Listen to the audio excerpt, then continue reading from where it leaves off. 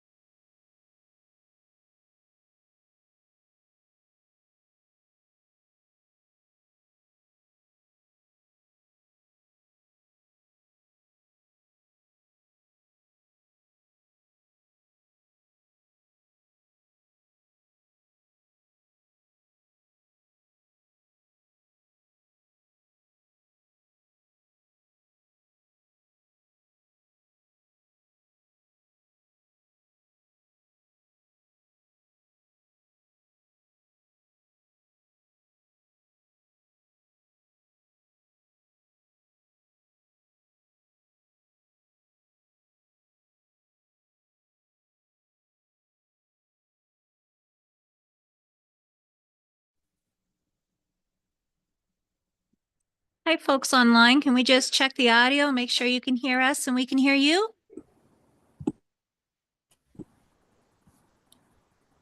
I can hear you. I can hear you as well. Perfect, thanks. Todd, can you hear us? Loud and clear. Thank you.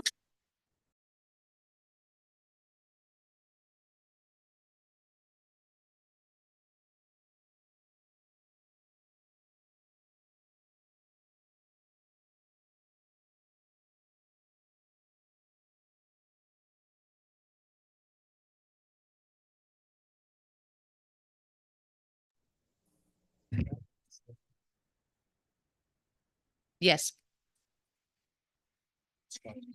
You're live. Good evening and welcome to the special committee of the whole budget meeting. It's Wednesday, May 14th, 2025. It's 5 p.m. and we'll call this to order.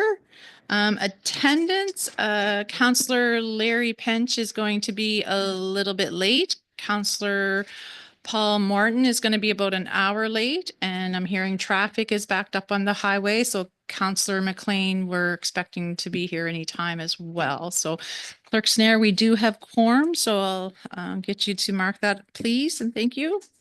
So the agenda has been circulated as it is a special committee of the whole, unless staff has, our director has something to add or delete, we're be approved as a circulated. Is there any declarations of conflict of interest? Seeing none, we'll move along. We acknowledge West Hants Regional Municipality is in Mi'kma'ki, the ancestral and unceded territory of the Mi'kmaq people. This land is governed by the Treaties of Peace and Friendship signed in 1726. West Hants Regional Municipality recognizes we are all treaty people and have responsibility to this land and each other. West Hants Regional Municipality also recognizes African Nova Scotians are distinct people whose history, legacies, and contributions have enriched the part of Mi'kma'ki known as Nova Scotia for over 400 years. And just a friendly reminder, Council, I as chair are committed to ensuring this meeting and its participants conduct themselves in a respectful and professional manner as outlined in the municipality's municipal code of conduct. Meeting presenters, staff, and the public are expected to conduct themselves in an equally respectful manner. At all times, the meeting is being conducted. I thank you all in advance for your commitment to these important meeting principles. So with that, is there any other announcements from anyone? Seeing none, we're going to move right in to 6, review follow-up items from May 12th meeting. Director Rochelle. Thank you, Your Worship. Can you hear me okay? Yes, yep, you're all good. Excellent. I'm just going to take a minute to share my screen here.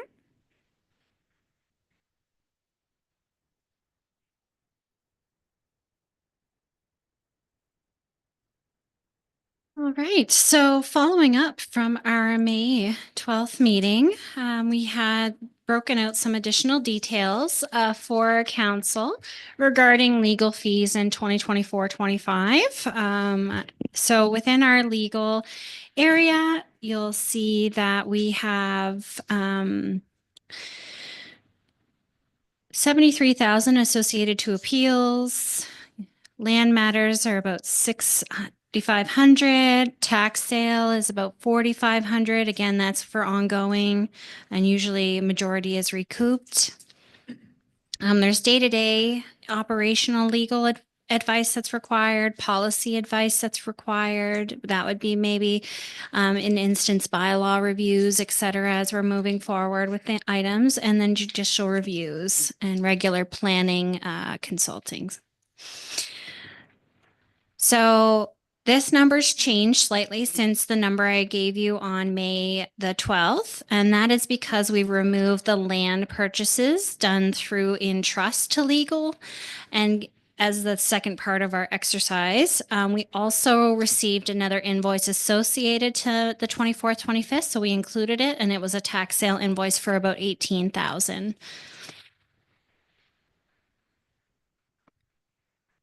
I'm sorry, I'm just trying to, there we go. That's better. So moving on to consulting fees, in 24-25, we broke it down into a number of different categories, including DEI and accessibility, active transportation, solar feasibility. Through our DFA funding, we are required to get consulting work done pre and post remediation. So that's also something that you'll see in there. We also have capital project work, which includes project management, design, and engineering. Water modeling studies, integrated management plans, and other associated to other consulting with operational consulting. So moving right along, we do have a breakdown of fuel cost too. That was another question that came forward. So for 2025, the total purchase through the Public Works shed was $211,570.22. I just want to put a little note there that some of our fuel costs for all departments might not be purchased through the Public Works shed. So again, just to keep that in mind as we're highlighting fuel in the next column, those aren't going to necessarily equal one another because fuel may be purchased in other locations as well. And it also does not include our CMP fuel, which we'll be discussing a little bit later, as well as fire department fuel. So we have broken down our departments by bylaw, building, public works, general sewer, waste, both collection and diversion, parks and grounds, cemeteries, water, and the 3 fire stations that are linked to the public works shed fuel dispensing system. So that would be Southwest Hants and Windsor Fire and Hantsport.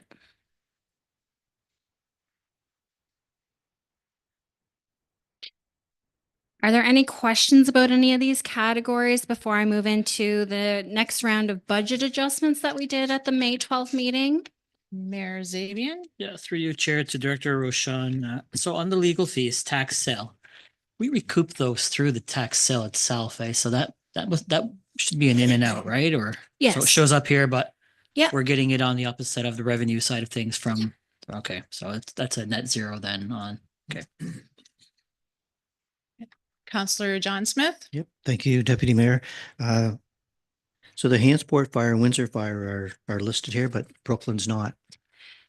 They don't get gas through the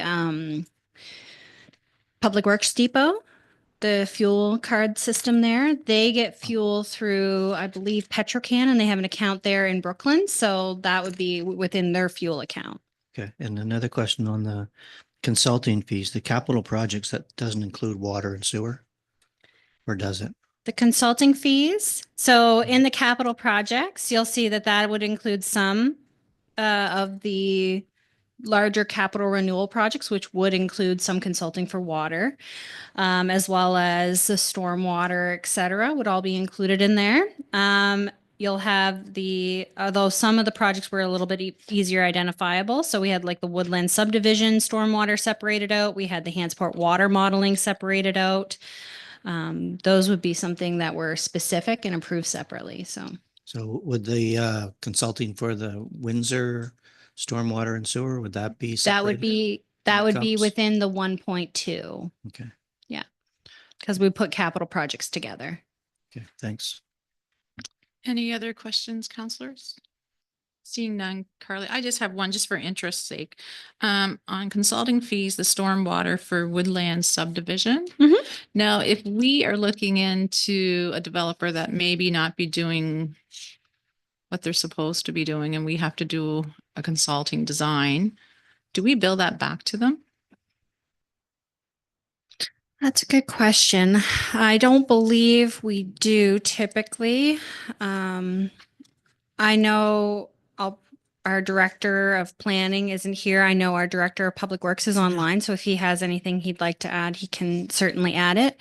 I know in the sewer and water worlds, if there's connections or anything that we discover through studies that we weren't aware of, we can back bill, but not necessarily the cost of finding that connection. Yeah. Okay. And nothing that I need an answer for tonight, but maybe just, Yep. oh, Todd. Director Shard is Okay, online Director there. Richard. Sure, through you, Madam Chair. Great question. So the answer is not normally. The Woodlands was pre-consolidation, so that one was a bit different. Their stormwater plan submission didn't actually meet our new municipal requirements. But you do know there is a motion on the books that mostly comes under other for some third-party consultant due to some stormwater issues. So that has increased our consulting costs. We have our engineer on staff review an engineering report, and then sometimes we do that third-party consulting. So that is an increase, but that's mostly under other. But there's no avenue for us to back bill because now they're currently meeting all our requirements. So we can't really back bill them if the engineering study meets our requirements. Okay, no, thank you. I was just curious. Any other questions, counselors? Seeing none, Director Rashan will carry on. So going into budget adjustments following council's direction on May 12th. So again, I like to highlight budget process prior to release. These are again the items that staff had removed that council can consider to add back through the deliberations process. Some of them will be highlighting a little bit later. Some of them will be highlighting right now. So as per direction of council at the last meeting, we move forward with adding the funding and procurement specialist, communication specialist, and the building and fire official back into the budgets. That had an overall impact that I'll be showing you over the next few slides. In addition to that, we also have made an adjustment for the courthouse. So I worked with our Director of Public Works actually yesterday to kind of finalize those numbers. So I'll be presenting that impact as well to council this evening. So going into the overall budget in comparison to the budget that was presented on May 12th, you can see here there is a slight adjustment. The 120 again, and I'm sorry, I realized I didn't have my laser pointer on. So the 120 again is associated to our communication and financial services specialist. Then we also have the protective services change that's associated with the courthouse expenses being reduced, as well as the addition of the building and fire official. Of course, with those changes, there's also changes in capacity within the transfers to reserves for our infrastructure reserves. So that would be Windsor and West Hants. So we have had a reduction within that sewer reserve contribution. We also had to reduce our expected revenue coming in from Department of Justice. So that's what you'll see here from services provided to other local governments. So it's kind of a double whammy.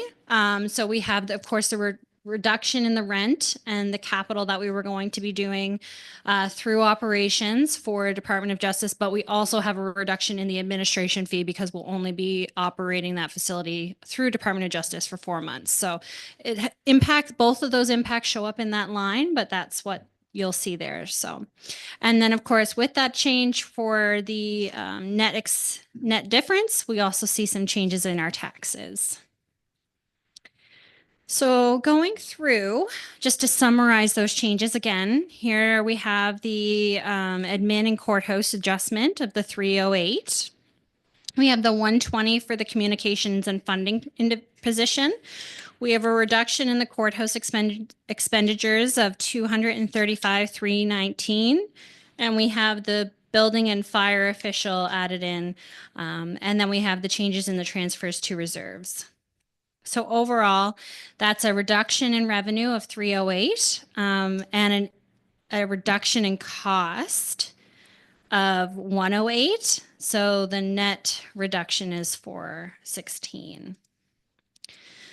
So looking at the Windsor infrastructure additions, so we had to, sorry, that's a typo there. That's a decrease of 31,200. And we had an Hansport infrastructure addition decrease as well of 10,500. And so that is a net decrease of the reserve total projected as of March 31st, 2026 of 41,750, which if we look back, we can see that number here. So going forward. So with those changes, we have a proposed general rate, residential rate of 85.26. That is a increase of 0.123 cents or 0.0123 cents, my apologies, from what was presented on May 12th. We also see the West Hants rate of 1.0596 cents. And that is an increase also of 0.0123 cents from what was presented on May 12th, which was the 1.0473. So with that, from what was originally presented back on May 6th, we have a decrease overall still of 0.0127. Which I believe the original proposed rate would have been 0.0723.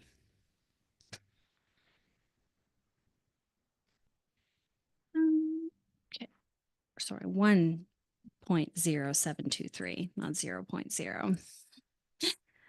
So moving right along, we have this updated chart now that you can see here. So I have looking at just West Hants, we had a pre-consolidation rate of 1.0323, and now we're looking at 1.00596, which would make the West Hants rate higher slightly than the commercial rate, or sorry, not commercial rate, sorry, the pre-consolidation rate.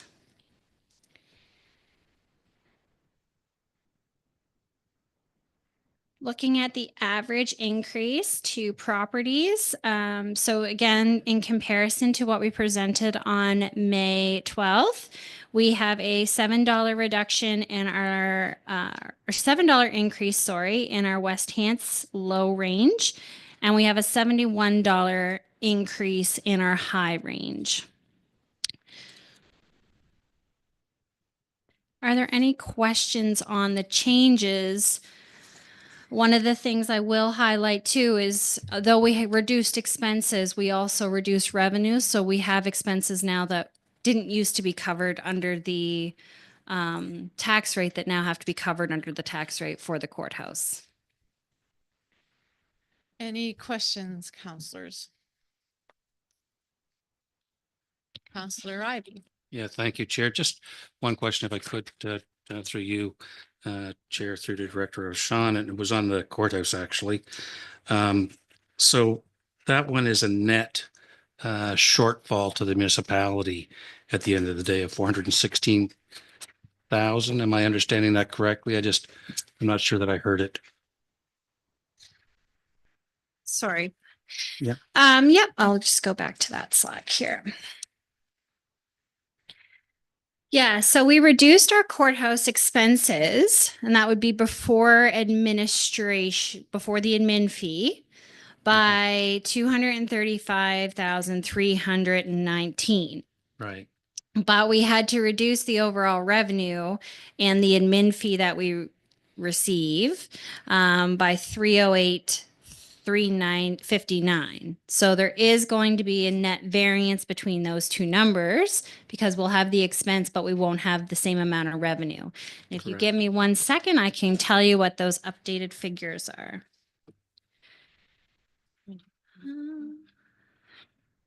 I think it's that I misheard the net of those numbers at the end of the day. We're 416,000 when taking into account the communications role plus the courthouse and Yes. protective services. We are $416,000 short through a combination of revenue and expense for the municipality, correct? Mm-hmm. Because that we're short. Yeah, because Because of the net of it is less revenue, more expense, which has us pointing in the wrong direction with that set of numbers. for where we're trying to get to. Yes. So the overall impact on the courthouse is, from what we presented the other day, revenues are now, and I'm just going to do budget to budget comparisons, down 79%. And expenses are only down 30%. So expenses from budget to budget, so not including the big blip from the maintenance work that we needed to do that was going to be funded through Department of Justice, is 30% down. So with that, plus the admin revenue is 77.6% down that we would receive from that as well. So the overall impact is about 40% of the expenses are now going to be covered under the tax rate, if we think about it that way. Absolutely. Net. Yes. 73. The courthouse was zero. Now it's costing us about $73,000. Yeah. And whether it costs us that to mothball it and do all the things we need to do, but that's the number. I'll quickly do the calculation though, just so that we, oh, wrong computer. I'm clear as to what the intent was, but it,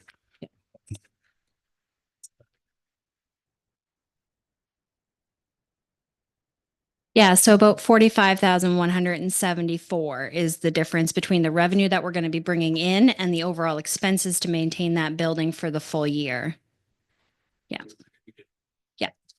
if we did it for the full year, depending on what happens and all those things, which are, Yeah, well, that's actually taking into account that the tenants will be moved out by July 31st. So we will have some reduction in cost, but there is going to be other costs we're not going to be able to change. So it still will be about 45,000 that's going to impact the tax rate. thank you very much. Any other questions, counselors? Okay, seeing none, carry on, Director Rashawn. All right. So moving right along, we have the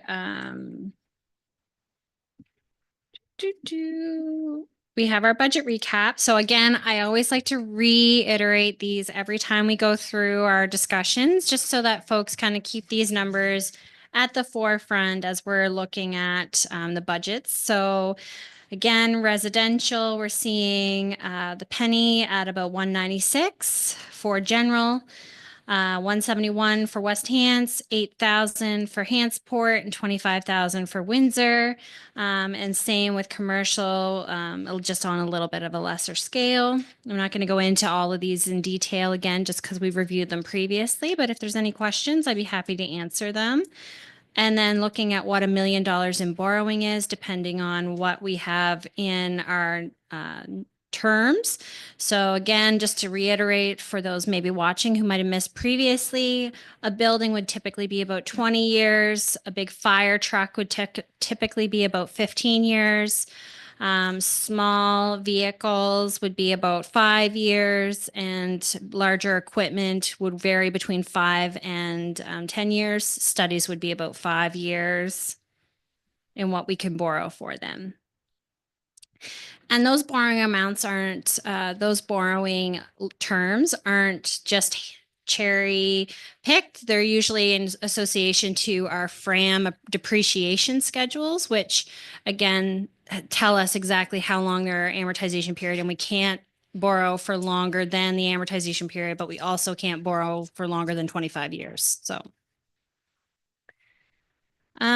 going into debt servicing, we also have the debt service ratio, which I've expressed here again. So looking at year 2 or year 4, we without Cannibal Creek, we'll be hitting our red indicator. With Cannibal Creek, we'll be hitting that indicator in year 3. And again, this is assuming that all debt and all projects get it completed exactly and borrowed exactly as planned. So if there's no other questions, we'll be moving into protective services. Mayor Zabian. Through you, Chair, to Director Rochon again. Again, that's assuming no outside monies or funding at all. That's just 100% municipally funded on that debt servicing. That's including federal, provincial. So Yep. year 3 with Cannibal if everything was to be built complete, finished. And we were by to year three. receive a 50% of funding was my 50% funding on that one. Mhm. Okay. Any other questions before we move on? Seeing no lights, thank you, Director Rashawn. You're going to get a little bit of a break here, so Yeah. So I have some folks with me from the RCMP who are first up to this evening. Tim Doyle will be doing the bulk of the presenting, and he has Danielle and I believe Kyla is up there. Yep. Hi. Okay. I'm going to stop sharing so you can. Would you like to share, Kyla? Or would you like me to? You can, please. Thank you. Okay, perfect. All right, Tim, you just give me a nod whenever you want me to change the slide. Okay, yes, I'm Tim Doyle. I'm the acting detachment commander now. At this point, taking over for Staff Ferguson. So bear with me on this one. It's coming up to speed very, very quickly on that. So going over the document you guys have, it should be up to speed. I have Kyla with me. Is Megan Stewart on this as well, or is it Danielle? Danielle's here. Danielle, okay. Yeah. Hi there, Tim. So they will hopefully help me out on some of the stuff if I stumble. So as per the West Hants Municipal Police Service Agreement, we are to provide annually a multi-year financial plan outlining the projected costs. So given the date of the meeting, we don't have the multi-year one available at this point. We'll offer more fulsome presentation post June 1st on that for the multi-year one. So I think that was set. I believe there's some talk of in July, but I'll confirm the dates on that. And if there's anything here, please pause me on some of these slides as we go along. We have 22 established positions, 3 additional positions paid for by the province under the additional officer program assigned to West Hants. There's with those three, no cost to the municipality. Vacant positions are not billable to the municipality. Members with special leave like over 60 days, parental leave, suspension, whatnot. That's not directly billable to the municipality. In 2024-25, utilization was on this 18.72 due to periods of vacancy, special leave, like I mentioned, resulting in a decrease of the amount billable. So the public service employee support staff is referenced a bit later on this. Yeah, I think we're up there. So I don't know if there's any questions on this one. The 24-25 one is slightly higher on that one just due to a slide later on, but it's some of the retro pay for the contract and whatnot. So it was slightly higher on the 2024-25 one on a retro for that. we have a question. Mayor Zabian? Yeah, through you, Chair, to acting Staff Sergeant Doyle. So 22 is what West Hants is on the hook for. 3 additional from the province. We're averaging around 18.7, so we're less 6.3, give or take a little bit. Yeah. So we're really being billed for 15 officers on West Hants side because the additional are provincial. Billed for or the is 18, that- the is that how it 3. works? So there, Light. We pay for 22 and then the other 3 are essentially free. they're free. So They're so So okay. when we talk about the absenteeism, it's from the 22 down. Yes. Okay. All right. Mhm. Okay. Yes, and just to complement what Staff Sergeant Doyle said, we accounted for those retros. If some of you around the table may be aware, because you've seen previous year budget, but we had planned and we're putting away any surpluses that we had received through the RCMP funding into a reserve because they were under contract negotiations. So we used that once the retro pay came in to help balance out the pay out so that it wouldn't impact the tax rate.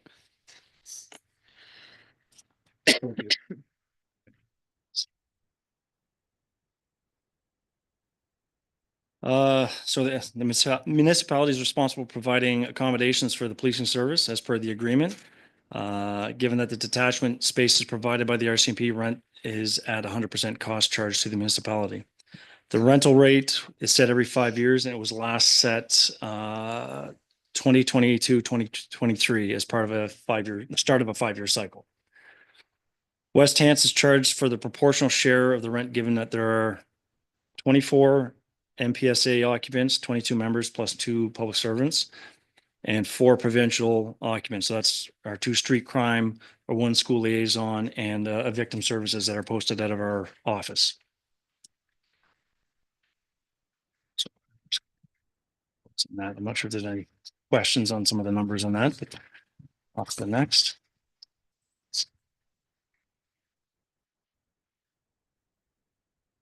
So on the equipment, the criminal operations accounts for firearms, ammunition, and intervention equipment. So starting in fiscal year 2023, 2024, firearms, ammo, weapons include equipment relating to rollout of the police modernization equipment.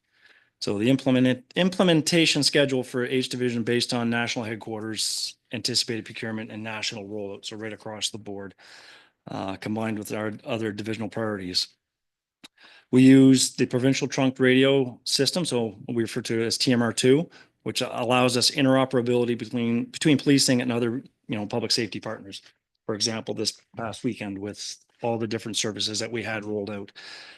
Our computer equipment, as part of that, that's replaced on a 4-year life cycle, and police vehicle replacement is scheduled depending on kilometers or age of vehicle, or depending on the wear and tear, what the cost would be to repair a vehicle.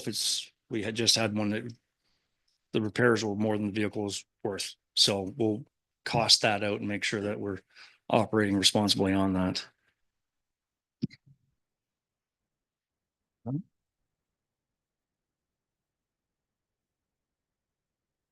So with the divisional administration and other costs, we break it down. Divisional administration includes the municipality's proportional share of the program and pool costs pertaining to the administration of police force. Pool costs include members on special leave, health costs, payout of leave upon retirement. Division-specific costs include pooled and program costs for units such as finance, human resourcing, records, information management, our reporting systems, our IT, communications. These are all units specific to the division. So the division is Nova Scotia when I refer to it as that. So, and forgive me if I end up using police jargon. Absolutely ask the question. I'll try not to use acronyms. I try very hard not to do that. Region-specific costs. Those are pooled and program costs for units such as procurement, fleet, business systems, facilities management, and these are kind of the Atlantic Canada units. So they're hubbed in that.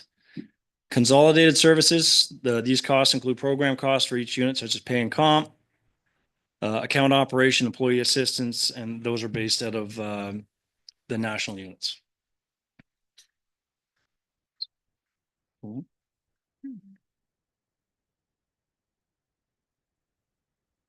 So with the financial summary on that, the total cost estimate for the municipality is $6,095,155, with the government of Canada paying just over 613,000 of that.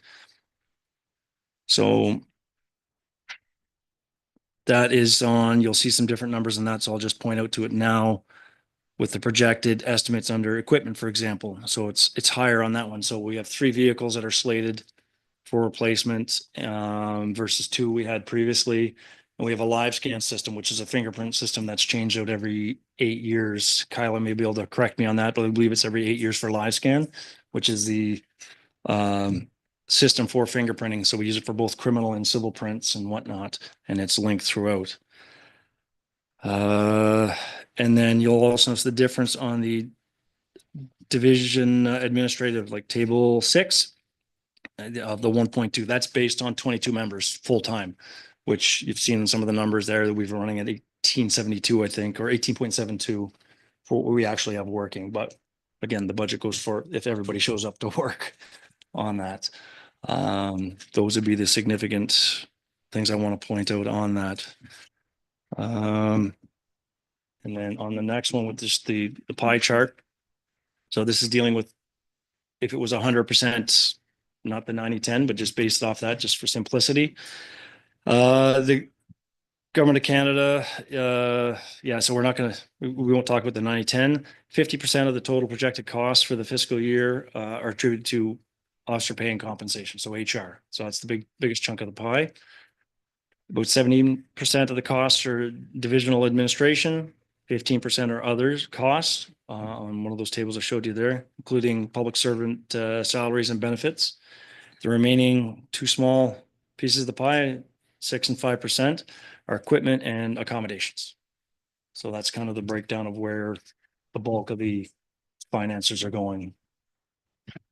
And yes, Well, thank you, Sergeant Doyle, Staff Sergeant Doyle. So Carly, did you have anything to add, or did I see a hand up on Danielle? So I wasn't sure if she had something that she wanted to. No, okay. Any questions, counselors? Counselor John Smith. Thank you, Deputy Mayor. So a question for Sergeant Doyle. Actually, I have three. The first one is around the investigational aids. So I see a jump coming in 25-26. So what's the new aid? It's going up to 57,750. all right, just try to find the page. It's page 27 in the slides, 14 on the paper. Equipment, all right. There we are. Yeah. Investigational aids. Okay, so that is the IMIT estimate for full live scan system, full replacements. Again, that's the one that's evergreened every 8 years. Are the watch guard in-car video system. So the ones we have on that for the dash cams. So there's an enhanced system on that is being replaced. And we're also adding on this one portable ballistic shields. So yeah, and we're rolling those out with that. So those costs there, that's the bulk of the investigational aids. I think there's radios and mobiles and some of the computer equipment estimates provided by IMIT. So, and I think there's a cost share or I don't know if it's subscription is the right word, Kyla, on that for TMR2 and that upkeep on that. So I can be corrected on that. So it's prorated on the number of devices that we have in West Hants as that. And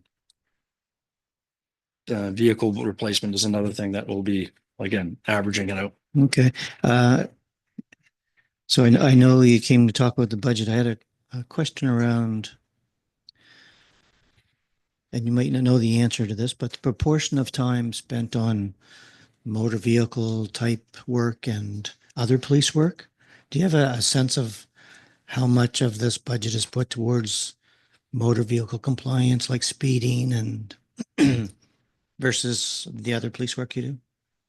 I'm not sure I got an answer for that on that. It ebbs and flows, depending on call volume and significance. Yeah, I don't have an accurate answer on that. Okay. Just with some calls, you may have 8 calls one day, 8 calls another day, but it depends on the amount of investigation behind them. And some can be concluded in the first instance, some can take a lot of resources to deal with. So judicial authorization. So I don't know if I have an accurate. No, that's okay. Quarterly reports would probably tell a bit of a story, maybe minutes. Okay. Yeah. So Yeah. probably tell that story. And a similar question, we just found out the courthouse is going to be closing down this year. Wondering, how do you think that's going to impact the amount of time that officers spend in the community, or? Short Just- answer, yes. Yeah.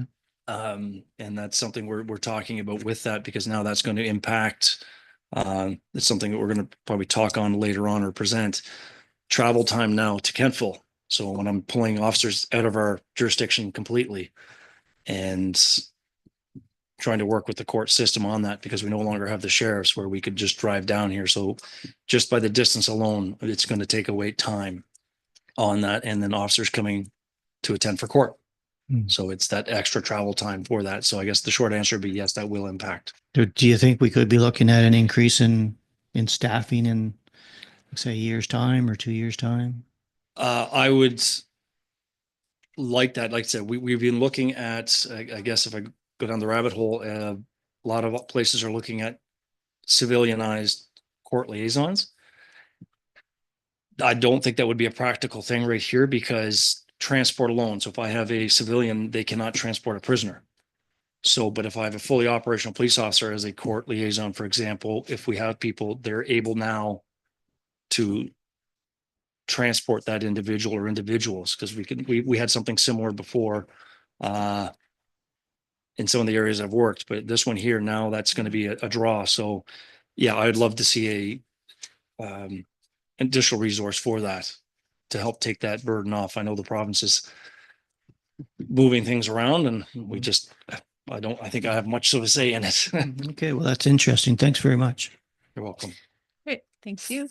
Any of- Something oh. I'll add to that response too, is we'll probably likely see increased kilometers as well and wear and tear on the vehicles. So something that we'll want to keep in mind of as we're going through this upcoming year is kind of tracking that as well. And that we usually track that with Kyla, and we meet on at least twice, sometimes 3 times a year to kind of see how those trends are impacting. So keep in mind this doesn't come into effect until July 31st. So it won't impact the first quarter. So we probably won't see the full extent of how many additional kilometers and how many additional hours and things that are going to be impacting until probably after the second or third quarter. Thank you, Carly. Anybody else? Anyone with any questions? If not, thank you very much for the presentation and enjoy your evening. Thank you for having me. Thanks, Danielle and Kyla. Thank Thank you. you. So I may get them to stay just for my next little slide before they head out, because I still have a little bit of RCMP to cover. No problem. I just got to share my screen again here. So just give me a second.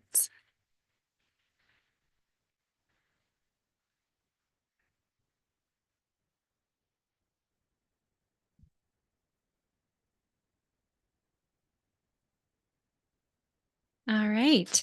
So through you, Chair, to Council. So we do receive a multi-year financial plan. And as I explained on May 12th, we usually have that as our start when we have our discussions with our CMP. Through our discussion process, we did defer 2 ATV replacements, which amount to $24,400. We also reduced pistol modernization by $30,888, and we reduced breaching tools by $3,645.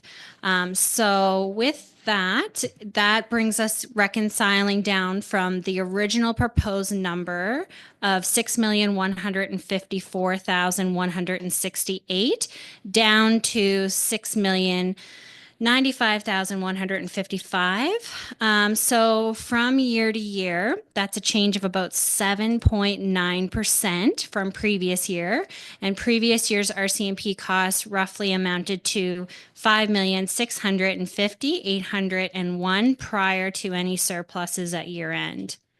We also include administrative support within this line. So we do have administrative support through staffing up there, and that seen an increase this year over last year because we had some folks out of about $45,171.83. And then we also have the provincial RCMP amount that we pay on a quarterly basis to the province, which increased by $11,408. You'll also see within the RCMP category our share of DNA testing. So we have an agreement, again, with our neighboring municipalities down at the valley for Hansport's DNA testing and 911. And we also have a share of the overall amount that we get for the rest of the region. And those haven't seen a lot of adjustments over the last few years, so we're budgeting the same amount. Are there any questions on any of those before we say goodbye to our CMP? Any questions, councilors? You guys are getting off the hook tonight. They're a quiet bunch. They're saving it. So no question. All right. Well, thank you again so much. Thanks, everyone. Enjoy your night. Thank you. Thank you. All right, so now we're getting into fire protection. We're going to go over fire protection operating budgets first. I'm just going to twirl around because I haven't been able to see, but I think I have the majority of our chiefs here with us. All right, so moving into fire protection. So here is an updated cost distribution by the different areas within fire. This has been adjusted since the original release, just because if you recall from May 6th, we received adjustments from Brooklyn Fire. So we have updated the figures to match those. So we have a range of variances between each of the departments. Overall, we're seeing a 9.8% increase in fire. And if we look back to last year's variance was also around 9.7%. So we're only seeing really from year to year an increase variance from year to year of a 0.1%. Walton is not going to be presented in detail here. Funding is not anticipated to change as we have a set agreement, but if you wish to see Walton in more detail, they are in Appendix 5 on page 83.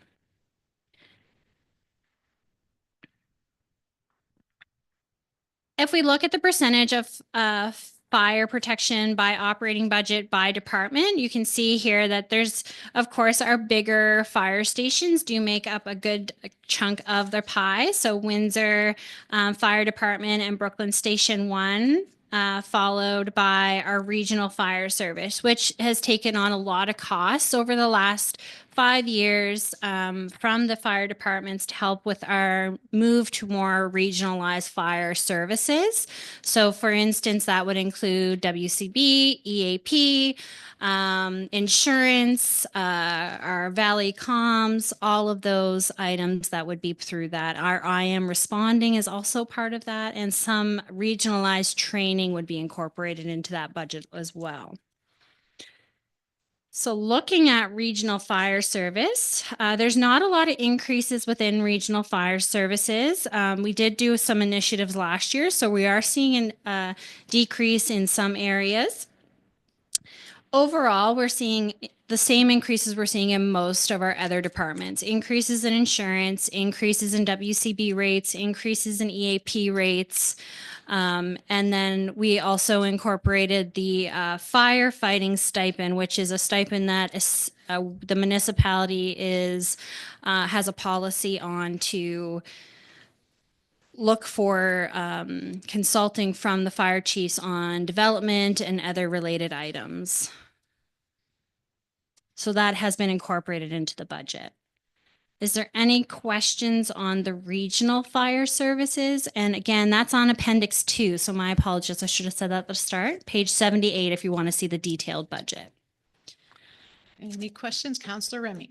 Through you, Chair. Just one quick question. Mm-hmm. If this is the municipality doing, I see that there is an honorarium mentioned for $2,700. I know it's small change. I'm just curious where it goes. That's the firefighting stipend I just talked about. Sorry. Nope, Thank you. that's okay. It's a great Any- question because then it clarity, right? Any other questions? Seeing none? Oh, Sorry, Councillor Ivey, no problem. just a little slow. We'll get you a coffee. I got too much here. So the question, Carly, sorry, through you, Chair, to Director O'Shawn. You made reference that we see the regional fire budget taking on more. And I know it's been a couple of years that we started to do that, but if we look at the total that we have here, we're still at a budget total for the year at 432. So as a percentage of the total budget, there's still a fair bit not included within the region. Do we anticipate that rolling in at some point in time, or do we have any timeline on what we see taking place with that? I will need a little bit of clarity on what you mean about rolling in. So I know we've looked at looking at covering audit fees or compilation fees. We haven't gotten to that point yet. Right. But we do cover the EAP and the WCB. I will put a little asterisk there because within Hansport, because of their agreement Kings is responsible for a portion, so we have to still break Hansport's out. Right, right. So there's some of those that are a little bit odd, Hansport being the only one that we have to keep broken out because of the funding agreement there. Right.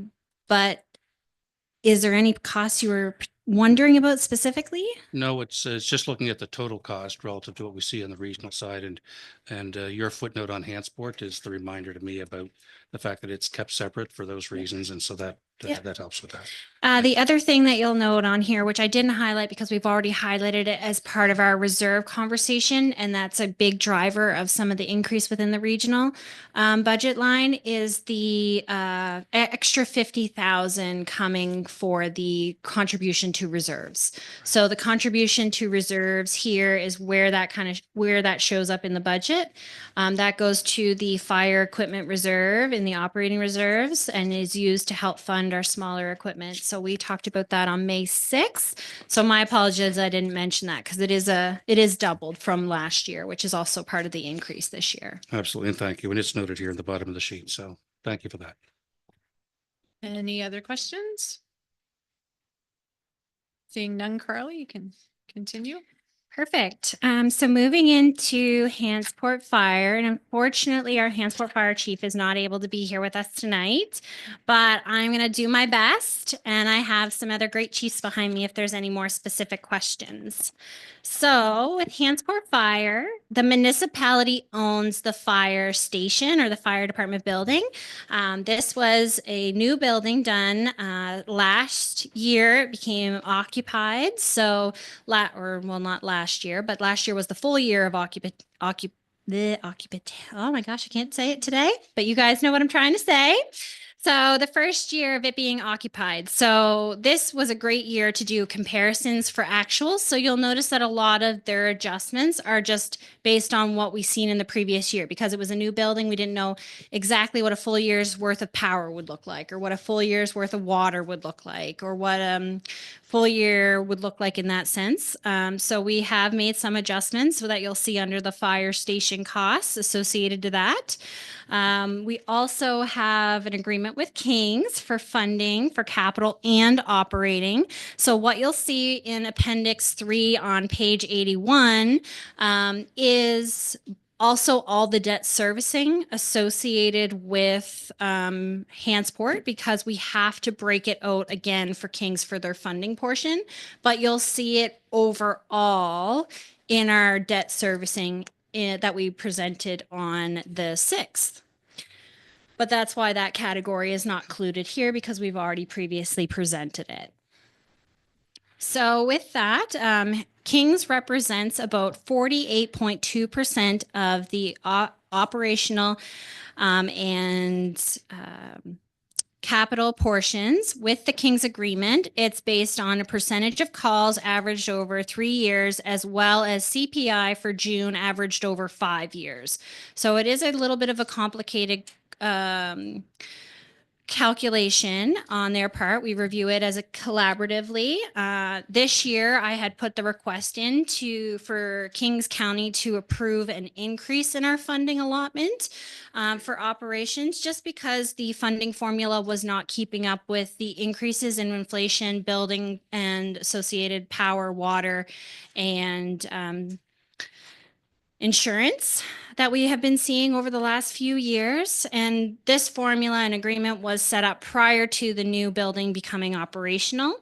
So I'm happy to report that Kings approved that adjustment. So we're looking at a 1-year adjustment for that to get it back in kind of a normal rotation, so that formula works. So that has increased to 127,700. Additionally, under apparatus, we're seeing an increase in that category due to just an annual service of our new aerial. We also have equipment that's up, and you're going to see that across the board for all of our fire departments, because it's just increased costs and pricing of items. So it's something that all the chiefs have communicated to me as part of our budget deliberations. And this would be the one category I would put a little star on to say it's probably the one that's going to be the most impacted by potential tariffs, which I know, again, the chiefs have all communicated as part of our budget deliberations. So we were, as a group, pretty reserved in the adjustments in that category, but just be aware that that is something that could really impact the equipment side of it. Then we have some decreases, as I mentioned, in our fire station costs, but another decrease in this area is just a change in the maintenance and superintendent, where instead of an individual, it's now been moved to a contract. So there is a decrease in that area as well. Are there any questions about Hantsport Fire operating? Any questions, counselors? Seeing no lights, we're good to go. Thank you. So moving into Somerville, Somerville overall is seeing 8.5%. You can see the detail for Somerville in Appendix 4 on page 72.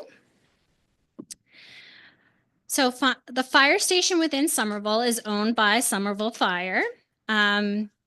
Administration within this area is up due to supplies and expenses, as well as public events and changes to the firefighting honorarium formula. We also are seeing training up in Somerville, and this is due to a purchase of a C-can. And we have equipment, which is the biggest increase in firefighting operations, and is due to increased costs of equipment, as well as required inspecting and testing of breathing equipment.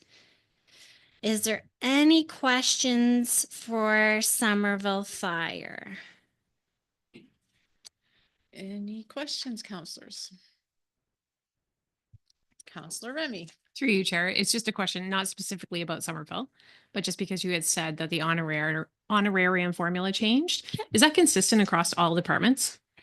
So the honorariums are still not something that are regionalized. It is something that we have talked about, I believe. I'm looking at our CAO, as I'm not part of all the fire chief meetings, but I know that is something that we've inquired about.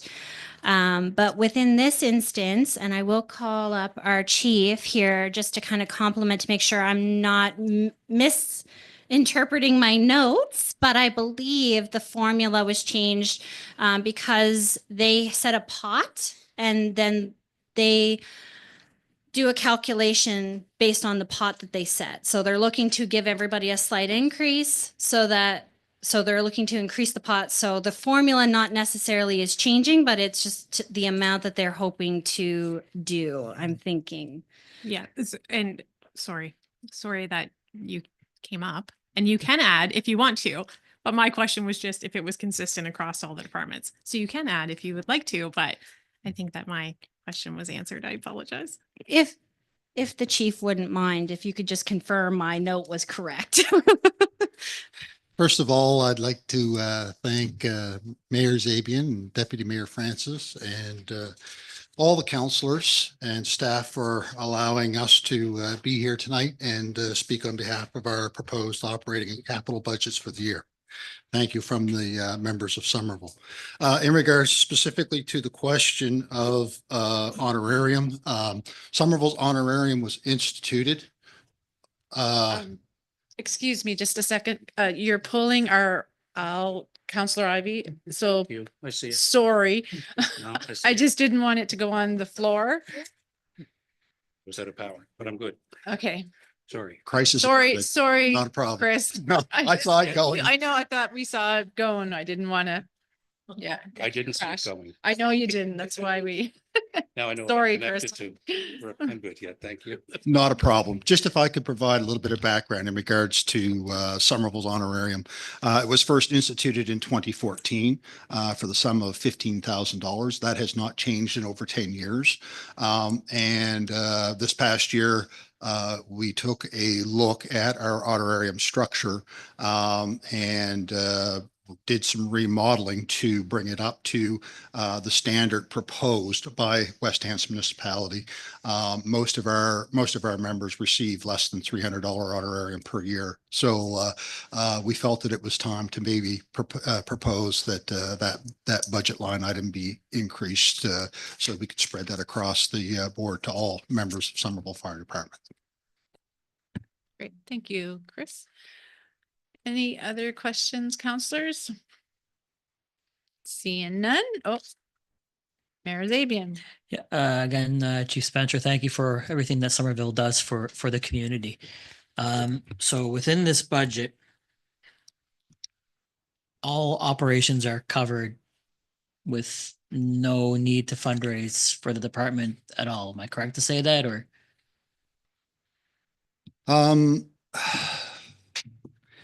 It's difficult to say. We live in a world of uncertainty in regards to tariffs, and we've always pitched in. Just as an example, last year, the society contributed a little over $80,000 to the operation down there. We resited the main station. We also added some money to the funding that was provided by the municipality on the paving project to extend that paving project to make it a little bit more resilient and better operationally to meet our needs. So we're always looking at ways that we can contribute. Do we necessarily have to? Perhaps not, but it's nice to have that little bit of cushion when it comes to, the unforeseen business of the fire world. We can find ourselves, short in certain areas, and most of the numbers or statistics that we reported upon were based on up until October 2024 actuals, and what we found was just about every line item operationally was exceeded this past year in regards to all of our budget line items operationally. So that money is made up by the members, by the society, where need be. So, and we're happy to do so. Good. Thanks, Chris. Anything else? Seeing none? Thank you very much for coming. Thank you. Director Rashawn, you can. All right. So moving on, we have Brooklyn Station 1.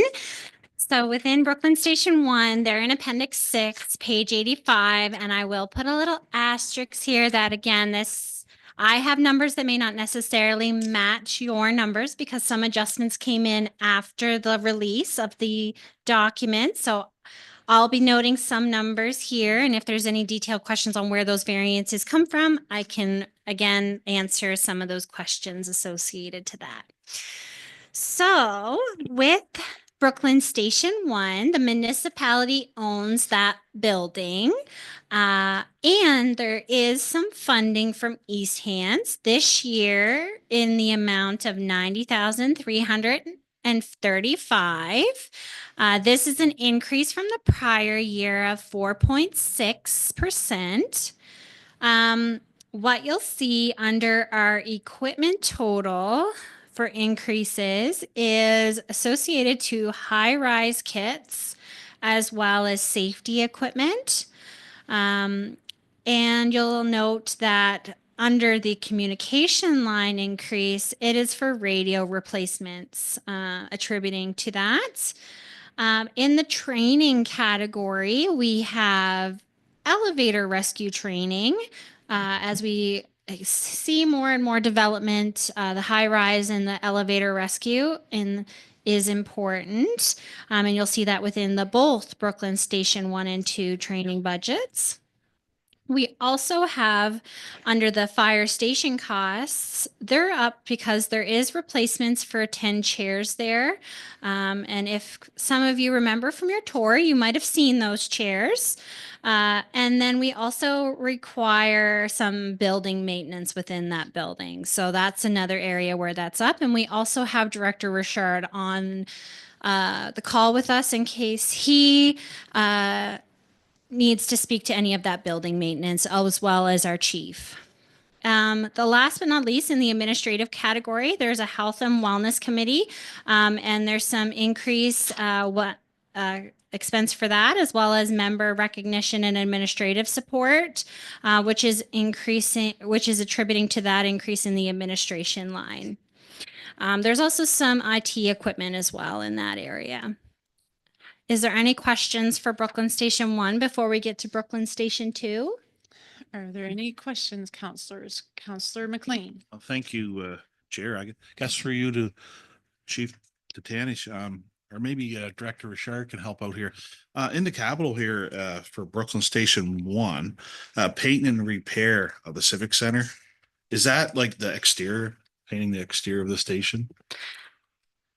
We will be presenting capital after we get through the operating budget. So I will bring that up as a question. So you're looking at the paving and painting?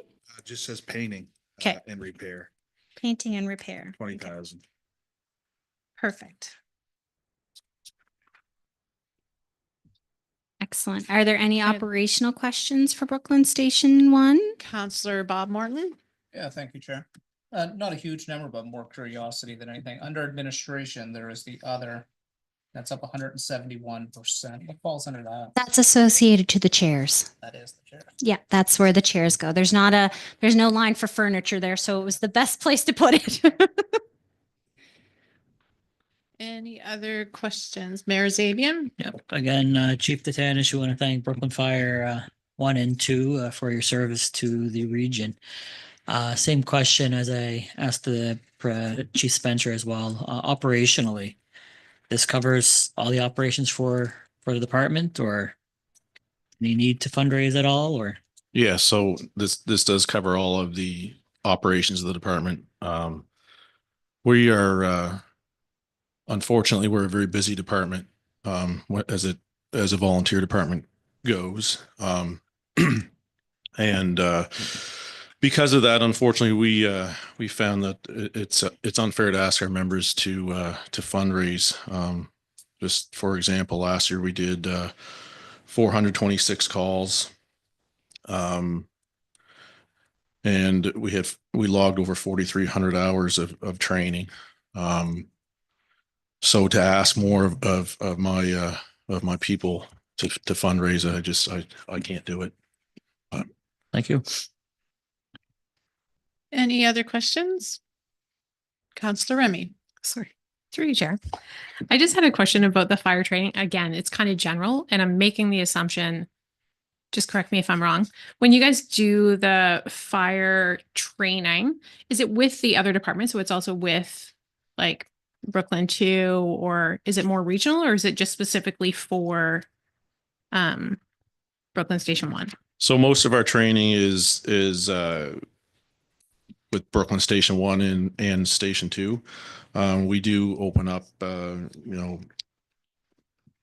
if we have extra training happening on the weekends, let's say, we will oftentimes, if there are spaces available in the course, we will open it to other West Hants departments and even some East Hants if we don't have interest from West Hants departments.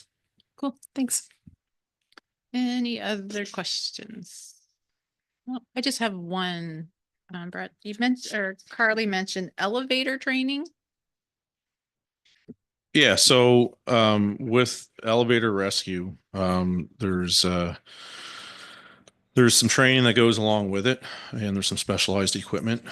So we can do a basic training, which would be like a 1-day training that would pretty much just teach us how to lock out and tag out an elevator, and wait for an elevator technician to arrive to assist.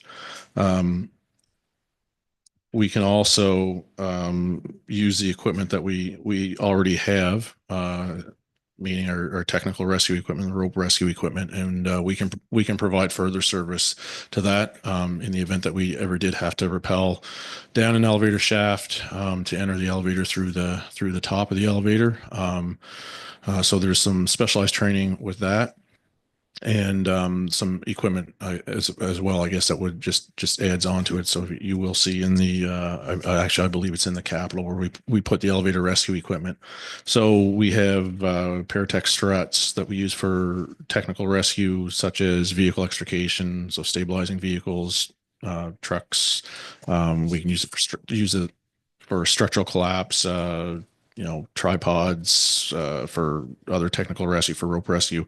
So there's an attachment that we can get to complement those struts. So which would make it safer for us and for any victims in an elevator car that are where the car is stuck, that we can, even after we lock out and tag out the elevator, we can open up the elevator doors and we can prevent physical movement of the elevator with this equipment. So the elevator car cannot move up or down. That way, if the elevator is stuck between floors, we can safely get people out of the elevator. And the other piece to go with that is goes along the lines of our rope rescue equipment. So there's an attachment that allows us to create a high point in front of an elevator door so that we could rappel down if need be. So I'm assuming that equipment would be at Brooklyn Station 2. I'm thinking of the crossing would be. No, so it will be at Brooklyn Station 1 on our Rescue 5. It kind of, because it has our rope gear on it, it's kind of a technical rescue truck that floats between the stations. We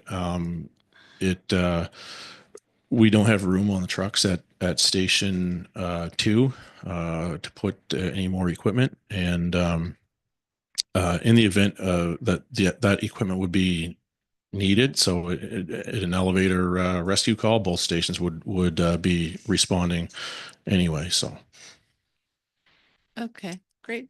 Thank you. Any other questions?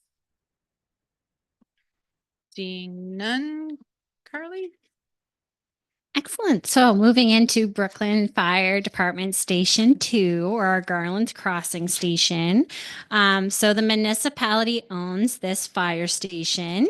Under what you're seeing for apparatus, we have a mirror conversion kit, as well as we're seeing some increases in fuel for apparatus.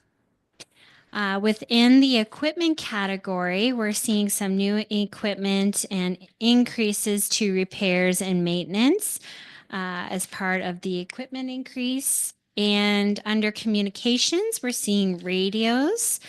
And my apologies, in my note, I forgot to mention this would be in Appendix 7, page 78. And that would be, again, one of those ones I'm going to highlight to just say it might not necessarily look like what you're looking at in your workbook because we received some changes after the fact. The equipment that I referenced that is being purchased is ice rescue ice reach poles, 2 ice suits, and 2 cold water slings, and some rope and reel and a high-rise gear for that station. And then under training, we have elevator and high-rise rescue training. And within the fire station, again, Director Richard is online if we have any questions about building maintenance. But we are seeing are up due to, again, the replacement of 6 chairs at that station, as well as required building maintenance. And this also has a portion of the overall Brooklyn Fire Department's Health and Wellness Committee and an increase in member recognition and administration, as well as increased supports from staff attributing to the increases in administration. Are there any questions relating to Brooklyn Station 2 operations? Any questions, counselors? Counselor Ivy. Yeah, just a basic question there through you, Chair, to Director Rashawn. I'm seeing a reduction in what we have for numbers here, Director Rashawn. Is that correct? I'm following along with the new sheets here today relative to what we received initially. And I believe it went from if you look at the bottom, your percentage 64% to 33.1%. Correct? Yeah. Yep. Good. Thank you. Any other questions? Seeing none, we can carry on. Excellent. So I'm moving into Windsor Fire Department now. This is on page 8, or sorry, Appendix 8, page 89. Got that backwards. So is it on page 90? Sorry, mine might be slightly different because I've been making edits in it as I've been going. Director Rashawn, can I just interrupt you for just 1 second? Counselor Larry Pinch has left the conversation. I'm assuming she left to declare a conflict on this Okay. discussion. Just Okay. wanted to make that clear just before we go on. Thank you. So within the Windsor Fire Department, they're located at 100 King Street in the municipal building and pay rent per square footage and of the operating cost of that facility. So when we reviewed our municipal facilities, you would have seen a rental rate within that revenue line.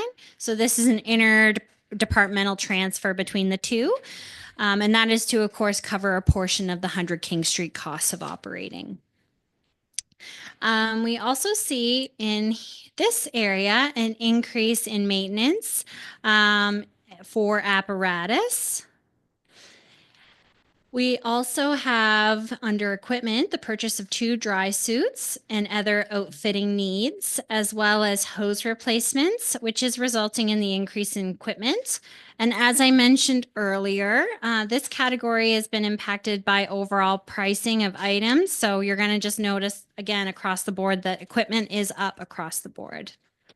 Pager replacements are what are attributing to the increases in communication. When we had our budget discussions with our chiefs, they had indicated there is a little bit of catch up here on purchasing new pagers. So that is something that you're going to see both in Windsor as well as Southwest Hands when we get to Southwest Hands Fire Service. And then there's increases in fire station costs, which are primarily due to the maintenance apparatus superintendent. So just there's a bigger portion being attributed to that department that used to be attributed to Hansport and Southwest Hands. So you're seeing a little bit of adjustment there. So it is also impacted by CPI as well as the mandated benefit cost increases. Under administration, you're seeing some increases in your public events and to the honorarium formula for deputies and captains, which is increasing the administration line. Also under this category, if you recall from my prior to release removals for Windsor and Southwest Hands, there was a chief honorarium proposed within this line for honorariums. This was removed for further council discussion and direction. So that is something that we'll be looking for you for direction tonight on what you want to do with chief honorariums as we're moving forward. Some of the items there could be policy, consistency among departments, etc. We can have further discussions on that. Is there any questions on Windsor Department's operations budget? Any question, councillors? Councillor Ivey. Yeah, thank you, Chair. Through you to Director Rashawn. Director Rashawn, the interdepartmental transfer for the rent, is that actually broken out here, or is that included as part of another expense? Can you tell me what that number currently reads at if I'm Yep. seeing it? So just give me a sec to get on that tab. So you'll see that I believe it's 81,000, but just let me get to the tab. 81,718. It's under rent and it would be in the fire station category. I do know that for sure. It's 81,718. And you'll also see that corresponding amount in the revenue line under facilities as well for rent. Thank you very much. And the cost that you were talking about as it related to CPI and WCB and so on, was that the janitorial line? Maintenance? That is the maintenance and superintendent costs, yes. Okay, thank you very much. Thank you. You're good. Mayor Zabian. Yeah, through you, Chair, to Director Rashawn. Just a area of clarification on your slide. So slide 36 shows a variance of 20 grand from what your slide 43 shows. So I'm assuming 43 is right. The numbers add up, but doesn't translate to the previous slide. Okay. Actually, sorry, there is some, what you're seeing in the other slide is what the municipal cost is. There is a grant that Windsor Fire Department received, and you'll notice that in the revenue line of $20,000. So that has been removed from what the municipal cost is because we have the, because that won't impact the, sorry, because that reduces the overall cost. Sorry about that. So some of that is going towards, and if I recall, just give me a sec, I will get what that is.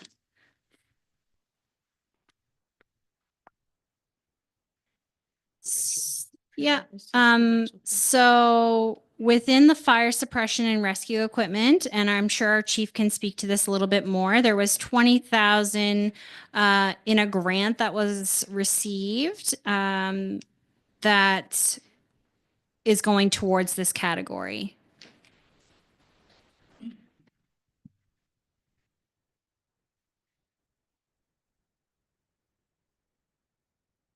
For you, Chair, just to clarify on that grant, it hasn't been received yet. It's a emergency services provider fund provided to all fire departments.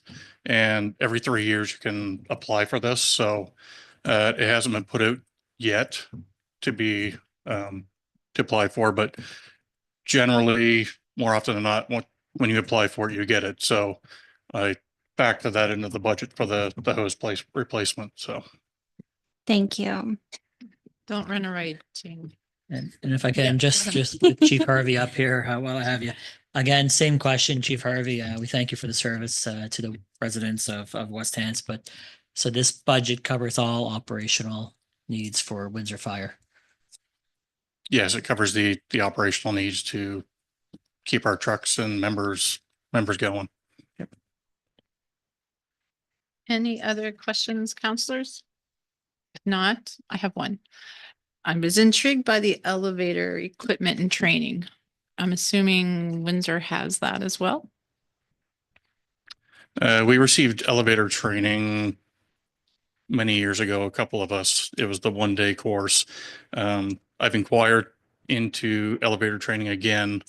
As of right now, they're not offering it through the company I inquired with. They're still running some numbers and deciding how they're going to do it if they proceed. So I hadn't put anything in our budget for that just because I didn't know what to put in. So if if they do end up offering it, then yeah, we'll be partaking. Yeah. Okay. No, I was just curious. Thank you.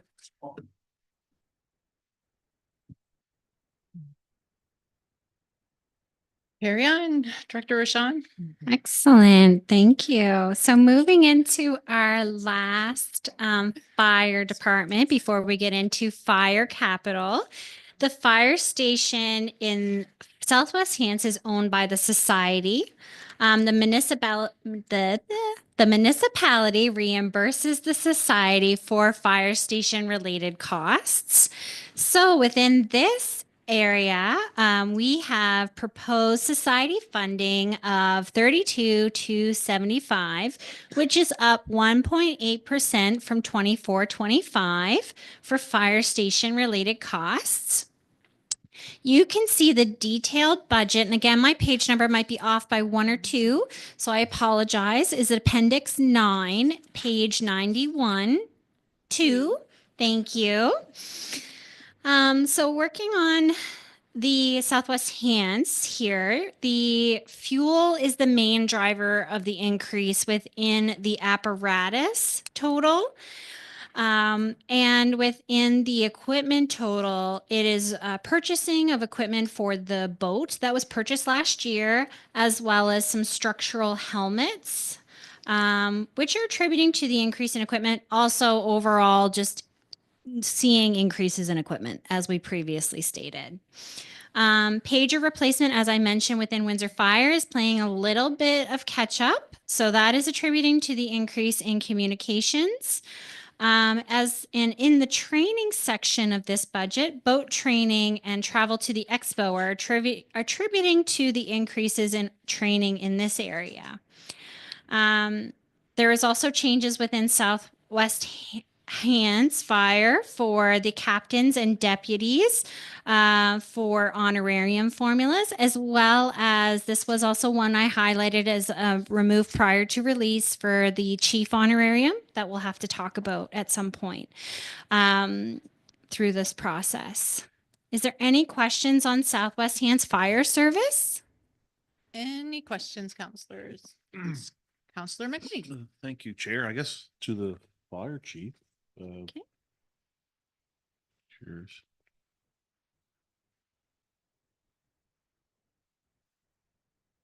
Chief Harvey, how many calls would the Southwest Fire Service receive a year? Just curious. They run an average of 35, 40 calls a year. Okay, and how many calls would the Windsor Fire Service receive? Last year we were in the 300 range. I think the year before we were 330. Okay, thanks. Any other questions? Seeing none, Director Rashawn? All right. So, is there any overall questions about fire operations before we get into our next discussion? Any questions, counselors?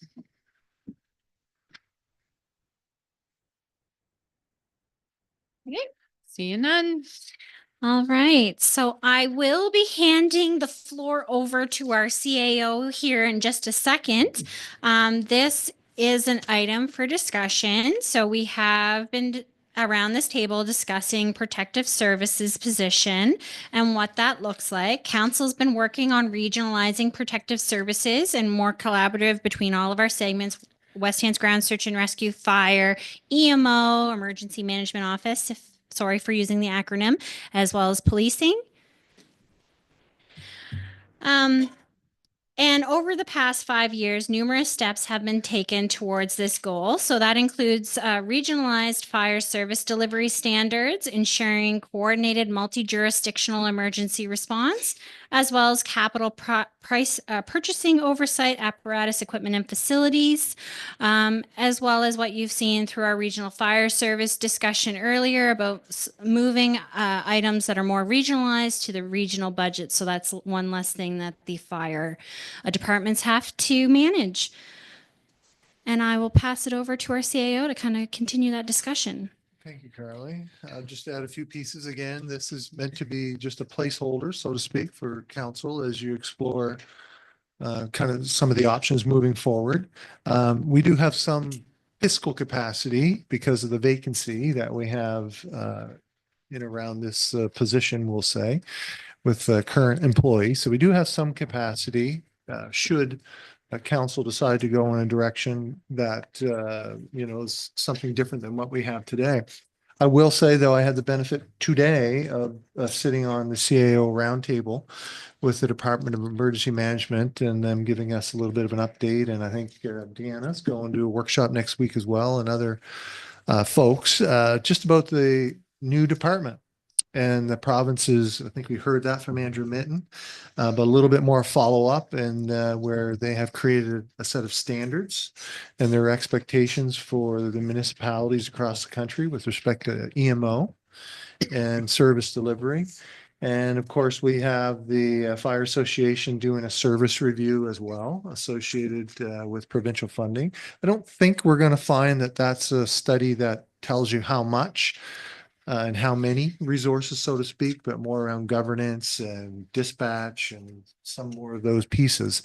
So I think what I would say is the municipalities' responsibilities are either equal to or soon to be greater than what we're doing now with respect to EMO and even the connectivity to fire services. So as we continue to kind of explore this, I think it is compounded I'd say that probably in a positive way. It's compounded by extra resources from the province and increased responsibilities that we're soon going to see from the province as they develop their 6 regional EMO divisions, and then all those pieces that come with that.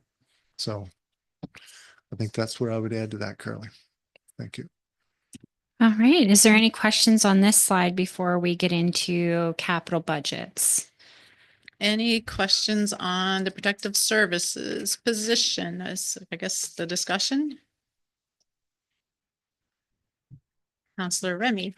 Through you, Chair. Is this where you want us to talk about the position, or are we going to have an opportunity to discuss this later? Sorry for my. I'm just curious. Assuming When- it's for discussion by looks of this slide, but I'll look to the CAO and to Director Rashawn for clarification, but it does say for discussion. It's kind of twofold. So yes, there's some discussion. Like I say, from a fiscal point of view, we have some capacity within the budget to deal with something that looks the same or different. On the financial side, with respect to the position, I think we have the responsibility to bring back, you've seen a sample of a job description. We've had a discussion about kind of whether we want to move that meter forward a bit more with respect to connectivity, oversight, service level determination. So that direction from council, unless that has changed, will continue to move in that direction as long as that's where everybody wants us to go. But I do think it's complemented from what I heard today, because we're going to hear some things from the province with respect to their service delivery expectations around emergency response. So unless someone wants to move in a different direction, I think this is kind of an opportunity to endorse the direction that we're heading.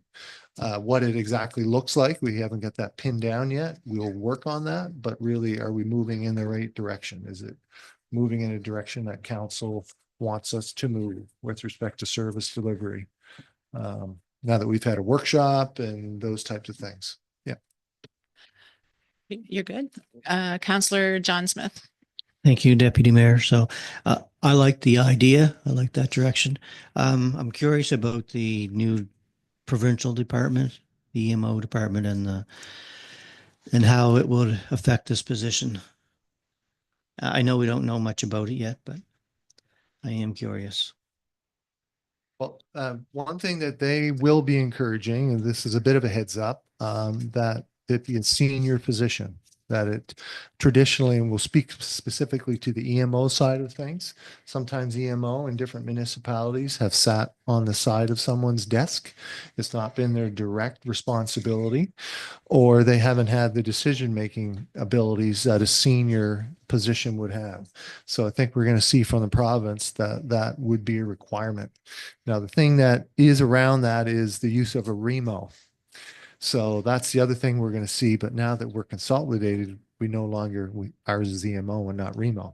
But if you're thinking of Kings County as a comparison, if they can't figure it out, which they have, then the province will be insisting, I think I would say, that there be a regional approach to it. Again, we have a mass geographic area, the benefit of consolidation, but they will be looking for a senior position in municipalities to be responsible for REMO related, EMO, protective services related responsibilities. Yep. As a matter of compliance. Any other questions, counselors? I do have one, and I don't know who wants to take it. I know we had that discussion that evening, and unfortunately I had to step out for a little bit. And I think it was coming back to the EMO. I just looking for clarification. We're talking protective services, which it would be protective services in with EMO combined. Is that what you're saying now? So my next question is to Director Rashawn. We have some capacity in there in the budget. Do you need direction from this council for more than that capacity for that position? No, not at this time. Again, to our CAO's point, it's just an endorsement that we're going in this direction is really helpful now because I can also highlight it as part of our executive summary when we're finalizing the document that, council's moving to regionalize and improve protective services, and here's some of the key objectives, things like that. And it'll be that was off the cuff, but it'll be something, this basically say this is something council's moving towards. Okay. No, Yeah, I just- similar to highlighting strategic goals and things like that. Okay, no, I just wanted to make sure this wasn't the time. If we moved on, then we were going to circle back on it later. I figured it's on the floor. We might as well discuss it now. Mayor Zabian?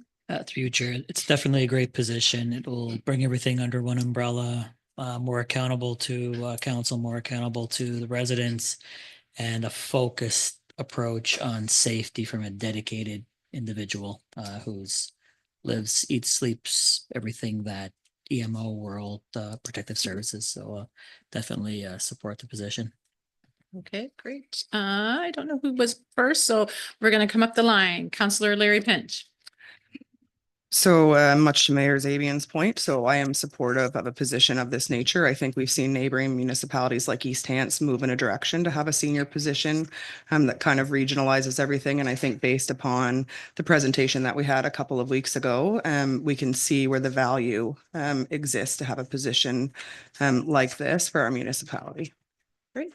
Councillor Paul Morton. Quick question, the CEO. So the position you're talking about from the province that are gonna bring down on us, is it 50-50 split with them? You know, actually, they have advertised that there will be funding.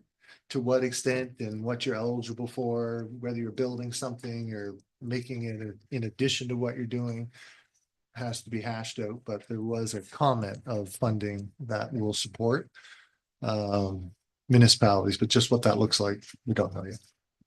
Great. Councillor Ivy. Thank you, Chair.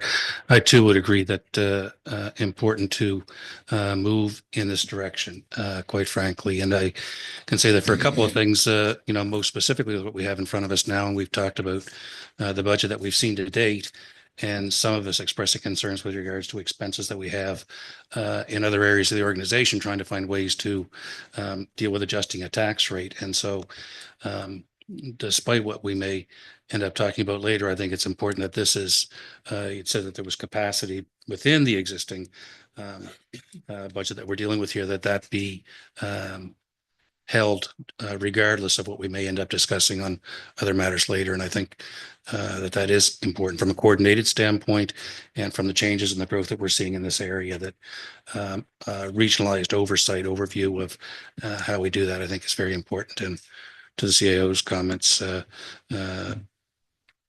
for what he had heard today, even more important to be interlocked in with what the province is looking at doing too. Any other questions, comments? Mayor Zabian. Yeah, just on the funding aspect of things, we seem to see the province making trade-offs on some funding streams compared to wanting to offer different streams in other areas. So just be careful what you ask for that way. But just back onto the 25% tariff discussion again. We have yet to articulate our thoughts to the federal government on placing tariffs on protective services items that municipalities may be subjected to. So maybe a good point to send a letter off to our MP and federal representatives to say, listen, we know there's a machismo going on between two countries, but it's really affecting us in ways that I don't think they intended to affect. So I don't think for another discussion or another day, but just highlighted to council, it may be prudent for us to maybe articulate that as well. Yeah, good point. Anyone else? No. So Director Rashawn, you're good with the direction for that? Yeah, I will include it in the executive summary. Thank you. And hold the funding. Yes, Great. exactly. All right, so moving into our next discussion. I have here our fire protection capital budgets. So fire protection in our 5-year capital budget represents 4.4%. I have on the screen here broken out, so I'll quickly list. So in our emergency services, we have 0 over the next 5 years allocated. We have Hansport Fire at 837,557. We have Windsor Fire at 7,885,451. We have Brooklyn Station 2 at 446,168, and Brooklyn Station 1, sorry, I said 2 first. That was Yeah. Station 1. Station 2 is at 180, and Southwest Hants Fire is at 1.925 million, and Somerville Fire at 168,000. The biggest things that you'll see within these categories are truck replacements that are really throwing those off. So I'm gonna point out some items here. So in 25-26 for Hansport Fire, we have carryover of the truck that just arrived. So that truck was budgeted in the last year, but it arrived in April of this year. So it is carried over because the expense will incur in this year. The other item I wanted to identify is the 27-28, which incorporates the 2 vehicles purchased for Windsor Fire Department. So those have already been purchased. That's when they're expected to arrive. So council has already approved those. The other item I'll just highlight is again a replacement of 1.9. This one has not been approved yet, so that will be something that for Southwest Hants we'll be looking at within the next 3 years. So something for council to keep in mind. The other item for consideration that's not included in this budget because it did come in after the budget was prepared was the 1.2 million bay expansion for Brooklyn Station 2. So that has been endorsed by their board, and that's why we received notification, I think, just before deliberations. So that is something, if council wishes, we can input into the capital budget. Then that would increase the Brooklyn Station 2 from 180 to 1,380,000.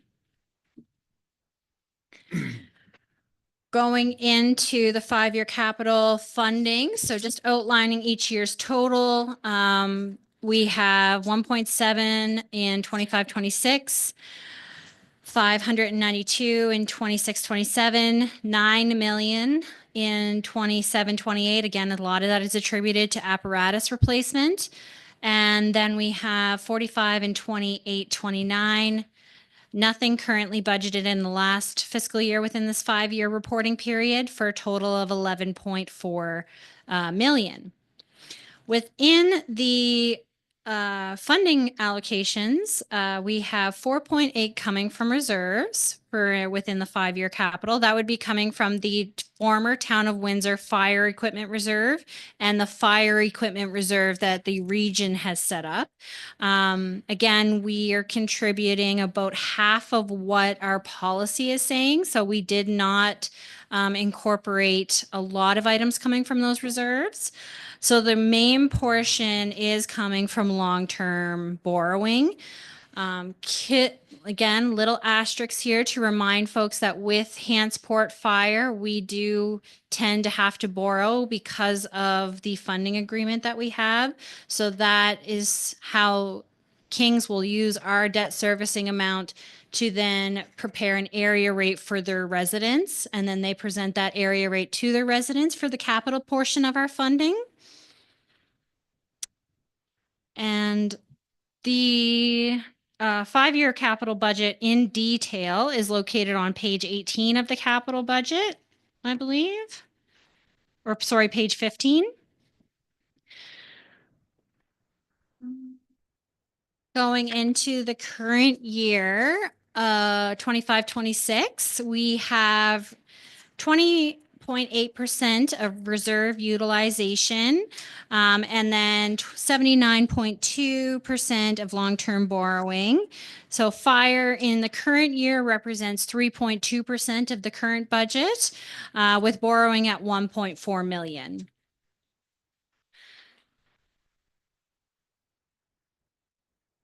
So within the fire equipment, we have Hansport Fire, which we see at, I'm sorry, I can't do both, I guess. I wanted to increase this for you so you could see it a little bit better. So we have the light rescue, which I talked about is the carry forward. And then we have the full set of hydraulic jaws of life, 5 VFD portable radios, and an upgrade to engine 12 compartments, a thermal imaging camera, and a voice amplifier for the SCBA masks. Again, these are all cost shared through Kings County through the debt servicing cost. So if we think back, that's the 48% that I originally had spoken about. So under Windsor, we have the replacement of utility 9. So that is a new apparatus. We also have the hose tower roof replacement and the bay floor coating. A lot of the smaller equipment that you see here is all coming from the town of Windsor fire equipment reserve. So we see the stabilization gear, the RDC, the gear dryer, the floor machine, the heat pumps in the gym area, as well as the hose tester.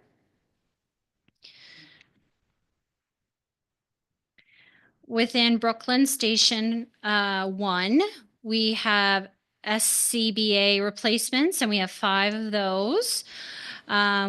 We have the Civic Center floor, painting and repair for the Civic Center station, and I believe Scott McLean, Councillor McLean, sorry, had previously asked a question on that, so I will circle back to that item. We have a thermal imager for Squad 3, and we have a dump tank. We have elevator rescue equipment, which was previously referenced in the operating budget. And we have flood and swift water rescue suits. We have 7 there. And then we have RIT packs for 2 of those as well. So overall, Brooklyn Station 1 represents 207 of the capital budget this year. And then we have Brooklyn Station 2 at 180. And we have the epoxy floor coating for the apparatus floor. And we have Squad 9. We're going to get lights and winch. And this was a previously approved item, so that's just coming. We also have Tanker 10 sirens and air horns. And we also have ice rescue equipment package in this area. For Southwest Hants Fire Department, I apologize. I always struggle with this one, so I'm going to say a RAM kit. And we have the APX 4000 portable radio with mics on this area. And we have, so that budget total for capital is 25,533. And again, a lot of this is coming from the fire equipment reserve. We have Somerville Fire Department. So we have the South Somerville Fire Department light rescue truck, which was approved back in March of 2024. They're still working on it, so we still haven't received it yet. But I do, if I recall, and I'm looking at Chief Spencer, I think it's close. I think it's really close. So we're going to get there. So this one is through debt servicing, and it's been on debt servicing for a few years now too. So we'll have a substantial reduction in the amount borrowed. So we'll probably also see a reduction in the amount that we have for debt servicing on that. And then we have the MSA thermal imaging camera here, and that is coming from the reserve, the regional fire reserve. Are there any questions on any of the equipment? I am going to get Chief to come up here from Brooklyn Station 1, Chief Tatanish, to speak to the painting and repairs for the Civic Center and station. And we also have Director Richard on here who can also complement that as well. Okay, we'll handle that and then I'll go to questions for counselors. You want to answer that question? I could try. So that was put in the capital budget long before my time as chief. So I'm quite honestly not entirely sure of the scope of work that they had in mind for that money. However, looking at the station, there is interior and exterior work that needs to be done to maintain that station and for the longevity of the station. So there's some exterior work such as painting, and it's a tilt-up construction building, so a lot of the caulking needs to be replaced in between the concrete panels, caulking around windows. It's I think we're 13 years old, maybe it's more than that, the station. So as you know, we just had the roof done. So, we're getting into that point where we're going to start seeing some repairs come for that structure. I think Director Richard is listening in, so he may have something to add. Yep. Thanks, Madam Chair. Chief Tatanish, answered it excellently. The structure is 13 years old, so just wear and tear. But also now that we went through the major capital replacement of that roof, we did have some water damage. So just cleaning up those areas, some storage rooms, and I think just kind of a freshen up in the Civic Center area. But great job answering, Brett. You hit it. Great. Thanks. Here we go. Does that answer Councillor McLean? Yeah, that answers most of it. But I just was curious because the exterior kind of looks like it needs to be painted. I was just curious if it's going to get touched up, maybe some of it or part of it this year. Just curious. I'll direct that question to Director Richard. Through you, Madam Chair. The majority was for the interior. Some of the exterior that may, it's only $20,000, so there's a fair bit. It's a large building, but we're going to see what we can do this year with that capital investment, and then if there's any extra, that may be following years. But hopefully, we can get the substantial amount done within the 20,000. Okay, thanks. Good. Just with the exterior of the building, I think a lot of what you see when you drive by, maybe if we were to pressure wash the exterior of the station, you may see a significant difference. We just have to be careful we don't take paint off when we pressure wash it. Yeah. Perfect. Don't need to cause any more problems. Councillor Larry Pinch. Thank you. Through you, Chair, to Director Rochon. In the Hansport Capital Fire Services budget, you said that that's 48% cost share with Kings County. Are these numbers reflective of no? Okay, thank you. So that's the full cost. But what you'll see in the operating budget is two capital lines. And so it's 48% of the debt servicing cost associated to these projects. So that's why when you look at the detailed Appendix 4 Hansport, you'll have all of the debt outlined within there so that we can do that calculation of 48% of this portion of debt. Thank you. Mayor Zabian? Yeah, I got some questions since I have Chief Tatanish up here. Dump tank. Can you explain what a dump tank is? Yeah, sorry. So I think that is just a little bit of a typo there. So it's actually dump valves on our tanker 2. They have rotted out to the point that one of the 3 is, I believe, not working at the moment. So it's I believe the price was to replace all 3 with stainless steel components to increase the lifespan of that unit.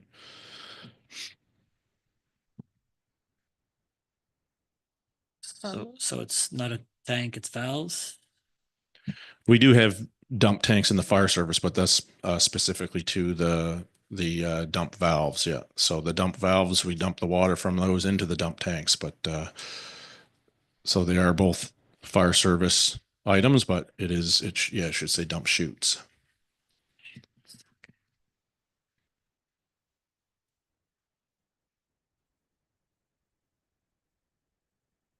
You're good. Any other questions?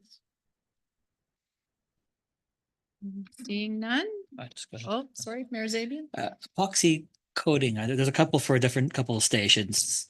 Is it a different coating on the floors, or what does it do to the floors itself? Yeah, so it one of the biggest things that it will do, other than protect the concrete floor, is it will decrease how slippery the floor is when we have trucks come in with undercoating on them, or other types of hydrocarbons that may or fluids that may drip from the trucks in the apparatus bays, and then you add a little bit of water to that, and then somebody's injured. So that's the main reason for it.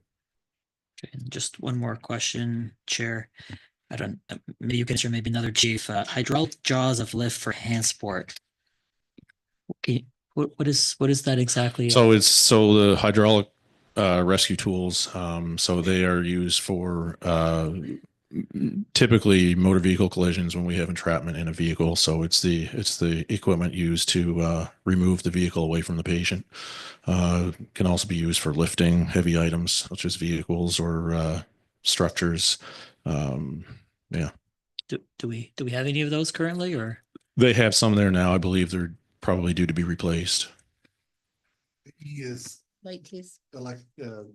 electric, rechargeable, as I understand. Yeah, and likely if they are going that direction, they would replace them. They would replace most likely with electric. It adds a little bit of safety and decreases the time it takes to extricate the patient from a vehicle.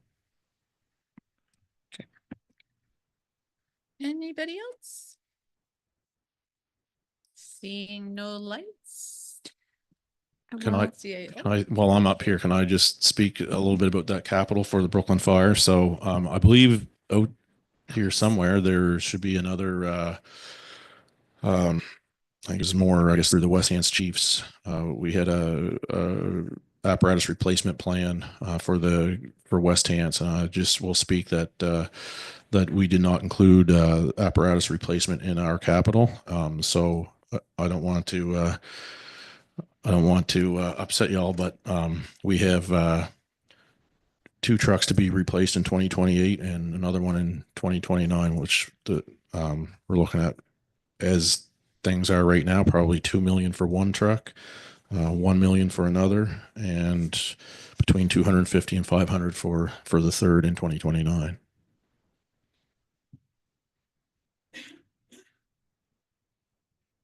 Thank you. Thanks for that. Are we done?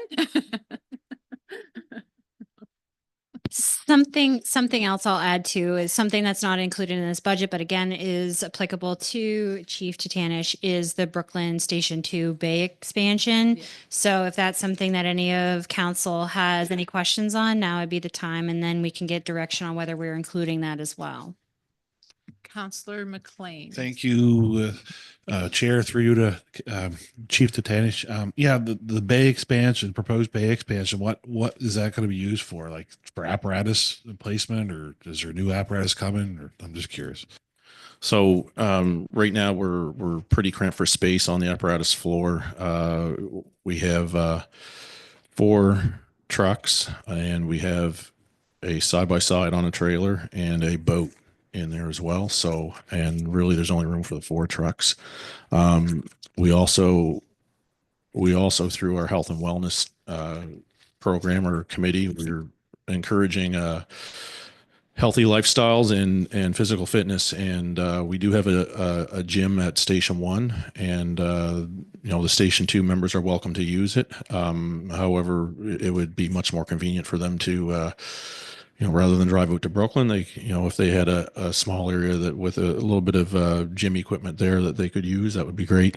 And the other part is storage. We're really short on storage at at that station. So the expansion would look like room, I believe, to park the side by side and the boat, and a little gym area, and some storage. And DC Hazel can correct me if I'm wrong.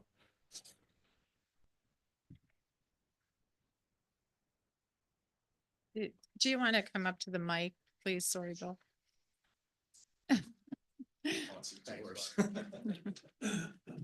And I'll just clarify, I'm looking at our CAO because I know he might have received the initial, was that shared around? I can't remember if we distributed the description. I know we chatted about it, but Mr. Hazel wants to expand on what the chief had said. Yeah, so Station 2 currently has a double bay. Each bay is 20 feet in width, 90 feet in length, allowing us to have two apparatus in each lane, we'll say. In the addition, it would be broken into a 60-foot section and a 30-foot section. The 30-foot section would have room for our boat or our side-by-side, whichever one will fit more so in that area. Second level on the 30-foot side to allow for our gym, and storage within that, those two areas, also allowing for the 60-foot section for the boat or the side-by-side, whichever one fits better in those.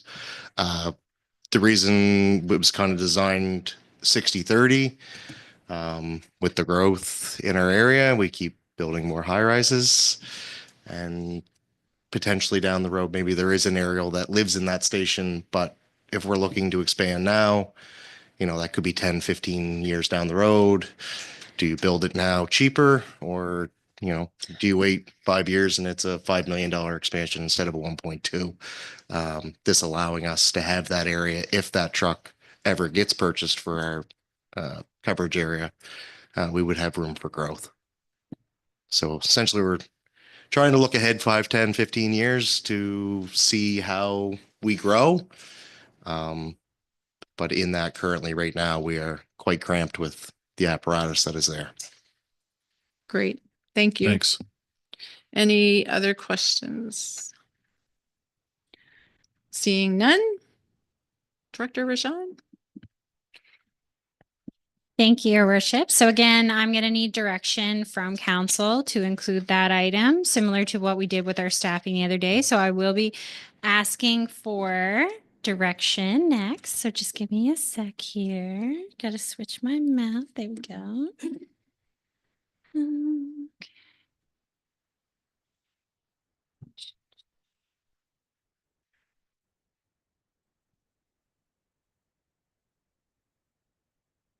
So before we leave this page, is there any other questions on any of the other capital projects that we presented here this evening before moving into our final discussions on protective services? Any other questions, councillors? Seeing none. Okay. So if there's no questions, so with the chiefs in the room, I was just hoping that we could get some direction and discussion relating to their items in case there's any questions that need to be answered.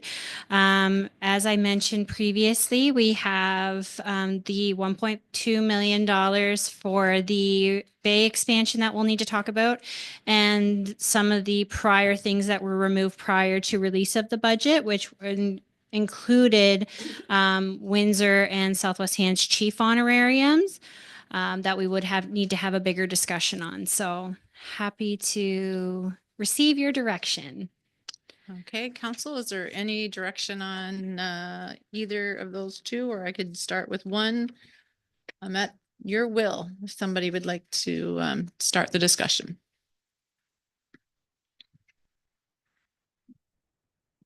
Councillor Ivey.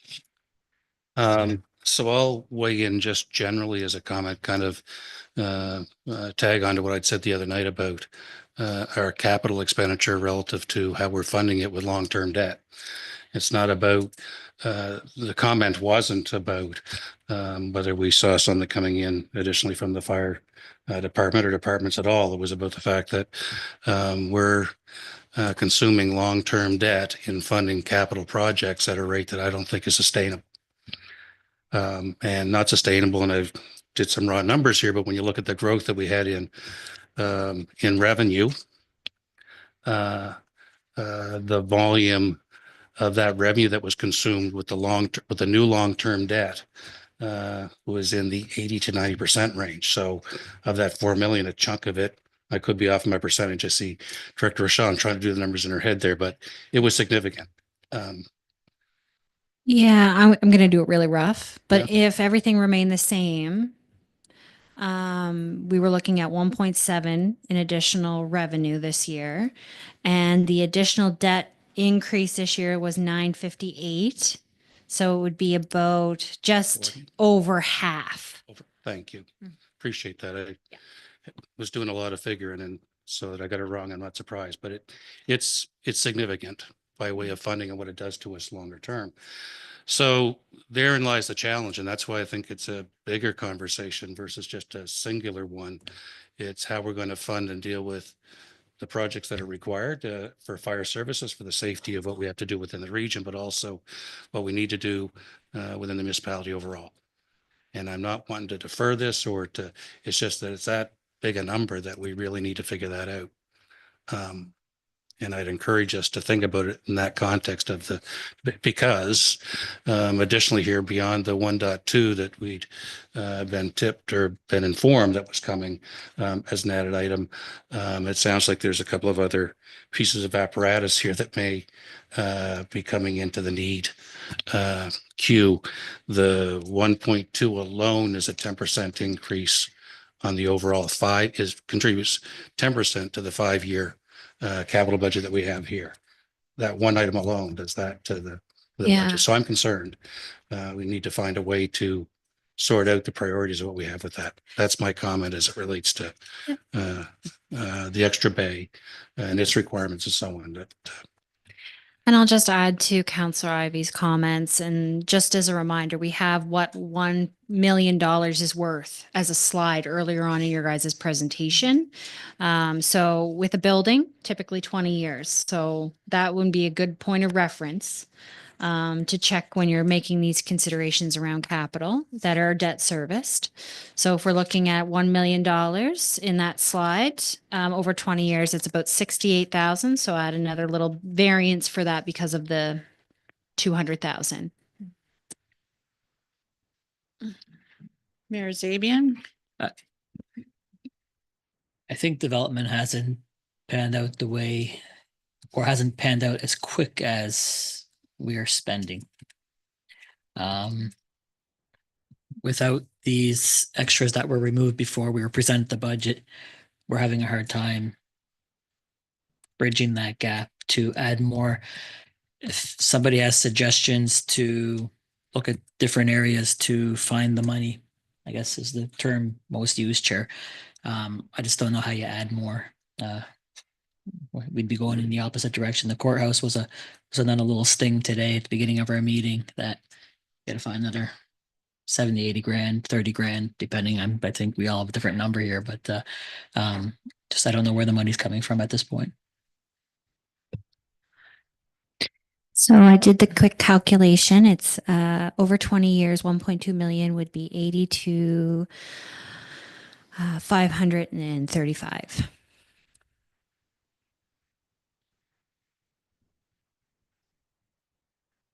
Any other questions on that or any comments or direction? Councillor Bob Morton. Oh, thank you, Chair. No, I will have a peek. There's no question there beyond crammed in there. Really no room to move around, but and I think they need it. They need it sometime for sure. But right now we're still looking at an 8-cent tax increase. Perhaps not the best year, but certainly something they will need, something we have to look at in the future. I just don't think this is the year. And before we seen the proposed tax increase, I had plans to come in here and say, yes, they need it. Let's do it. But I don't think in good conscience we can add, as the mayor said, just keep adding on to it at the moment. So we have to find the source. Do they need it? Absolutely. Just how do we fund it? Okay, great. Any other comments? If it is council's wishes, again, Direction doesn't need to be included into this year, but maybe included in the 5-year capital, in which case we can either go back to look at different years with the chief, or we can discuss it here tonight and I can get direction on what year you want to put it in. If that's an option too. I just wanted to say that's up to you, but I am flexible within the 5 years. Looking at faces around here, and Councillor Ivy, maybe you'll help me out here to. Well, so I'll, in wanting to try and, I guess, make direction more clear is, in my opinion, just mine. I'm not looking to speak for any of the rest of you. You can assess it as you think, but it's my opinion that we need to reduce the volume of long-term debt that we're taking on with our projects. And what that translates into is we need to look at our projects and we need to defer or prioritize them with what we need currently and see what that looks like out over the next several years. As an example, before coming in and looking what we're carrying over within our budgets throughout the organization, not picking on any area or focusing on any one of them, but with what we're carrying over and what we have for capital projects, we're carrying over because there's insufficient resources or we're behind the 8 ball enough that we aren't able to get those projects done in the calendar or the fiscal year that we're trying to get them done in. And so then we're carrying them forward, but putting more projects in that are worth more than what we're carrying forward. I could pull numbers out, but that I'm not looking to do that. It's just to say that we need to get inside that challenge of being behind. Anybody who's been behind in life, in doing work and other things, it's once you get behind and you lose time, or when you lose the money side of things, it really takes tough love, some difficult work to try and get yourself caught up. It's either extra time, extra hours, whatever it takes. And so, I'm not wanting to, because I think, we have great growth taking place, just the time when that growth turns into new revenue and residents, on the streets here, that we need to figure this out. And that's not just fire, that's with what we have with a capital budget, period. The quickest way for us to try and adjust the tax side of things is on the operational budgets. That's where that comes into play, deferring capital projects, So that's a different conversation to try and figure out. So what do you do on the operational side too, or the other option is to say what nobody would want to say is that we look at a broader based tax increase. That's the other options to be able to do that, but that's not a fix. I think, just saying those, we lay the cards down on the table, and if I've left something out, somebody please, add to it, but those are the options. And I'm not advocating for one or the other right now, but we need to have a conversation to figure that part out. So Council, Mayor Zabian. I like to simplify things for myself. An additional bay won't affect services, whether if we have it or not right now. That's how I have to look at it. This is one of those years we have to make a hard decision, and I couldn't in good conscience even put on the 5-year capital because I'm to my colleagues' comments before, I'm looking at new proposed debt servicing this year, and I'm looking at items to defer or say we can't do those this year. So I don't know how I delay something and then add more that I just don't know if we're going to be able to do them. So I just don't know how I fit it in at this point. Okay, no other comments, and I'm gonna look for nods of the heads. Are we gonna wait and have a bigger conversation down the road on our capital projects so we can get them in line? I'm seeing shaking heads. Is that good for you, Director Rashawn or Mayor Zabian? You look like you're gonna. Were we talking about capital projects in total or the bay? The bay. Until there's a bigger discussion. I think we're deferring the bay, like no conversation. One request, Madam Chair, is if there is any items within the fire department that we're looking to defer or remove, to have those discussions and directions while the chiefs are here in case there's any questions that they need to follow up on. So for the whole capital. For the whole, just capital? Just within fire. Just within fire? Yep. And with their budget as well, like each individual budget? Okay, so we heard from the Director Rashawn. Is there any other conversations on budgets or capital budgets? Now's our time. Counselor McLean. Thank you, Chair. So the bay's not gonna be in the 5-year capital. I'd before putting it in the capital, and then we could decide later if we're gonna do it or not. Sorry. Based on nods of head, I think it was not included Yeah. in the 5-year capital. Did I get that wrong, counselors? Like, did you want to do, If I could, Madam Chair, Sure. I think, Carly, you're highlighting, if you have any questions for the chiefs, they're Mhm. here now. yeah, Council can talk about strategy and pace and affordability. Do they have any questions for the chiefs? And if they don't, then we can move on. Talk strategy yes. and those pieces later, but I just put that on the table, or you can get into the broader discussion now. I don't think you have to. Think No. More about whether you have any questions for them. Okay, so any questions for the chiefs? While they're here, Counselor Remy. Through you, Chair, it's more, it might be a general question, but we did something similar 2 nights ago or whenever it was, where we went through them and kind of prioritized or asked for those things on the capital budget to be prioritized, to be like, we absolutely need these. Chief DeTanich came up with a really, when he said they're going to need new trucks in 3 years, that's service related, right? And I'm not saying that the things on here aren't service related. I understand that everything has an effect to a degree, but just which ones of these are absolutely necessary? We need them in the budget this year. Which ones can hold off for, I don't know, or doesn't need to be done right now, or I think that would be useful. And even identifying, and I apologize, but when you were going down through, like, it was like, this is coming from the reserve, but this is going, anyway, I was struggling a little bit there. And then if they were approved, are they already included in the budget? Is that what that meant when you said they were approved? So I guess this isn't questions for the chiefs, I guess, aside from identifying on that capital list, like what is, we absolutely cannot go without this. Yeah, so there was a couple within the 5-year capital that are approved that are coming in future years. So we've already ordered them and they're arriving in future years, and that's when we pay for them. So that's why you'll see those in there. And I referenced that would include 2 Windsor trucks that are coming. We also have the Hansport Light Rescue, which was also approved last year, that arrived late. So that one is getting paid for in this year. So that's why that one is carried over. The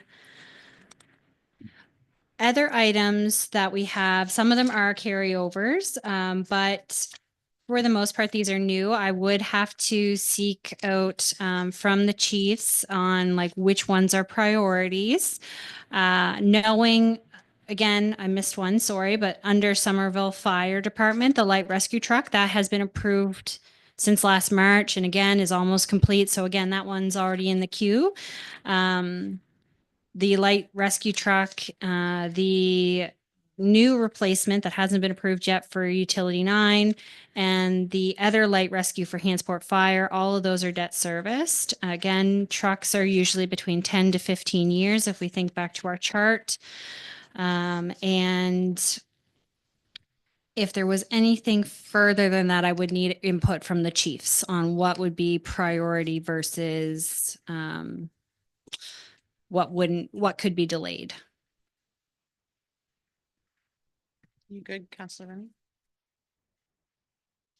Yeah, I guess that's literally what I was asking though, was to just be like, could the chiefs let us know what could be delayed and what's priority? So that was my question, more or less. I know I clouded it a bit with the other comments, so I worries. apologize. But So what I can do is ask each chief to come up and we can speak to each section if that's what you wish, Madam Chair.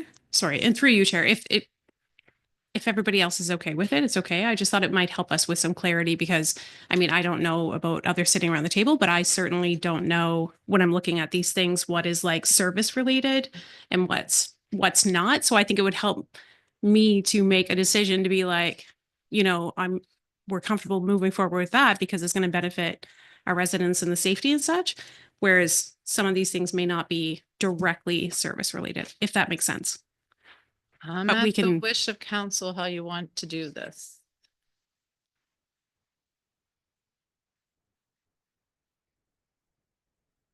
It's okay. Counselor John Smith. I'll go to John, and if anyone's thinking differently, come back to me. Thank you, Deputy Mayor. I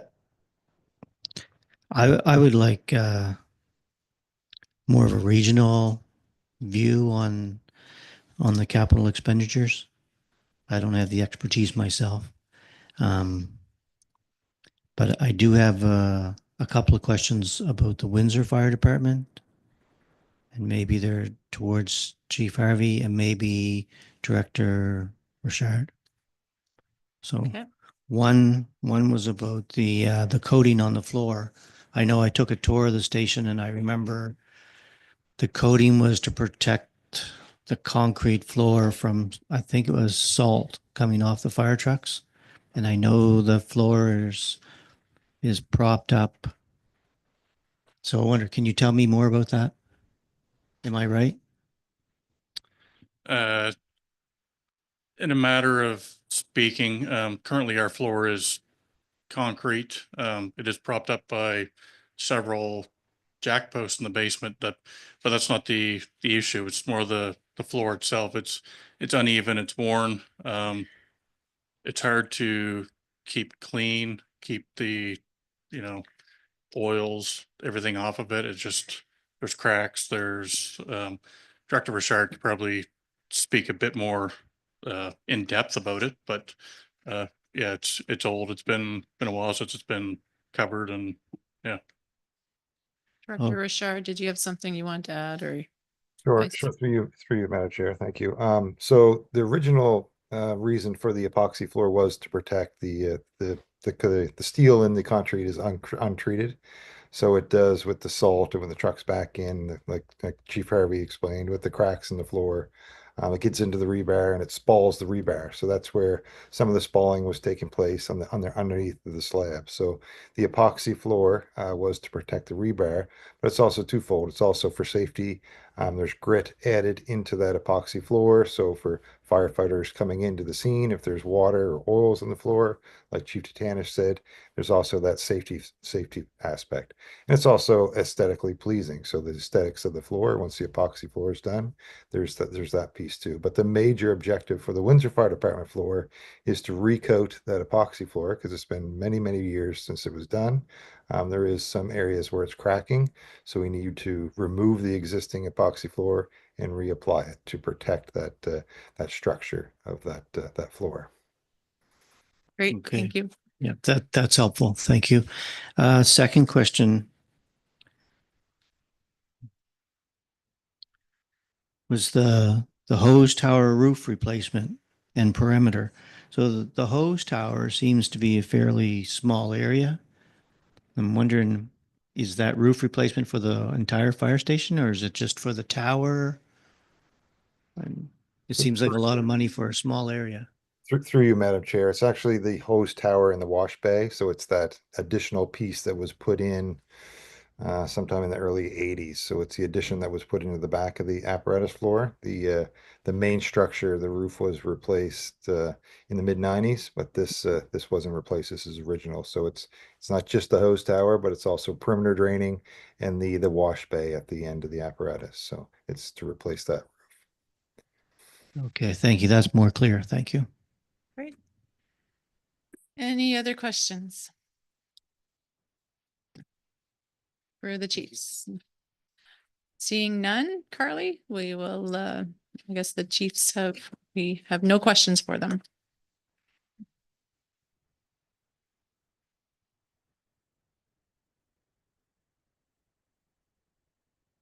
All right, thank you so much. So that brings us to the end of this section, and now we are scheduled for a break, a half an hour break before returning for community development. So we'll break until 8 o'clock, and that's a little extra, and then we'll come back at 8 to continue on.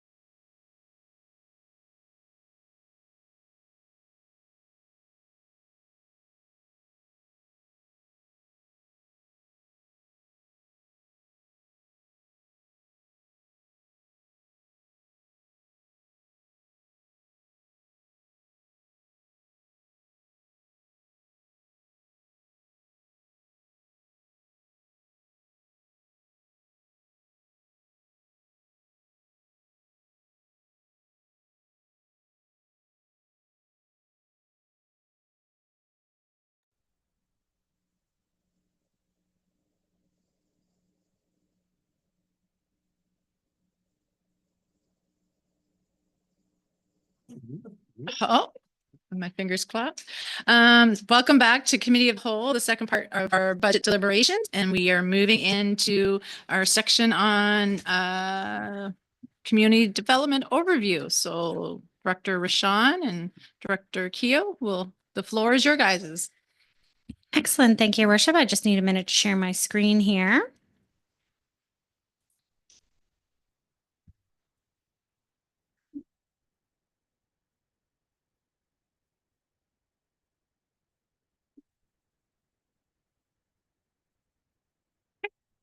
Perfect. So, the Department of Community Development is consistent of course, community development and cemeteries. Cemeteries we covered on May 12th. And of course, as we go through this together, we'll look at all the different segments of community development because it's very vast in what it covers. Community development starts in Appendix 16 of the back of the book. So going over community development revenue first, Appendix 15, starting on page 100 on my book. 101. 101 in your book. So within community development, we have administration revenue relating to HMCC, and we have some increases there due to the CPI adjustment for the area rate portion, as well as the increase in funding that was requested, which we will talk about in a little bit. We have program revenue for general programs and summer programs that has increased slightly, so that's good. And then we have the swimming pool revenue, which are projected to decrease, just where we are not successful for a level of grants that funding that we've previously received. So there is some grant reduction in that area, as well as other revenue in that category for from the Life Saving Society for Swim to Survive programs. This was admitted. However, I received an update from Director Keo today that they do expect to actually receive this grant. So that is something that we can add back into the budget, which it would amount to about $5,000. Sports complex rental revenue has increased slightly due to increases in advertising revenue and ice and field house rentals. Welcome Center revenues have decreased. And again, this is just due to the awarding of grants. So we had received our official numbers, so I was able to update it to that. And then we have our community economic development revenue, which is decreased again due to just what we would expect to receive via grants. Is there any questions on revenue before we get into the expenditure side of community development? Any questions, counselors? Again, a lot of this revenue that you're seeing on this slide, we would have previously discussed in our sale of service. So as we went through on May 6th, our sale of service category, this would be included within that category.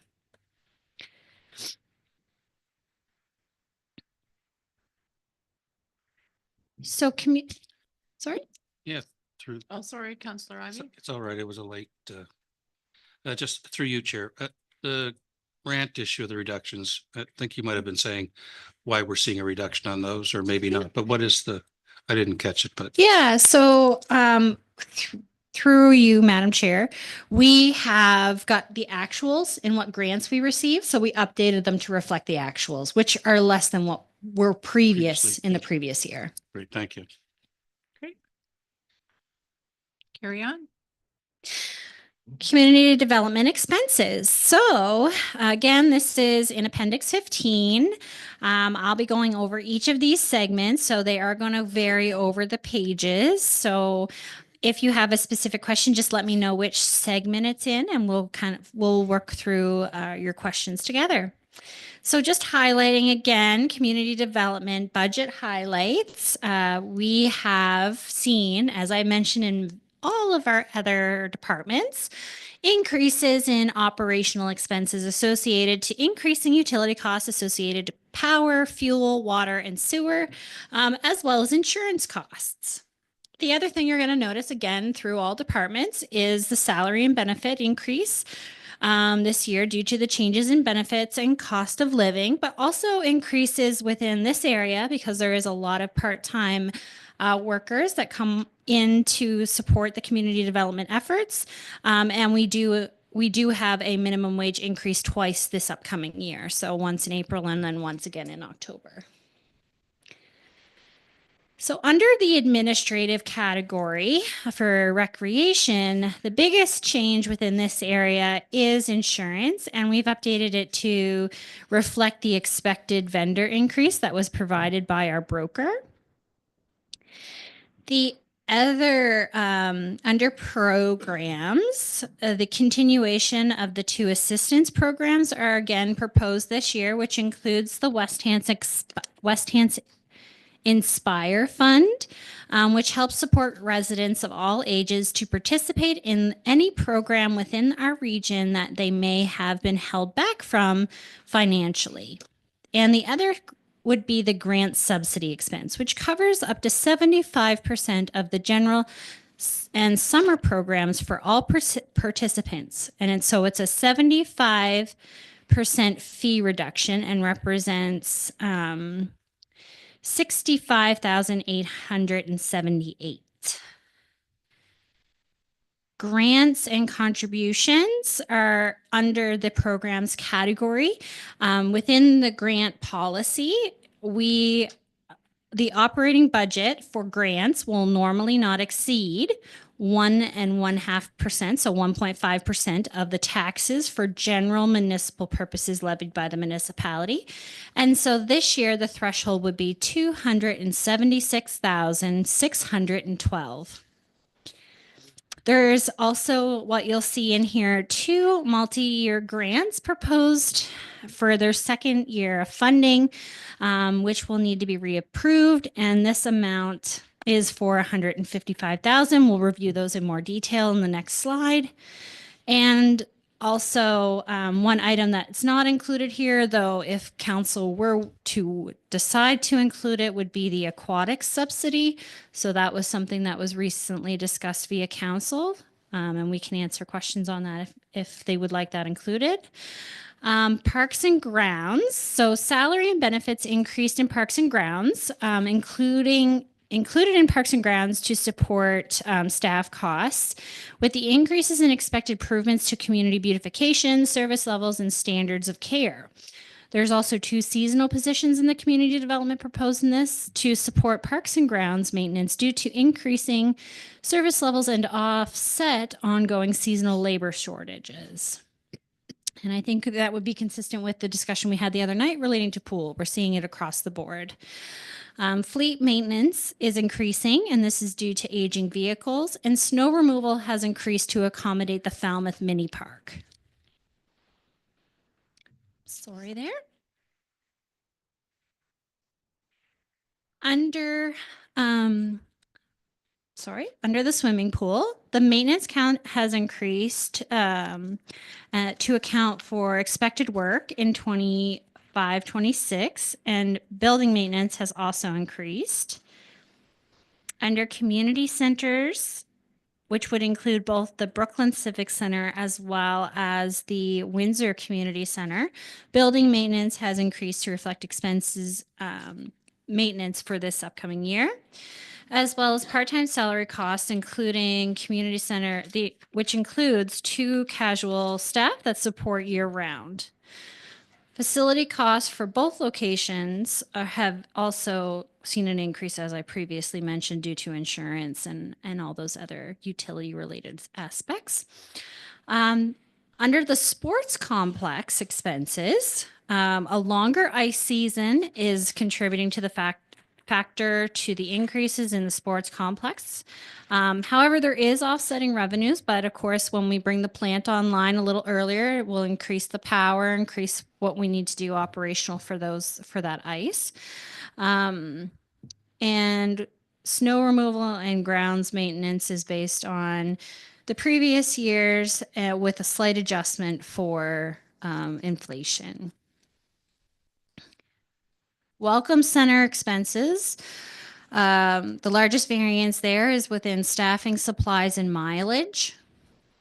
And then our community economic development expenses, we have a second year of a funding agreement proposed for the Downtown Development Societies to support a dedicated staff position in the Windsor and Hansport under the Community Economic Development Department. So that would be the Windsor Township position that we've previously talked about, which we'll highlight again in the next slide. We also have a decrease in operational costs associated to advertising, branding, and communication, and a decrease in operating costs associated with festivals and community events. And again, those decreases are based on actuals over the last few years. And within the detailed budget for community economic development, you can see those 3-year averages. Are there any questions within any of the segments for community development? Any questions, counselors? Seeing none, carry on. All right.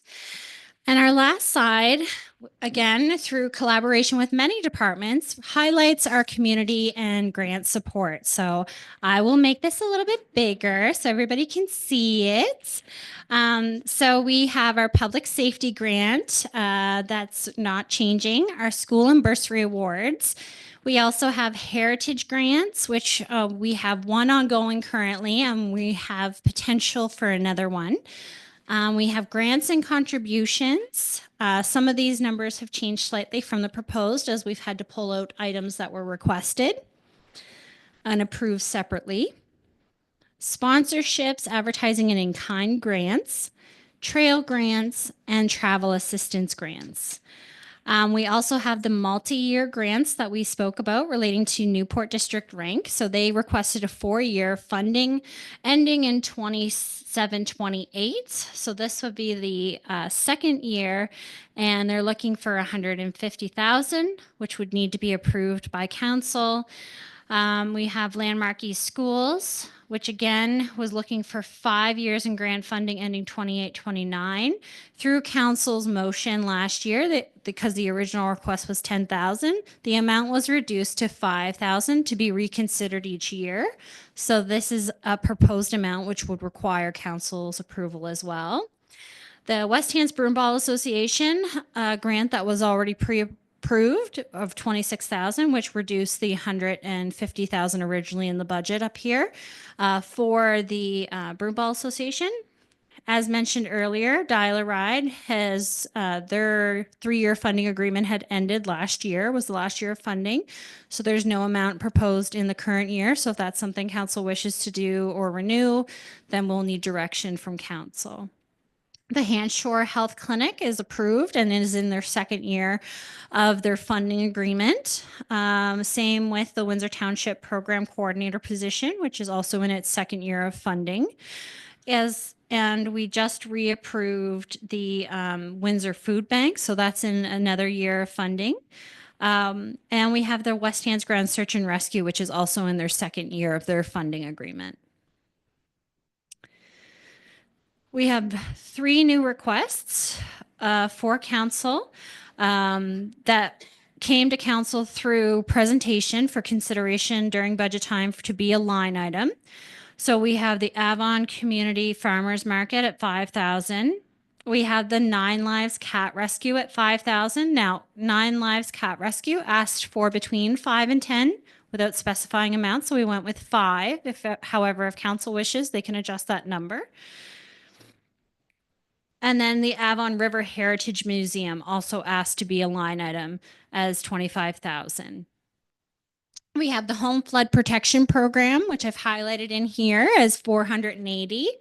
And we have program subsidies, which I highlighted in the previous slide at 65,878. We have our Inspire Fund, which is 20,000.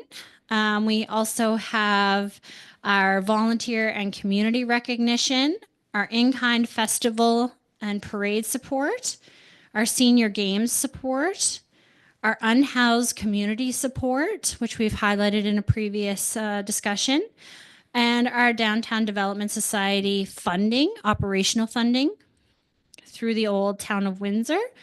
And then we have the rebate programs for our citizen members relating to bulk water and sewer. Then we also have our tax rebates for low income.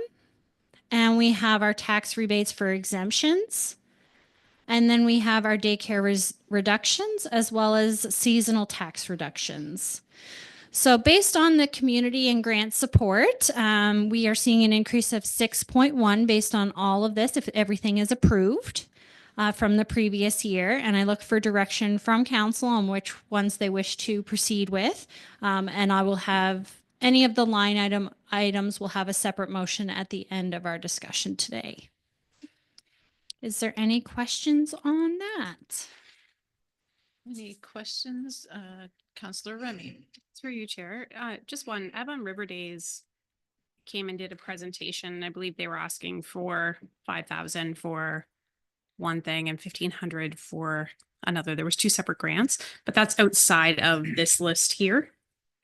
So through Madam Chair to Councillor Remy, that would be included in the 129,000 within capacity. So it wasn't approved. They made a grant application and it's being considered through the grant application, I believe. And there was a little bit of over the threshold that they wanted to be considered for. Correct. And I believe that was the direction of council that evening, that it would be referred back to the grants and contributions process. Okay.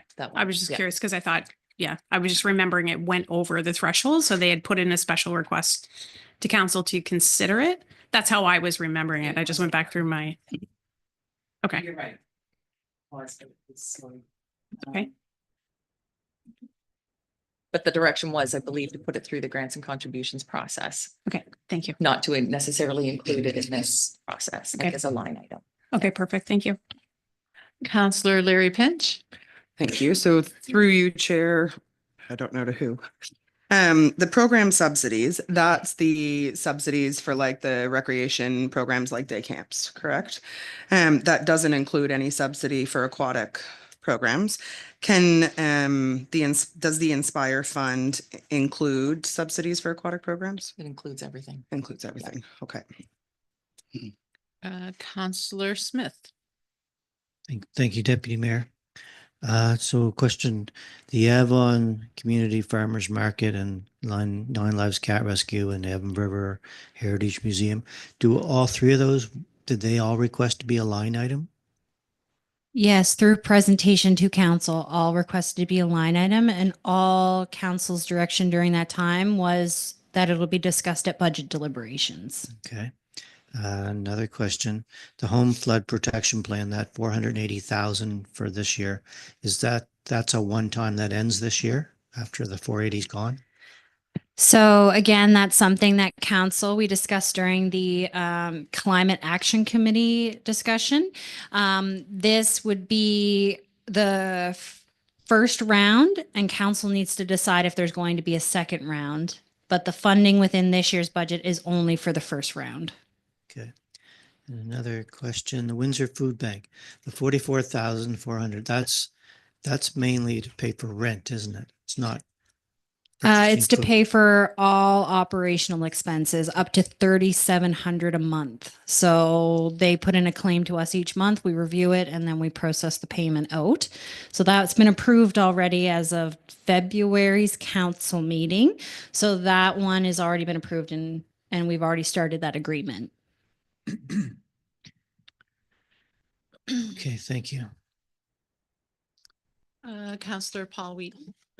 Thank you, Deputy Mayor, through you to Director Rashawn. The West Hants ground search and rescue there, the funding was 145,000 or 146,000 in the first year. It's only 30,000 this year. Is that? Yep. So last year it included a capital ask, which wasn't part of their funding agreement. Their funding agreement was for $30,000 and it's to be adjusted by CPI each year. So this year it's only the operational cost. So moving forward, it would be 30,000 in year 3 as well. In the next year, yes, plus CPI. So it'll be based on 30,270 and then CPI will be applied. Thank you. Councillor Ivey. Yeah, thank you, Chair. Just a point of clarity to the previous question on the Windsor Food Bank. You say that was just approved this February, or did I misunderstand? Yep, that was approved in February of this year. I believe it was February. I do apologize if it was January, but it was before March But it because was their agreement was from March to March.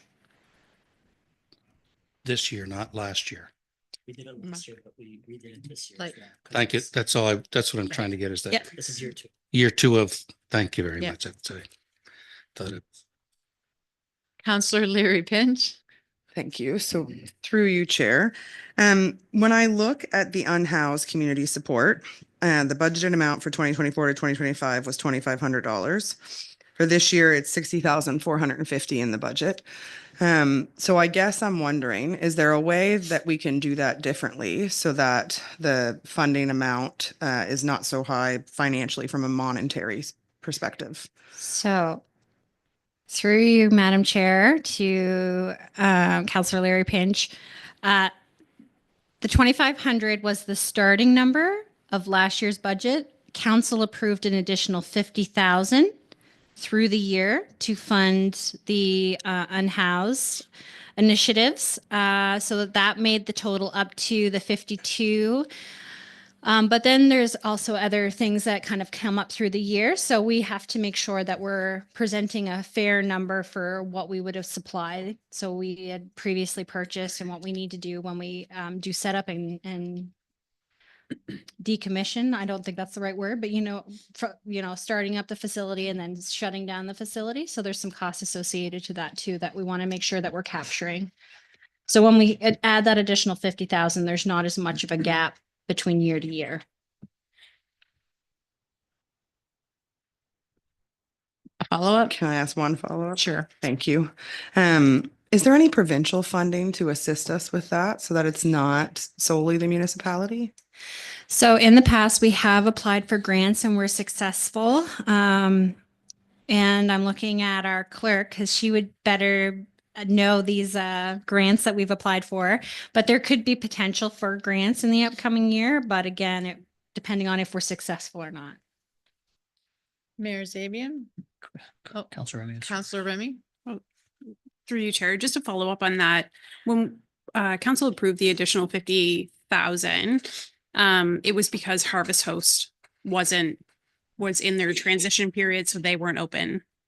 I feel like that was a factor in it. Like that's why we chose to use the pool. So are we just including this every year then? Like it's just going to become a budget line or this? Okay. Sorry. I'm just looking for clarification because I didn't know. I thought it was like a one-time, we're going to put this in here because Harvest Host facility wasn't open and that it wasn't going to be a regular. Okay. Just curious. Thank you. So in the previous year in 23, 24, we had it operating out of the Windsor Community Center. And that year, for obvious reasons, because it's the basement, we weren't able to operate it within that facility this year. So we had to find a different facility. So I believe that was part of the reason we went to the pool. However, our CAO could probably speak to that because he sits with those groups and has those discussions. The other piece that I will say is this is to kind of support the staff and the expenses of it. So it could be whatever location they end up in this year. And I don't know if there's been any discussion where we just ended that program in April for what next year looks like. But this gives us the capacity to operate similar to last year. BAO, did you want to? Yeah, I just we really haven't had that wrap up and look forward. So Carly's right. This is just about capacity. I think you're right with respect to Harvest House, but I don't know that that was the single reason. And I think if we were to continue to do this, the pool is the better site. It's very difficult to provide that kind of service in a building that has mixed use. So as far as space goes, I think we'd rather go there, but the $50,000, yes, was aimed at trying to support the volunteer movement, which was, I think, suffering from some fatigue and so forth, and just the need to keep moving it forward. But whether that's something we can do again this year, or there's other things that step forward. I don't expect we're gonna have a solution to homelessness this winter, but I would sure hope it looks a little bit better. But there's no real strong indication of what it is gonna look like yet, as you know, from your work. Mayor Zabian. Gonna sound like a broken record. It's a hard year and we're gonna have to make some hard decisions. I remember I was part of that group who began those discussions. Councillor Smith was in there as well. Bonnie was in there as well. And it was suggested a community center that would be the municipal contribution, the space. It's morphed into more than that. We're paying wages now for, and I won't use the term volunteer, and no offense to anybody, but we're going to face some hard decisions. And that's one line item that I'm not comfortable carrying forward myself, but for a discussion later on. Councillor Larry Pinch. Through you, Chair, this might be a CAO question. Is there a way that we can go back to the initial intention, as the mayor just described it, of offering a space as opposed to subsidizing wages? Again, it can come all shapes and sizes. I would say though, if it is a space, probably the pool is the preferred option. It just creates a lot of different challenges when we were offering that kind of dedicated service in a facility that serves the entire public, both for the users of the facility, general public, and for the homeless folks that need that support. So, but it, again, can come all shapes and sizes. I don't think we would have the retrofit to the pool again this year. We kind of did those things to make it safe, but we would have the light costs and the heating costs that we normally wouldn't have if we went there. Back to the volunteer / payment, that's entirely up to council and whether the volunteers will come forward or not, or not. That's a challenge for the community. I will add to that response. Because this is operating at our facilities, depending on when we're open and what we have on site, it does impact our insurance as well. And we are required to have, when we have volunteers using our facility, to have staff present. So that is something that we'll have to keep in mind, because most of our groups don't carry liability policies. So we have to extend our policy to cover. Councillor John Smith. Thank you, Deputy Mayor. So I have a question around the Windsor Township Program Coordinator and the Downtown Development Society operating budget. I guess is for Director Keogh. So do we fund, I guess, business development in the downtown Windsor through another mechanism as well? Or is it just those two? Just those two that I'm aware of. Yeah. Okay. And what does the operating one do? The Downtown Development Society operating? Is that? So I can speak to that. That is the Windsor Township operating funding that was previously approved through the town of Windsor, through their, I can't remember what they were called back then, but Windsor Business, Enhancement Society. Thank you. So that's a rate that's within the old town of Windsor, and that was brought forward. It expanded when we consolidated, and they became the Windsor Township, and that funding continues. It is a set funding source, so it doesn't change by CPI or any of that. And the other portion of that is for the Hansport Business Society. So there's some money associated to the Hansport Business Society in there as well. Okay. So we fund the coordinator and the operating? Yep. For the township? Yep. Okay. The coordinator is through an agreement, a 3-year agreement. So again, that's up for council's decision in 2 years' time if they want to extend that agreement or not. Okay. Thank you. Councillor Bob Martin. Yeah, thank you, Chair. Just want to circle back to the unhoused for a second, just where Harvest Host was mentioned. I don't know who the question's for, but I know they're a support center, but is there intention to offer that type of support that we offered at the pool, whatever, the aquatic center? Like, is that their intention to do that? I will say yes, and Deanna can support me on this one. Again, it's part of that collaborative effort and trying to get all folks kind of moving in one direction. I think we would say last fall, winter, they were just trying to complete their renovations and have it overnight worthy, so to speak, from a safety point of view. I know they had some challenges, but that is our understanding moving forward, that they will provide that kind of support.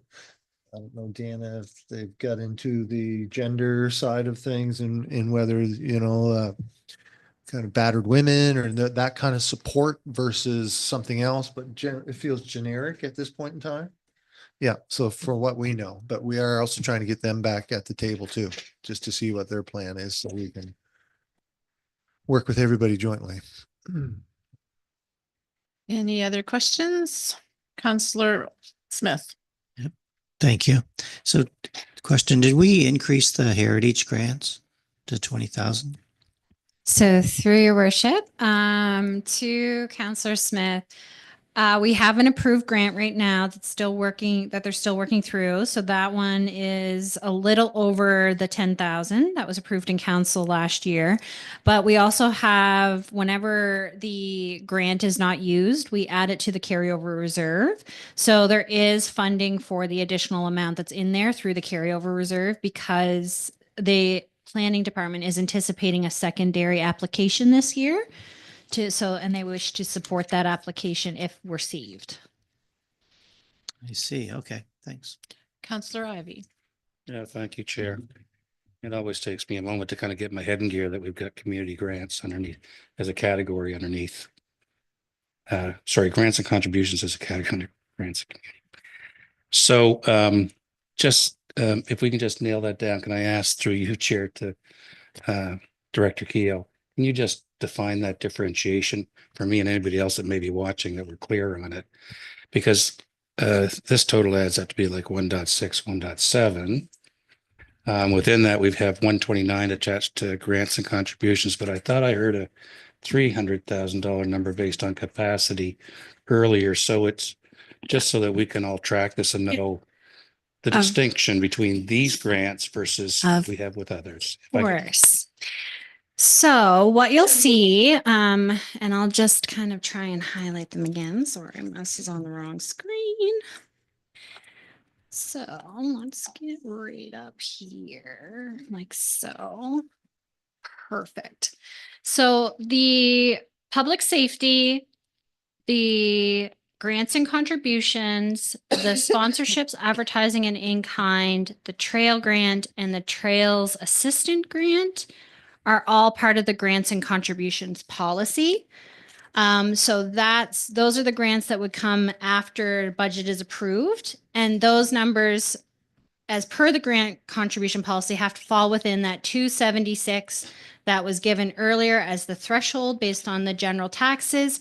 That would also include the major capital grants. So we have to ensure that when we're approving those major capital grants out of reserves or CCBF, that those are also included in that number. So when we bring back the grants and contribution report, typically what Kathy will do is show you what's the budget, show you the threshold within the policy, within that report, and then she'll give a list of what has been recommended by staff to work within that threshold.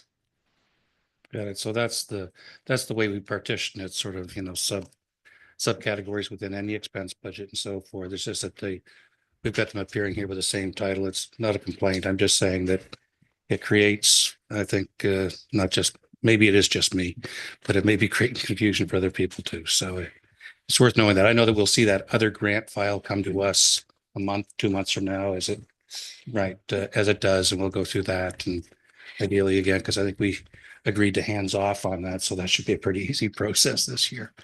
I don't know if there's anything else on that, but yeah, and in the detailed appendix under programs, you won't see necessarily this breadth of information, because what we're doing in this slide is really just showing council the entirety of throughout the entire budget, what our community and grant support is. So that was the intent of this slide, just so you guys can see it as a whole. We can talk about the line items and go from there. And we can also reference what ones are associated to policy, what ones are associated to agreements, and that in that case, because again, from our perspective, sometimes it's like, okay, we have grants over here and we have bursaries over here. And so this also kind of makes a nice list for internally as well.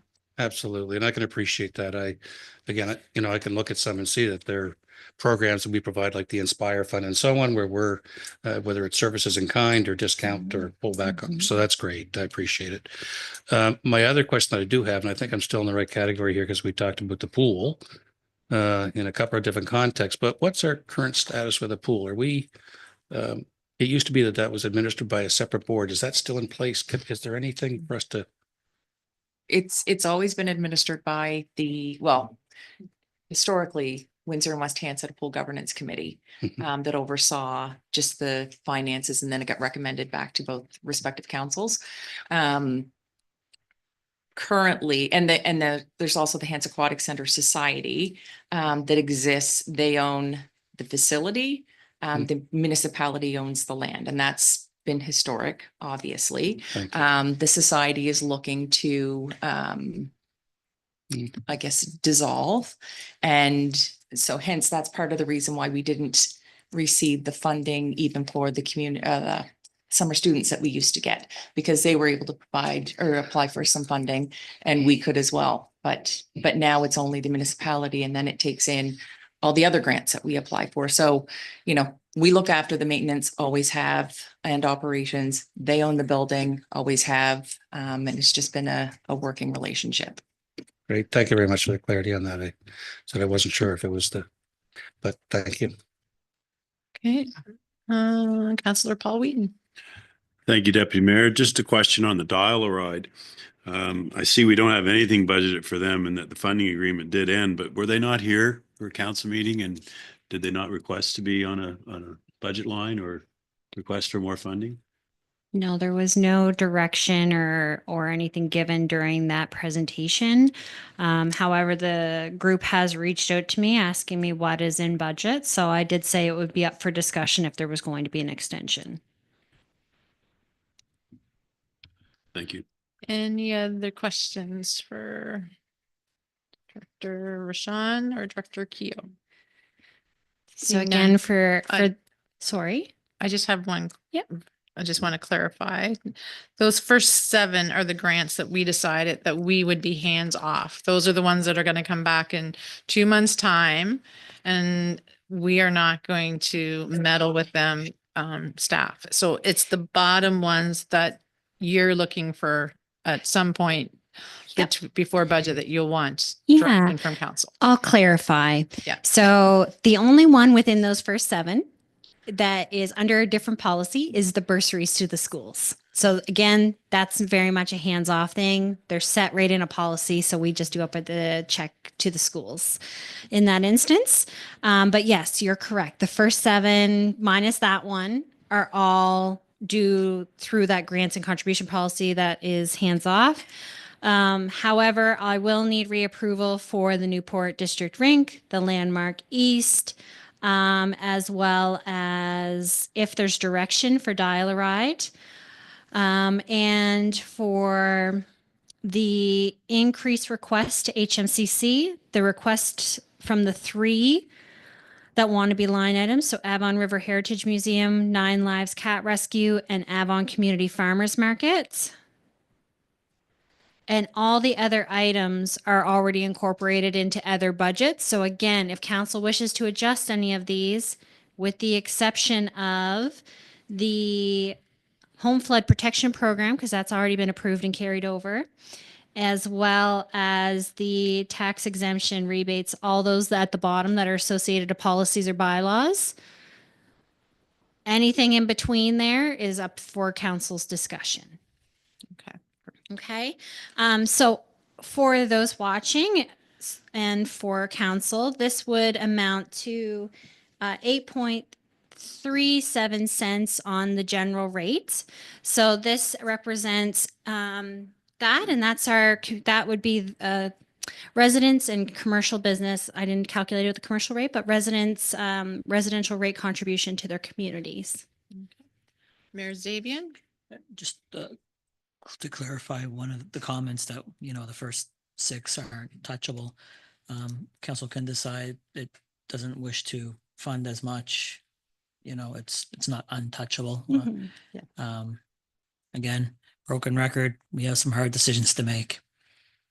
I don't think anything should be exempt from decisions. Any other questions? All Carry on. right. Thank you, Your Worship.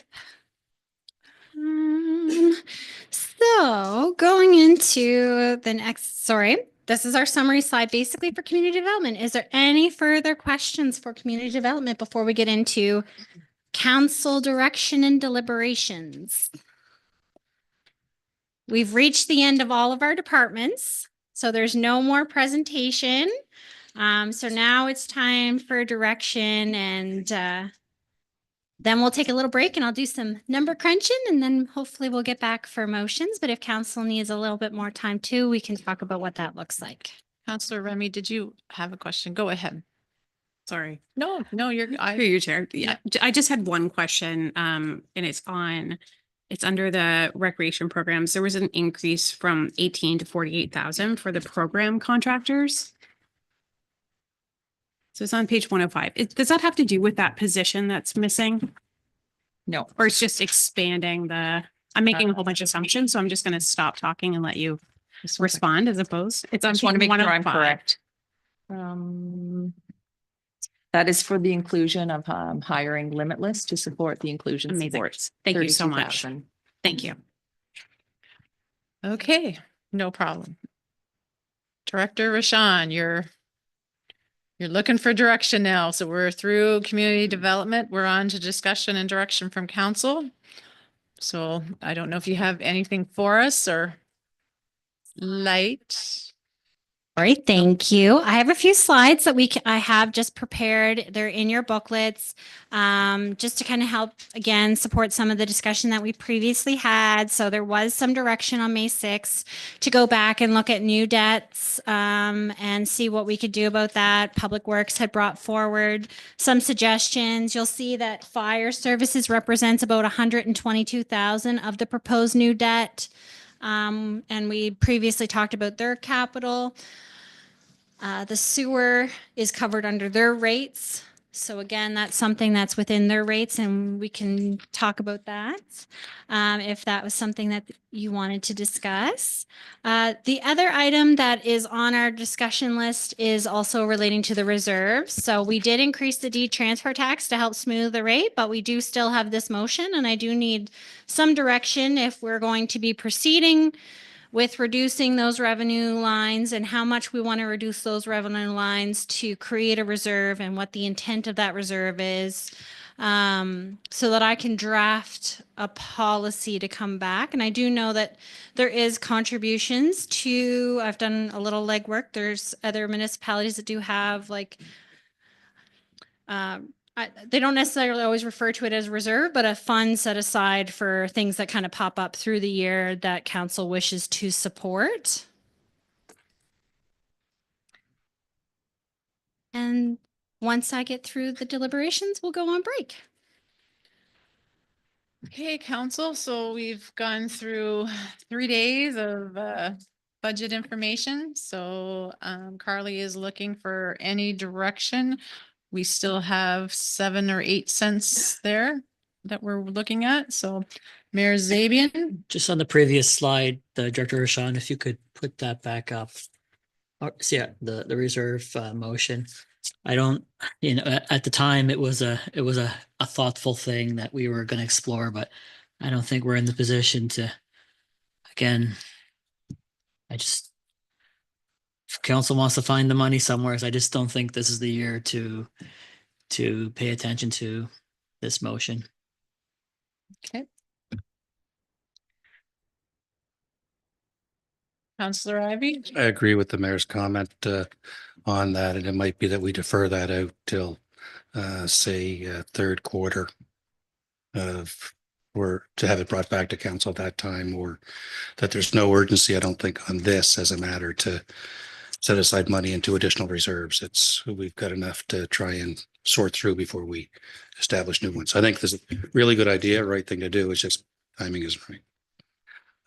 I would also ask if I could at the same time, Madam Chair, the other slide that you had up before that one, Director O'Shawn, if you can just describe what it is that we're seeing on this slide. It's titled Proposed New Debt Servicing, but I'm not sure. Are these items that are recommended that they be kept in, that they could be taken out? Like, what's the gist of that list of items that seem to cover a range of areas? So this is the proposed debt servicing for the 2024 or 2025-26 capital budget. And this would impact the operating budget. So this is the operating section. So this is highlighting all the projects within the capital budget that are debt serviced this year. It's highlighting both the principal payment, the interest, and the total payment. And each project is identified and should be able to be linked back to the capital budget. So we talked about the upgrades to engine 12 compartments, the e-hydraulic jaws of life, the VFD radios. We talked about engine 4. We talked about all of these through the capital budget with the fire chiefs just earlier, but then we also through the various departments, we talked when we presented the capital budget for community development, we had the electrical outlets on Garish Street that we represented were about 55,000 to be funded through. Tregothic Creek sewer crossing we talked about again. So you'll see like the next section is all the sewer projects. And then we get into the road renewal projects and the public works projects. So they're all kind of segmented there, which we would have covered during our capital process. So this amount adds 958 to the debt servicing cost this year. And with that, we have, like I said, some recommendations from Public Works that we received on the 12th about deferrals and changing, so that I can reiterate those if council needs a reminder. And we can reduce some of those or defer some of those. It doesn't mean that they're going to be off of our 5-year schedule, just means that we might defer them. That's good. This one here was just understand that Why they're on the list. this is the incremental incremental interest and principal we'll be paying in the coming year with these projects that are all new projects. Yep. None of them are carry forwards from prior council. No. Thank you. No. I mean, you can discuss the merits of all of the projects, but these ones by default require funding. Yeah. So there's a little bit of a discrimination because they impact the tax rate. Yeah. They may or may not be as valid as other projects, but these are how you influence the tax rate, because the other ones are paid for by CCBF or some Reserves, type of funding source. yeah. So these help you with the tax rate. Unfairly, it puts them on a list, but these are the ones that affect the tax rate.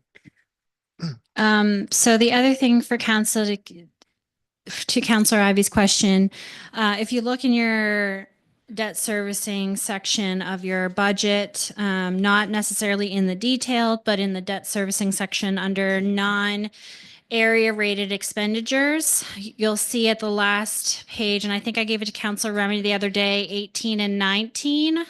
Want to say you'll see that 24-25 is also there, and so if we received a tender or we received a design quote, we might have updated the total to reflect the new amounts, or if we had any grant funding approved to get it contributed, we might have reduced the amount, or if we borrowed anything, we might have adjusted the amounts based on the debenture agreement. So those are the only changes usually you see within this category unless we're removing debt.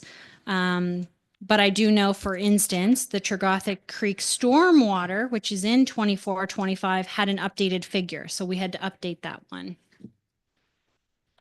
And anything for council, for everybody to know, anything that isn't borrowed, we transfer into a carryover reserve and we reduce the amount of borrowing when we take that on. So it actually reduces the future debt servicing payments by the amount that we're setting aside. Mayor Zabian. Yeah, that's a good point, that last one, the carryover. So I know we were just talking about community development and I think it was the home flood protection program, that 480 was in there, but that's a carryover. So it's not affecting this year's budget per se. The proposed new debt servicing, that's new debt added on top of all the other debt that we've accumulated over the years. but it's not just for this year, it's for the next 5, 10, 15, 20 years, depending on the item. So these items, if you approve them this year, these items are automatically in next year's budget on top, plus what next year is going to be adding on top of that, plus. So I just wanted to highlight that. I think council, if you want to get serious about trying to fill your gap, again, this is my opinion only. This is the list you really got to crack down on, and a couple of other things, but I just want to throw that out there. Counselor Ivy. That was an accident that it's still on, Oh, sorry. but I'll take it. Really, I don't leave it on for that purpose intentionally. Caught on now. You gave cats out of the bag. Yeah. Yeah. That's the trap door. So the question on this, so the tax impact of these items, they're all new, and you can go through the list and see things that you absolutely wouldn't cut, that you wouldn't, every one of us would look at them differently, and that's and so, but what is, so the $1 million, Director O'Shawn, are they split across area? And of course they are area rates and the general rate, or are they? Like, these are all general rated. Only historical debt is area rated. So all new debts since consolidation are all general rated. Thank you. Mayor Zabian. Councillor Smith. Oh, Counselor Smith. Sorry. No problem, either or. Thank you, Deputy Mayor. So how are we going to approach this? We have a long list here. Do we submit a list each or? Well, I think she's looking for direction. Director Rashawn's looking for direction this evening. We've had this now. We've heard the narrative. I don't think she's looking for us to go away and come back. I'm thinking she's looking for some direction this evening, if we can. Yeah. We have a focus now, so. Our focus now is what are we gonna cut? Are we happy with the 8-cent tax now, or what is how do you want to go about this? I think what she's saying, if I look at this is like 0.0487 on the general rate. So if there's some items we can take off here, I think it's going to help. And then you're looking at your operating as well. So if there's things in there that you're comfortable with saying, you know what, I think we all can do without something for this year. It's up to you. It's our budget, and now's the time to make the tough decisions. If you're not happy with 8 cents, then the tough decision has to be had. Do you want me to start? Go for it. Someone has to. Okay. Madam Chair, if I may, as we're going through each suggestion or if we could have collaborative agreement that wants to be removed in case somebody else may not necessarily agree with something being removed. That way I get direction from the group. We'll put it up to a vote. Yeah. Thank you. It's easier than I'm not taking head nods or anything. If there's something substantial that someone's looking at, I or appreciate not, that. Thank you. We'll do a show of hands if everybody's okay by that. Okay. Counselor Smith, fire away. Top of the list, HFD upgrades to engine 12 compartments.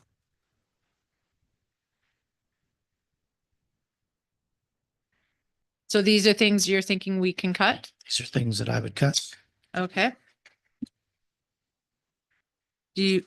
Push, probably a push. A push out? Instead of a cut. Yeah. Yeah. Like a push. Yeah. Sorry. Yeah. A delay. Yeah. Now, They're do you important, but want to do these one at a time? Yeah. Duh. I know. Okay. So we'll do one at a time. You're good with that? Okay. Hands up for upgrades to engine 12 to just push it out a year. Oh, Counselor Ivy, do you have a question on that? No, we're in a process. I'm just getting my light in the queue for when we're Okay. done with John here to. It's not an accident this time. Okay. Counselor Morton. Just quick question. I'm sure it was explained and I missed it. Can you tell me what that is that we'd be pushing? I'm sure it was explained. So without the chief here, I am at a little bit of a disadvantage, so I'm going based on memory, and those meetings were about a month ago, so bear with me. I apologize if I don't do it justice, but I believe engine 12 needs upgrades to the compartments for holding equipment on the truck. Okay, that's the best I'm gonna do. If Chief Johnson's watching, maybe I can get some assistance from. It's 25,000. Counselor Larry Pint. I was just going to add as an assist. Typically, it has to do with like locking things into place and like the way that you can secure equipment within those compartments, that the equipment isn't washing around while the truck is moving down the road. So it's safer for equipment, but it's also safer so that if you open the doors, it's not falling out on you, because unfortunately, but with newer equipment, the compartments are just a blank space, right? So you have to basically mount things to be able to secure that equipment. You're just in the queue. So we have upgrades to engine 12 to push it out a year. All those who are in favor will just raise our hands. Is that easy? Okay. That's a push out. Is that a popular term? Okay. Defer. Defer. Okay, Sure. we'll go defer. Thanks, Clerk Snare. Number 2, hydraulic jaws of life. I think it's jaws of life. Yeah. HFD. It's number 2 on the list. All those in favor of deferring? Do they have one of those now? Okay. Yeah. Oh, we got questions here. Okay. So something that council should keep in mind too with regarding to the Hansport Fire Department is what you're seeing here on the debt servicing, 48% is funded through Kings County. So anything that we have here is also revenue that we're getting on Kings County side. So if we reduce this, we reduce the revenue associated to it too. You don't buy it. You don't expect it. Exactly. I would, it's like going and buying something on sale. I wouldn't put a whole lot of that into I would encourage you to think more holistically versus whether part of it's being paid for. Because those departments are looking to improve, replace, they're looking to do what they're doing. And the funding is another thing that feels like a home field advantage that other departments don't have, is all I'm saying. Okay, so Counselor McLean, you have a question on this one? Just, thank you, Chair. I guess the CEO, maybe Dr. Sean, is that jaws of life or jaws of lift? It's E, so if I could have that back. Again, I'm not 100% certain, but I was there for training. I was there for training a week ago and I saw proper hydraulic. And jaws of life is like Zamboni, it's an ice preserver, so it's an extraction, whatever it's called. And my understanding is they do have a system there now, but it's hydraulic and they want to replace it with the E so that it's electric. So I don't think it's that they don't have one. Okay. It's an improvement, gives them more versatility because you don't have a hose that you're pulling around. That's my understanding. Okay, so are we ready to take this one again? A defer. So all of those in favor of deferring?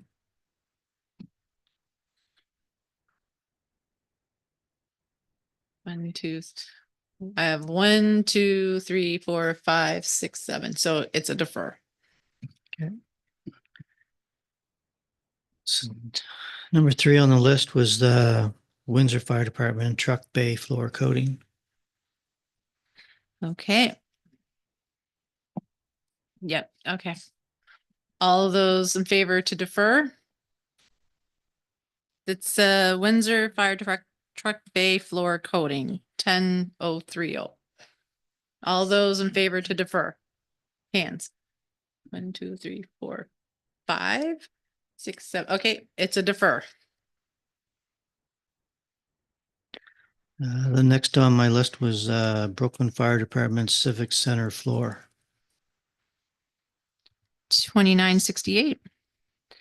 Okay, all those in favor to defer? It's a defer.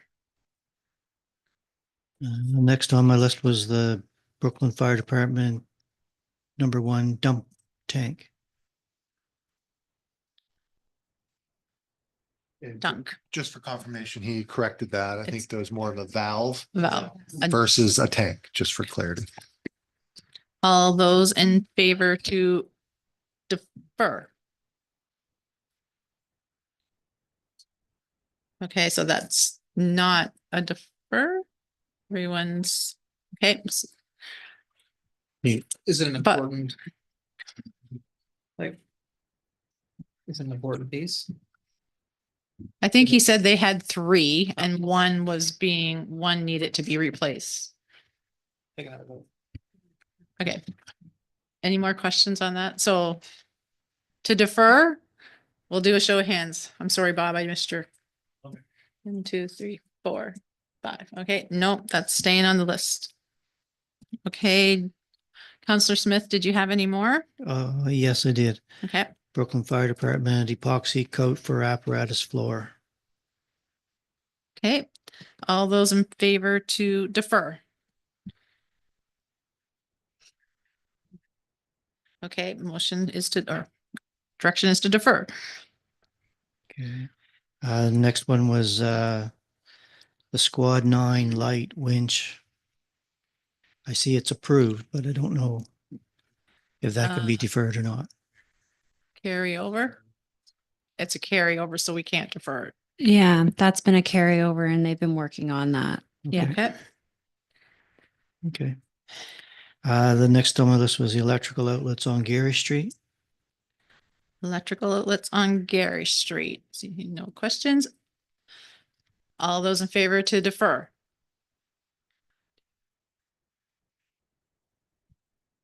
Motion deferred. Okay. The next on my list was the lift stations, dedicated standby generators. Mayor Zabian. Just through you, Chair, to Director Rashawn. Is that a general related item or is that a utility item?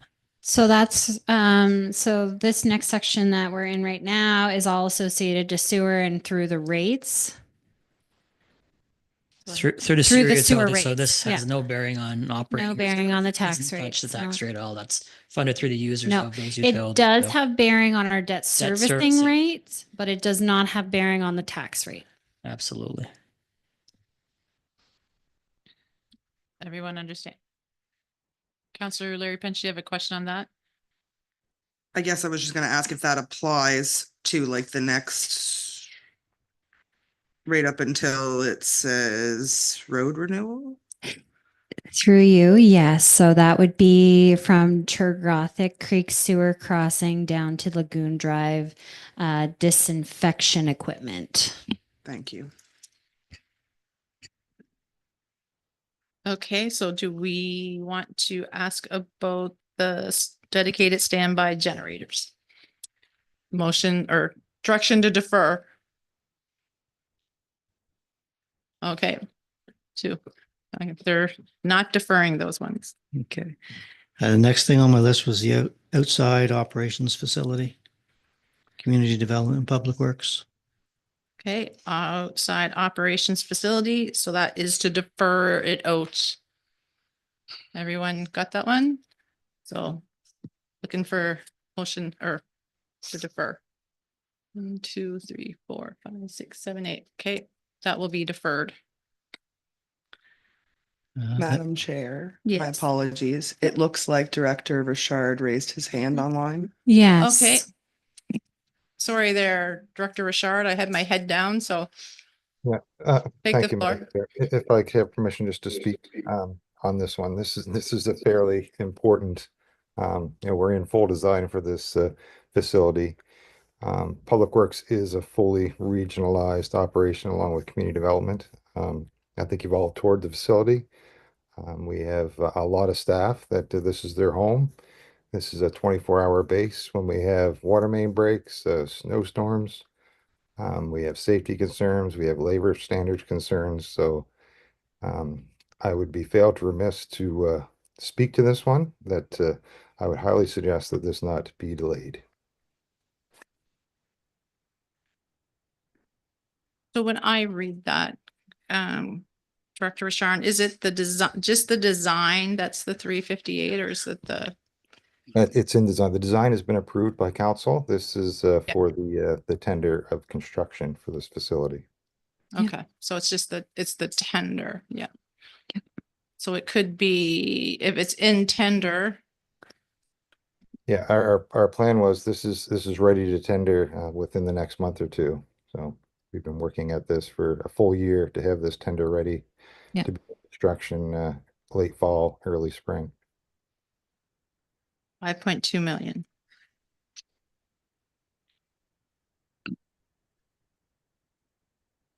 I'm not seeing anyone else to, I guess we're sticking with the defer. Something else I'll just highlight, Madam Chair, if I may. I'm just reviewing the list. The Main Street project has been approved already. So just for, I don't know if any other council around the table was looking at that project, but just to keep that in mind, that one's already been approved. That's the Hansport Road renewal? Yeah. Okay. Okay. Counselor Smith, did you have anything else? Yeah, I did. The sidewalk machine, place unit 68. Sidewalk machine 26,684. Yep. Okay, all of those in favor to defer. Oh, sorry, Counselor Remy. That's okay. My Lights comment are- was on, and I know that we already did and through you, Chair. Yeah, no I know that problem. we already voted on deferring the build for Public Works. Yeah. And I understand, I'm just wondering if I could just express something. If Sure. not, then that's cool. No. I just know that when we were all on tour down there, or the ones of us that were able to go down there, I get it's a huge, huge ask.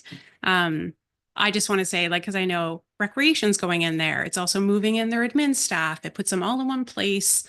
We all saw how it seemed to be piecemealed together. I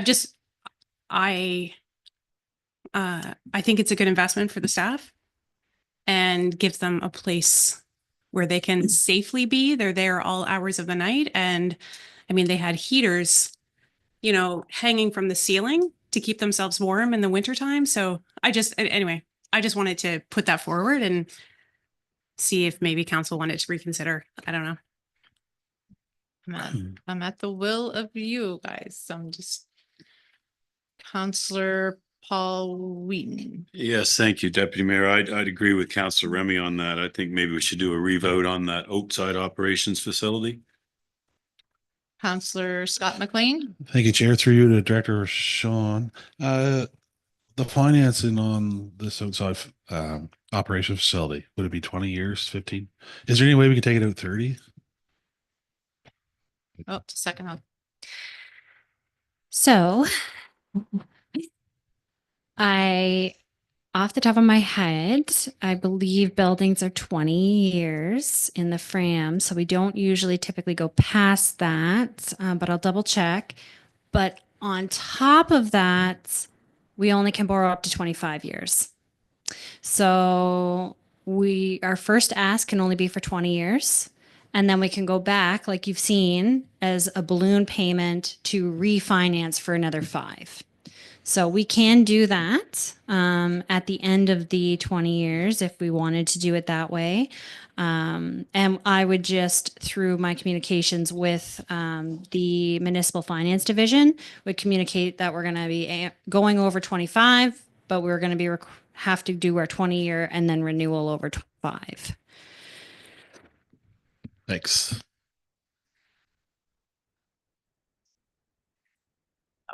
Counselor Larry Pinch. Thank you.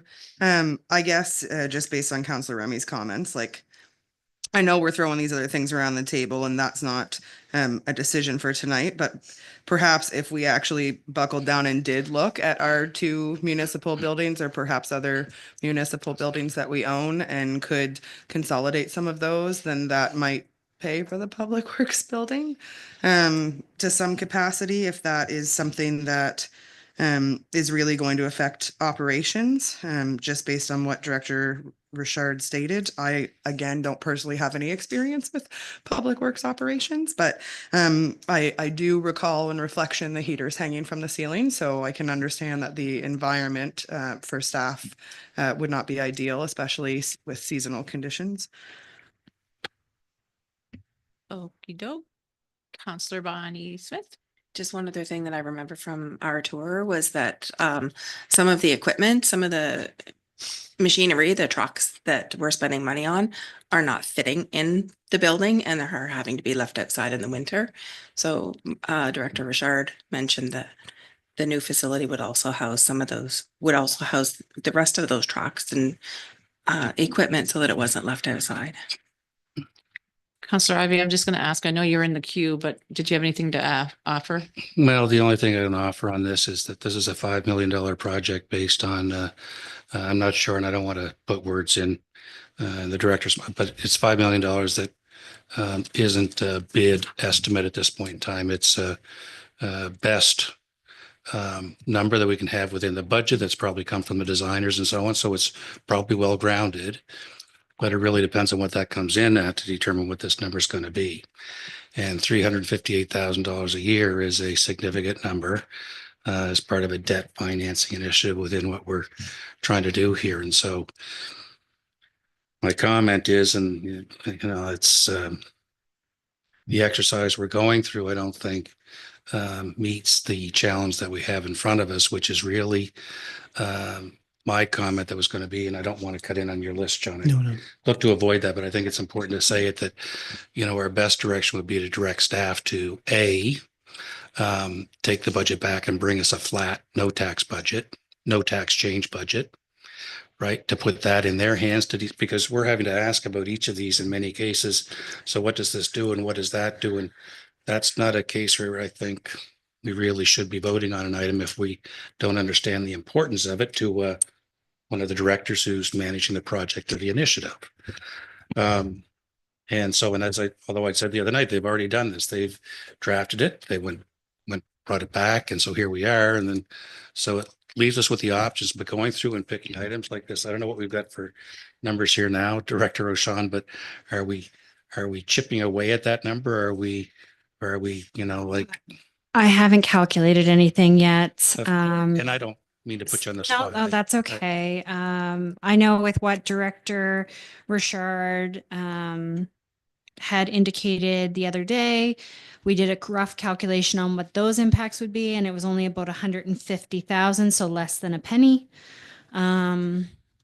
With some of the changes that you've made here today, I don't think we've reached like 50,000 ish. So we're at about a third of a penny. And if I may, I appreciate Councillor Ivy referencing that we've already gone through this as staff. So this is why it's before you, because now we're into a point where this is going to maybe impact service delivery or strategic goals, and we need your direction so that we can provide you with what you wish to see for this region. And if it's a flat tax rate, it does need direction from this council because it could have impacts. DAO. Yes, but council has the ability to tell us that. And if we came back, if you said, go away and make this happen, we would come back to you with our further recommendations, which ultimately is to try to maintain service delivery as best we can. You've seen improvements in community development. I believe that's in alignment with council strategy and where you want to go. And you've heard a little bit of the story of what generally is fixed costs insurance. You can't do much about that. You really can't. But so there is two approaches. I think Carly's right. We're putting this in front of you. We'd like to hear what you have to say. But if that is a direction from council, then that's the role of staff and the CAO to do that too, to bring back a revised service model. And then you get to decide on that presentation. We've made these things go away. Are you okay with that? So I'm just No. You're urging it, but we can also respond to whichever direction you give us. Mayor Zabian? I think what it comes down to, Chair, I think we've gone through a few items, which is good. It's a good exercise for council. They've made their decision. We're on the Public Works building now. Council made a decision, and I guess we're changing it or we're putting it back for a vote. I don't know where we are on it. I guess what it comes down, each councillor needs to ask themselves how they vote yes or nay, or whichever way they see the region going forward is. Are we prepared to ask our residents for more money? That's what it comes down to. And everybody has to be prepared to defend council's decision as a whole when it comes down to a decision of, are we prepared to go and ask people for more money? Councillor Larry Pension, I'll come back to you, Councillor Smith. Thank you. Just throwing this out there, and maybe there's absolutely no appetite for this, but a lot of these items within the debt servicing, the new debt servicing for this year are from the Public Works budget. And the largest line item is the facility. So I don't know if there is any option to say to Director Richard, like if you would like this line item to remain, find that same costing and other line items that can be removed, that you can defer, or that are not as high priority, if just based on his expression, that being the highest priority item. Maybe I'm not trying to put words in your mouth, Director Richard, so please forgive me if I am. Did you want to comment on that, Doctor? Sure. Thank you, Madam Chair. Dr. Richard, you got to be a doctor. You're going to have to cipher this out for us. So I think it was alluded to a bit earlier, and it's, not to say that it's unfair, and I need to, I need to defend these things. I came back with a list. I think Public Works was the only department that came back with a list with suggested deferreds. The operation building certainly isn't one of them. That could impact staff morale. We have our locker room is outside. The crew has to change. They have to cross the parking lot to change. There's no room for lockers. So it's just multiple things. But it's also unfair that these are, of course, they represent the debt, but gas tax. You look at other departments that are being subsidized through gas tax. Some of these projects, I think, would qualify for gas tax. So it's a bit unfair to have just these projects for discussion if council's going through the capital list. Again, like the CAO said, we can certainly go back again, but the next cuts are most likely, definitely can impact service levels if we cut too deep. Okay, thank you. Councillor Smith, I said I would get back to you. Yeah, so my comment was that these are just a deferral of a year. They're not cuts. Yeah, right? they're And deferred. They're deferred. And my second comment was what we're trying to do is stop the taxes from going up to the residents who have already seen their assessments go up. So a lot of people are going to see a big hike this year, even if our taxes don't go up. If the taxes go up, they're going to see a really large hike. So that's why I'm all for deferring things until we can get a handle on these rising costs. Councillor Bob Martin, did you have? I did. It was more along the lines, Chair, of what Councillor Smith just said, talking about assessments. What I would like to just kind of echo what Councillor Ivy said is we really don't know. I mean, looking at that outside operations facility, I would have said, yeah, we'll defer it for a year, but listening to Director Richard and the staff morale probably would be down if we didn't. We don't really know what is the most important things because we're not there day to day. I mean, it is our job to go through and kind of pick and choose, but I really like the thought, give us a 2 cents, give us a flat, whatever, come back and show us what it is. I like when it's done that way, and then we can pick that way. If we don't like it, we can go through this again. But I think that's a fantastic idea. They know what they need, and pick and choose would be great. Councillor Remy, and then we're gonna we gotta make a decision here. So Councilor Remy, go ahead. Thank you, Chair. I was just thinking too, with the operations and just a comment, like, where we're going through these debt servicing or whatever, but as we went through the other budgets, it's very easy because this is the one in front of us right now. But I think back to like, we talked about planning, whenever that was, I can't even remember when it was now, and there were some things in there that I was like, yep, that could probably go, or that, like, there were some other costs. It's just, I'm finding, I'm not saying that everybody else is doing that, but that is what I'm doing in my brain right now, is thinking forefront, the fire department, this budget that's in front of us right now, because these are the really, really big figures. But there were some other one-line items that we had in these other budgets that were presented to us that I have highlighted that we may be able to pull out. I mean, the mayor even spoke tonight about the 50,000 or whatever, and mentioned a couple others. And there's been a few of us tonight that were like, you know what, we might want to consider removing some of those. So anyway, I think it's a good idea to just kind of take a break, because it was a lot of information, and to just kind of, I appreciate, us going through it in the way that we did and the amount of information, but now it's kind of going back to be like, what are we okay getting rid of? Or do we have to make our decision tonight? Which I don't think we do, but I'm kind of feeling like we're supposed to. So I'm just gonna throw it up there, Council as Chair. We've been here 3 nights. Director Rashawn has asked us after each one for direction. It was made the decision that we would do it tonight after we saw all the budget. So if you see something that you saw in planning, now's the time to tell Director Rashawn. If you're not, and just because this is just where we got started because it was in front of us. So I think I'd rather us, I'm hearing, send it back to staff and let them decide. I'm hearing that I saw other stuff in other line items we could take out. And now this one's fresh. So I think we have to decide moving forward, how do you want to do this? Do you want to deal with this evening with what we have or not? Like we all had those opportunities, and we decided we wait till we saw the whole budget with capital, is how I saw it. So now we're here. Where do we go? Mayor Davian? Too late for me. Oh, I think John's just left his on. So Yeah. Councillor McLean. Thank you, Chair. Yeah, I'd support sending it back to staff at a 2-cent increase, 4-cent increase, and a 6-cent increase. Bring it back. We can decide. Make a motion to come back Tuesday night. See what everybody thinks. Mayor Zabian.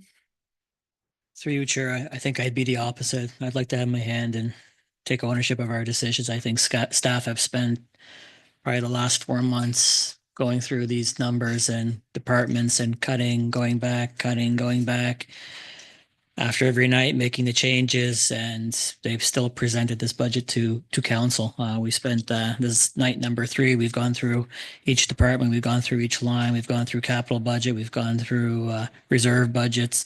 I just want to highlight just because gas tax or CCBF has been referenced a couple of times through these meetings. By 2028, 2029, I believe we're down to 300 grand in our CCBF reserve account. So, like it's not just making decisions. You got to think 3, 4, 5 years out as well, eh?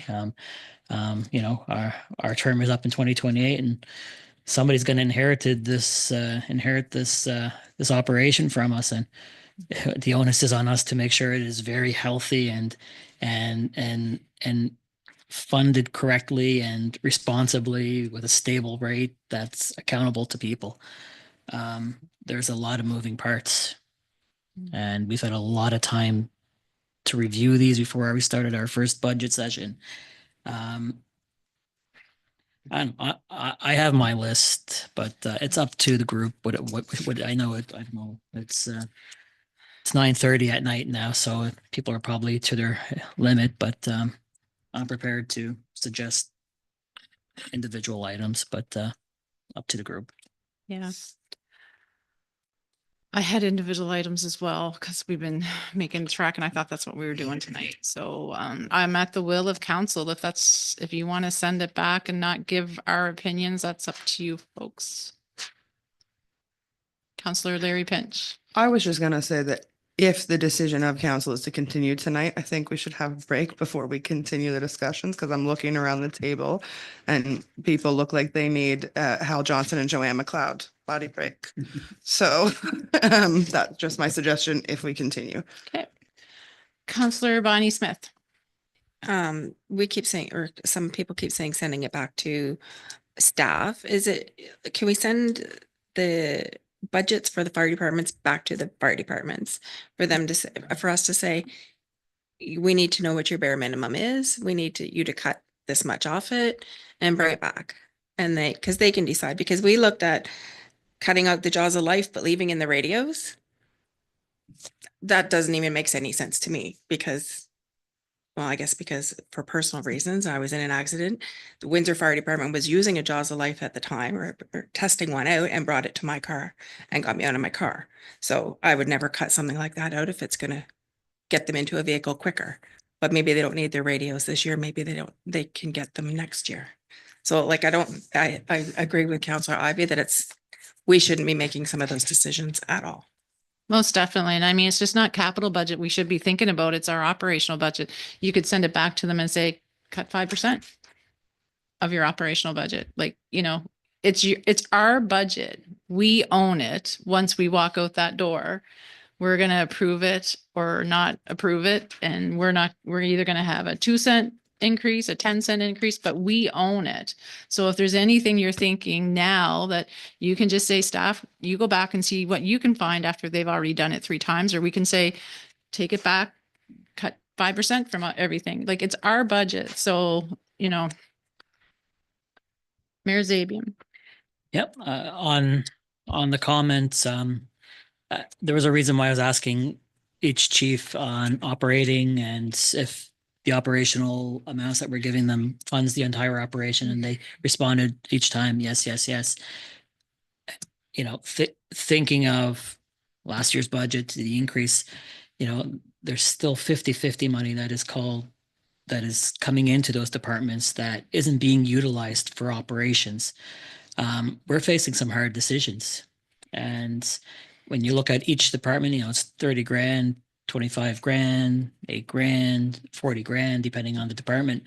I think some of that money can be used to offset those increases for this year until we get our house in order, just on the fire side. And I know these aren't popular decisions, and we're going to have a lot of residents upset with us, but who are part of these organizations. But we have 20,000 residents who are facing assessment increases, including all of the residents of these groups as well. And I think the onus is on us to look at it's a team effort. And going back to departments, when you look at those legal amounts, those have inflated quite substantially, the legal line items. And with all due respect to councils of this council and previous councils, a lot of that is driven by us. You might as well own it. Yeah. Residents need to know that, and they're watching us right now. A lot of, a substantial amount of that, I could probably give a number now, but I don't want to break any code of conduct. So a lot of that is driven by council and decisions that council makes. So, and staff incorporate this, trying to project, and God love them. I don't know how they do it half the time, but, that's something that can definitely be looked at. The warming center, like I had referenced earlier, it can't be the municipality or regional municipality of West Hants who takes on every championship cause, because we're the easy guys who just say yes, yes, yes, yes, yes. We're the stewards of each resident out there. So I think we're to our tipping point. Our last session, we added 3 staff positions that we feel are needed, but are they really needed this year? That's almost a cent on your rate, that we're going in the opposite way of what we're trying to do. What else did I have in here, for example?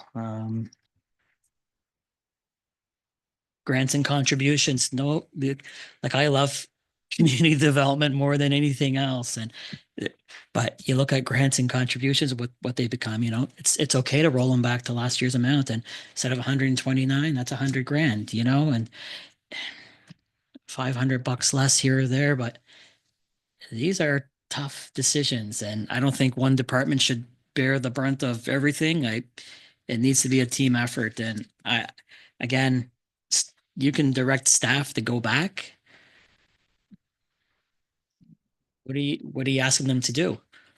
You got to pinpoint something. You got to give them some sort of direction to look at. You're going to say, Dr. Richard, go back, find me 20%. Dr. Keogh, go back, find me 20%. Well, what do you want to cut? You go back through the community development tonight, skate rentals are cut out. So I think maybe that Sunday session, free family Sunday session, that's gone. That's always been popular in the past. So just so this group knows, that Sunday session that's free for family, that's gone.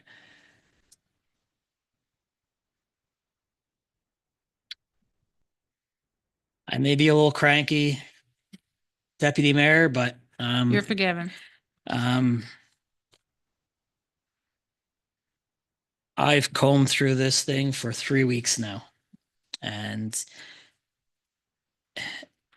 you can find the money if you're really serious and you're prepared to make a hard decision. Councillor Larry Pinch.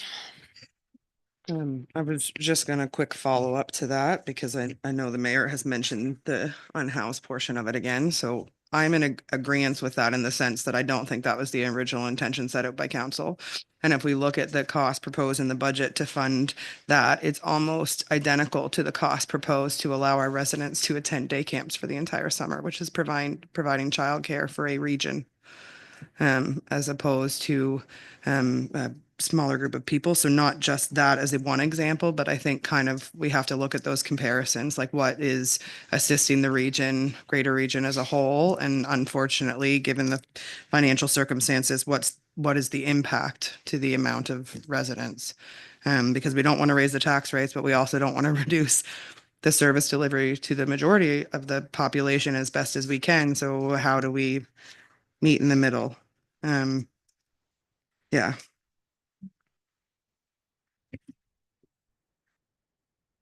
So council, I should need some sort of, I mean, I was ready, Dr. Richard, the law fees, 259, like I was looking at, we have to take ownership on the appeals. When staff tells us to do it, we don't do it.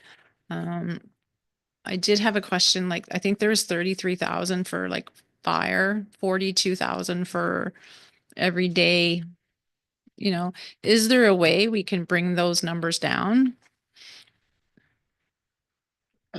CAO, yeah. Yeah, I mean, there's some, I mean, we try to, for now, we've started a process where we get direction on something, doesn't matter, governance question, we're logging it.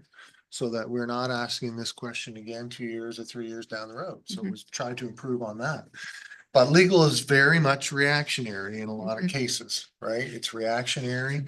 That particular one there, fire, was basically a human resource related file that the person got to take that as far as they took it. They represented themselves and the system allows for that. And we have to defend ourselves. Now, we were successful in our defense, but you got to defend yourself. So legal is somewhat reactionary. It's back to the development agreements, you know, some are more layered than others and some get kicked around 2 or 3 times. And every time they're revised, they get revisited, you know, so legal's reactionary, I think, to some degree, and it's also a reflection of activity.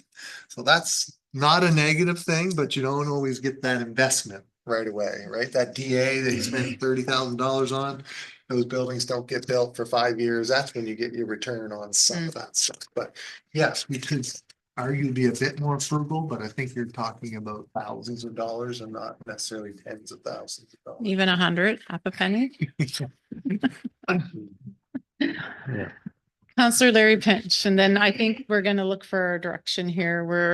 we're good till 10, and I know we're gonna have to make a motion then after that anyway, so. Yeah. Some of Director the, Sean, do you wanna? yeah, some of the other things I would hope that I could get direction on are the additional fundings and line items for this year too, and what you might want to include in there.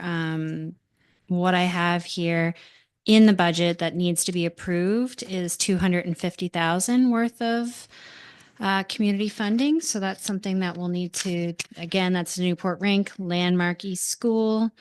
The addition for the HMCC, Avon Community Farmers Market, Nine Lives Cat Rescue, and the Avon River Heritage Museum. So if I know if those are going to be included too, like that's again another 250, which, yeah.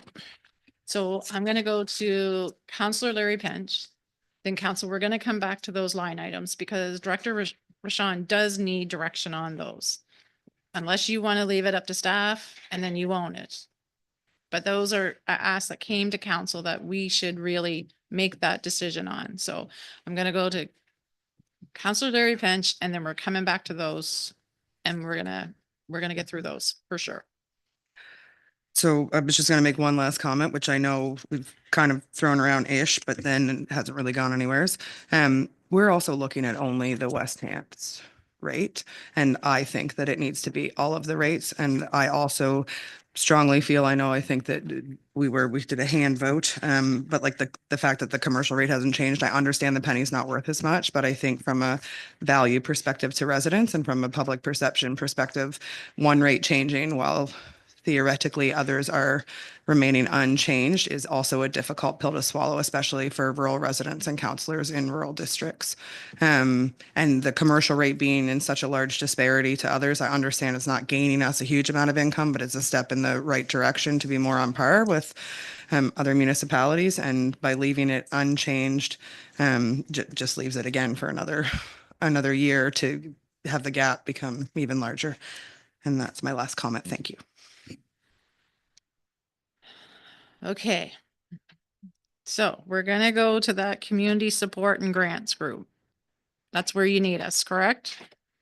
Now, Can you explain the HMCC again? Director Rashawn, can you just explain the HMCC in a little more detail again, and we'll deal with that one first? Page 28 of the handout from this evening. Thank you.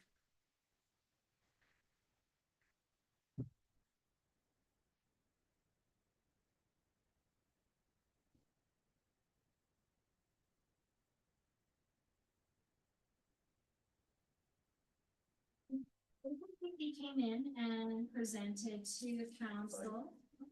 Yeah. So HMCC came in and presented to council. They have been experiencing the same things that we're experiencing with increasing costs, and particularly they highlighted their insurance as well as other increasing costs. And so an additional 30,000 was asked for in the proposed budget based on that presentation. Yes, Actually, HMCC is generally area rated. Is this expected to be area rated as well or general rated, this 30,000 extra? Yeah, so through you, the HMCC Recreation Director is area rated through partly grant and partly the area rate. And then this additional amount right now, I'm proposing that to also be included in the area rate. But however, council has indicated wishes to general rate some of HMC services. So the grant portions are something that council may wish to general rate versus area rate. Yeah, so It's 60,000. It's 60. For the, no, the request is 30. It's 30 on top of the 30 grand from last year, and it's proposed to be area rated within this one. So we area rated a certain, we general rated a certain amount last year. Nope, area rated it last year as well. Yeah. So the new ask is for area rate. General rated. Area rated. Is any of it So, general rated? no, Okay. but council has been asking for it to be general rated. So that is up to council if they want to do that. Mayor Zabian. So this amount that's area rated, your question the council whether we're general rating? Or whether we want to approve the addition. of If you want to area rate approve the rate for addition, Hansport. yeah, exactly. That means we'll reduce their infrastructure contribution. Reduce their rate, increase their infrastructure contribution, because we'll keep it flat. So you want to change the Hansport rate as well as the West Hants rate, Mm. and Windsor staying flat. No, the Hansport rate will stay flat too. Increasing the amount for HMC, but how does it keep the rate flat? So if we reduce the HMCC amount, we would just increase the contribution to reserve by No, 30,000. But if we It's if we already approve included. the 30, the extra 30 is Yeah, already, already included in the rates. you just want an approval to include it. Yes. So it hasn't been included yet. It's in the numbers. all of these amounts in the 250 are all included in the tax rates right now. But HMCC's is area rated. All right, so we under reduced- Hansport. So we reduced the contribution to the infrastructure to include it, but if we were to remove it, the We could- contribution goes up, the rate stays the same, but the contribution to the infrastructure. Exactly. Okay, I got you. Yes. But this one specifically still does require council's approval because it was an additional ask. Okay, Counselor Yanish. Thank you. My question or comment was about the line item, so I don't want to, maybe we should deal with this first. The I think we're good on are you processing that or you? No, I got it down. You got, I'm okay, good. so you ask the question and then we'll do the ones in line and then. Okay, well, my point about the line items is it's two issues. It's whether it should be a line item and the actual request for money or funds. And in my opinion, we need to separate those two. And given the current circumstances, I would suggest that we don't make them line items and that we focus our attention on the actual amounts of the grants and proceed that way. But I don't think it's the time and place to add things as line items.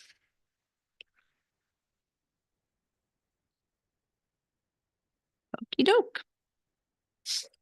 So the only line items we have that right now is I'm looking at the Newport District Rink and Landmark East School. Dial a Ride. So Counselor Yanish, are those three that you're thinking shouldn't be line items as well? Like none of those ones? They were. Mostly the Avon River 9 line. Okay, there's only three of them. So let's deal with those. Do we want to put those three not line items and put them back into the grants and contributions?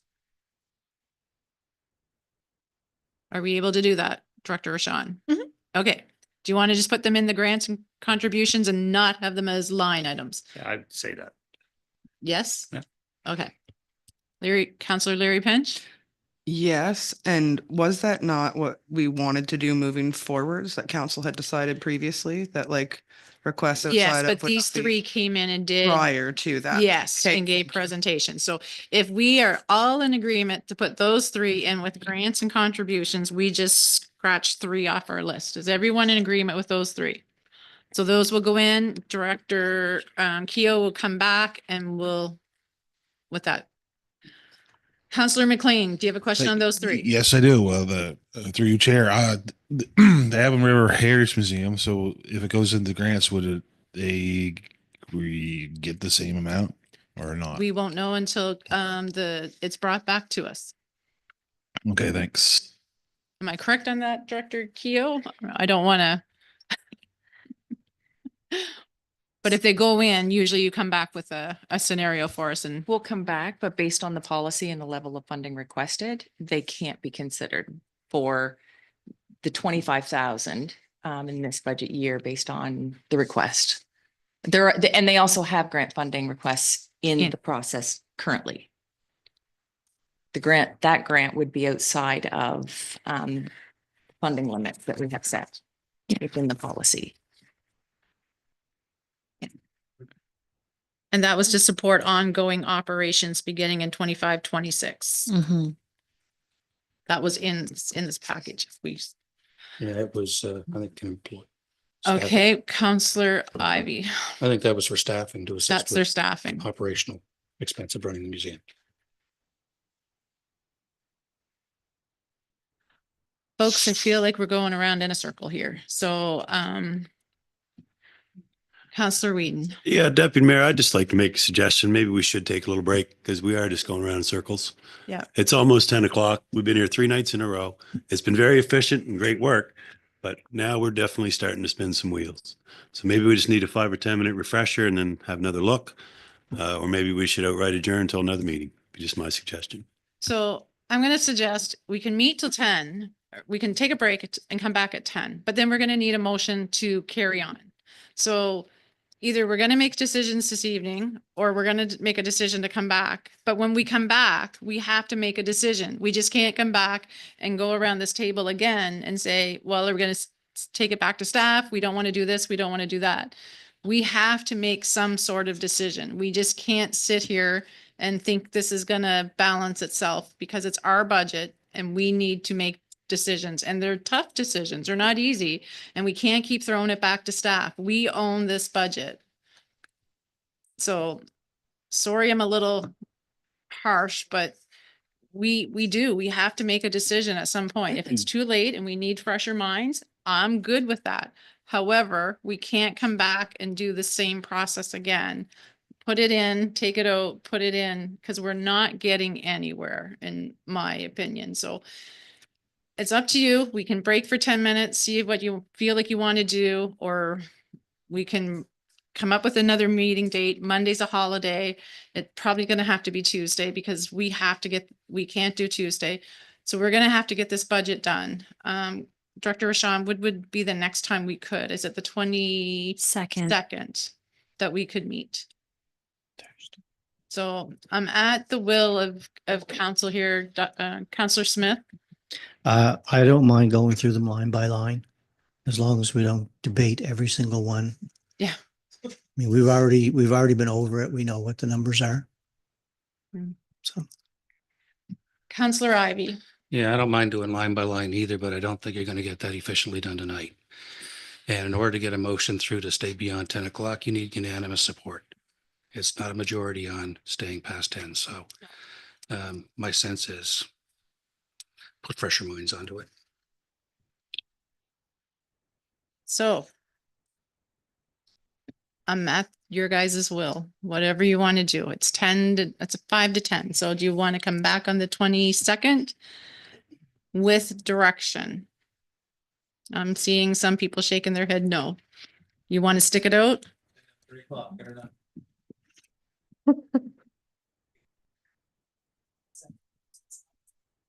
I don't believe this. I just don't have probably for the same reason. Another 3-day next week. Councillor Bonnie Smith, and then we're gonna, Oh my gosh. put it to a vote. Okay, we got to figure out something, folks. If we go away and come back next week, does that mean we're sending these back to like the fire departments and? I have and no staff direction to give Director Rashawn right now. If I had direction, we could adjourn, but we don't have anything right now. And I will say we can try, but we are dealing with volunteers and their availability as well. So the turnaround time, and we have committees that prepare these budgets. So the turnaround time may not necessarily support that. So again, we went through the process with the fire chiefs. We kind of gave them at the beginning, like we typically like to see close to around CPI or a little, like if there's clear things, which is why we highlight the off things. So again, that's going to be hard discussions for them and their committees as well. So they would need time to come back. CAO. Oh, I know. Yeah. This is budget and this is council, so if that's the direction, they'll have to respond. Yeah. Just like we will. Yeah. Yep. Councillor Remy, did you? No, okay. Okay, I need it's close to 10, folks. We need to make a decision. Are you good to stay and do it? Are you going to come back on the 22nd? We own this. We got to get something. Are you ready to give staff direction? Counselor Yanish. I'll make a motion that we can take a break and continue after 10 o'clock. I'll second that. All those in favors by hand, sign of hands. 1, 2, 3, 4, 5, 6, 7, 8. So we're gonna break until 10, 5 minutes to refresh, and we'll come back at 10. So so our policy to come back. Oh, does it say unanimous? If it's unanimous, we're not coming back, we're done. Is it unanimous? Okay.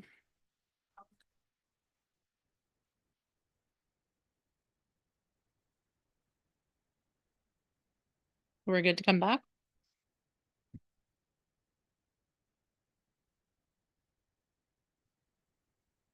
We have before.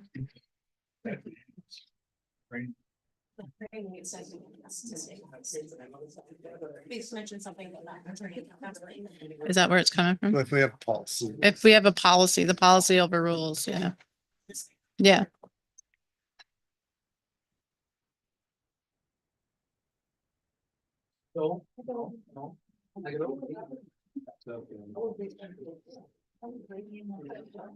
Maybe Deb. Just to help you out here.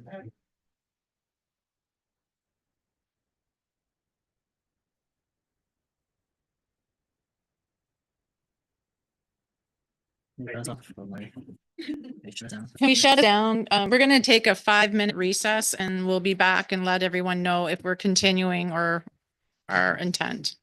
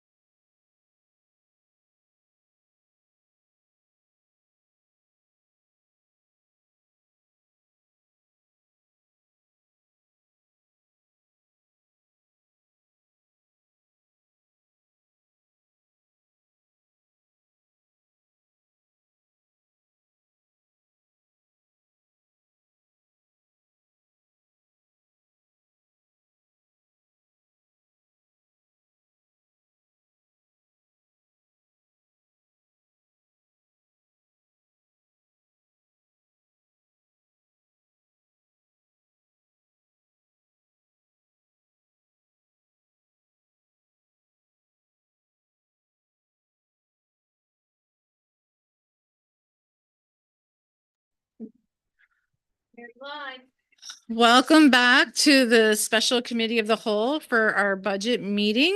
We had a short break and now we're good to go here to make some decisions on our budget. So, Rashawn, we're gonna go to the community support and grants. And we're gonna look at on the ones on the right-hand side of our column. And I'm gonna do them one by one. So we had 3 new requests to council for line items. First one is for Avon River Heritage Museum for 25,000. Do you want to have it as a line item or do you want to put it back into the grants and contributions? And I don't think it can because of the amount. So I'm looking for direction on that one. Councillor Scott McLean. I propose just leaving it as is. Okay, so we have the recommendation to leave it as is. Do you want to do a show of hands to leave it as is? Mayor Zabian, do you have a question? Just clarity on that, is it? Because it's not in the budget. No, so currently. adding it to the budget at Adding it to the 25,000. Yes. It is within the current budget. It is in there? So you're just approving it To stay. to leave it in there and create a funding agreement as a line item. That's the only direction I need. If you want to move it to grants, that's fine. Or if you want it to be a line item. So we have Councillor McLean who's said to leave it as is as a line item. Is that what you're looking at? Okay. Everyone's good. So we're gonna show of hands. That's what we're doing. Do you want to leave it as a line item? Show of hands is if it's yes. 1, 2, 3, 4, 5, 6, 7. Okay, we're good. 9 Lives Cat Rescue, $5,000. Do you want to leave it in as a line item or put it to grants and contributions? Move it to grants. Grants. Okay, so we have the suggestion to move it into grants. Is everyone in favor of that? Show of hands. 1, 2, 3, 4, 5. Okay, so it's going to go into grants.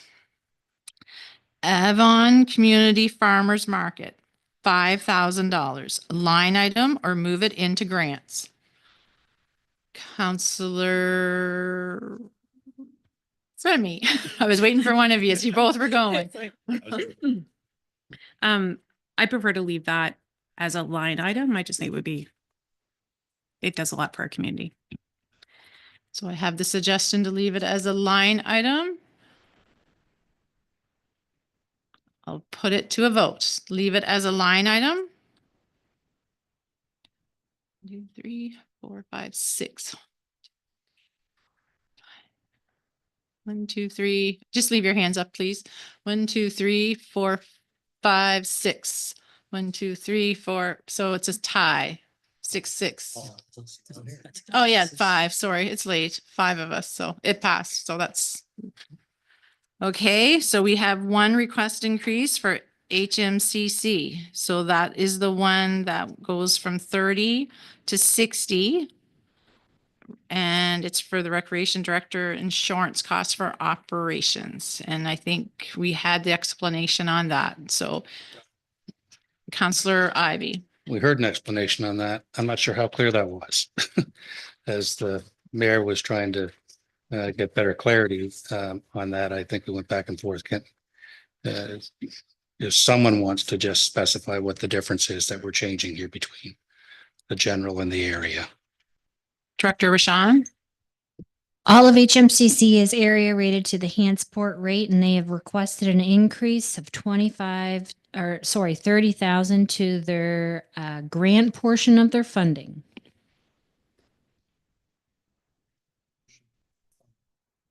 It's general rated? No. Okay. All of HMCC is area rated. That's They all we get need to 2 say. portions of funding. One is a grant and one is through their area rate, which is approved area rate by the community. So that is through the community funding. And then there's the grant portion that we add on top of that through the area rate. Councillor Larry Pinch. I'll be quick because I'm not trying to do what Counselor Smith suggested, which is debate every line item. But I'm confused as to how it's area rated, but the Hansport rate didn't change, but it's an increase of $30,000 to the Hansport area. Did you remove something else from the Hansport area? Like, that's where my mind is not understanding. So through, sorry, through our area rate, a group can petition and meet with the community if they want a service that the West Hants would typically provide, but they would have to give a letter out to all the members on the impact on their taxes. And then that would have to be voted on by the community and then approved through council. So that portion is something HMCC has done themselves and have got community approval for. And then has within that motion, it has a small portion for the recreation director and a CPI element. So that portion is the one that HMCC, through meetings with them, would like to keep that. However, they have come to us looking for grants and other funding to support their operations. And through our process, we have given them that funding through previous approvals of council. And it has been, again, area rated through the area rate of Hansport. So it's not, so when we approve our area rate for Hansport, we're approving the grant. And when we approve the HMCC rate, because that's a separate approval, we're approving the operational funding. Still didn't answer the question. Okay, Mayor Zabian, I think, is going to chime in here. I'm going to try to simplify it. We have a smoothing reserve in the communities of Windsor and the communities of Hansport. I think as debts have been coming off, as things we've been keeping their rates flat with the West Hants rate, but we've just been adding that extra into their infrastructure reserve to, as a project comes due, that money has been coming out of those rates or those area rates for those two communities for per se. So if council adds the 30 grand on to that line item, it's reducing that infrastructure contribution this year by 30. That's how nothing is changing. So it's just allocating 30 from here onto here rather than the opposite. Okay. Okay. Okay. So is everyone good with that? Okay. Newport We didn't vote on that one. sorry. But we're all good on it, right? So is everyone good with? That's what they want. Okay, perfect. See, I told you we were all good. Newport District Rink, leaving a line item for 150,000. Counselor John Smith. It seems to me, I thought that was for a period of years, 3 years, 5 years to offset the cost of a piece of equipment. I think it was So- their Ice machine. Director Rashawn. So would that be a line item or would that just be for a period of time? So if my memory is with me, they've asked for 4 years worth of funding. This would be their third year. And the council of that day did not want to add or make this a funding agreement. They wanted the opportunity to reconsider it each year based on financial need. And it's not necessarily need on their part. It's need on what capacity we have within our budget to accommodate. So that was the intention of the former council, so that they had the power to approve it each year, depending on the financial conditions of the municipality. You good with that? Well, so it's not necessarily a line item. No. It doesn't reappear every year. Okay. No. Counselor Remy. Sorry, just through you, Chair. Just looking at that, though, it says it's a 4-year grant ending 27-28. So we're going to break that agreement? No. We Or have no- potential to break It's the not an agreement? agreement. We have no agreement. I've just highlighted it as that was their original request. So I know to bring it back every year until that year. As per council's direction of that day. So they did not want to enter into a funding agreement, which would guarantee the funding. They wanted the opportunity to decide each year. Council did. Yes. Counselor Scott McLean. Thank you, Chair. Just put it out there, all the council. It's basically funding their refurbishment of their ice plant. And there's so much every year, right? They're spreading it over 4 or 5 years. So just want to put it out there. Mayor Zabian. I was just going to make the same comment as Councillor McLean. We have two recreation facilities or arenas slash facilities in our community. The general rate operates the one that municipality owns, and I think it's just fair to reciprocate that and honor the unwritten commitment, I guess. The facilities used by the community. It doesn't matter which area you're from. I see people in there from all districts for all programs. So just my point. I say yeah. So all of those in favor of leaving it on. Okay, we're getting there, Director Rashawn. Landmark East School, 5,000.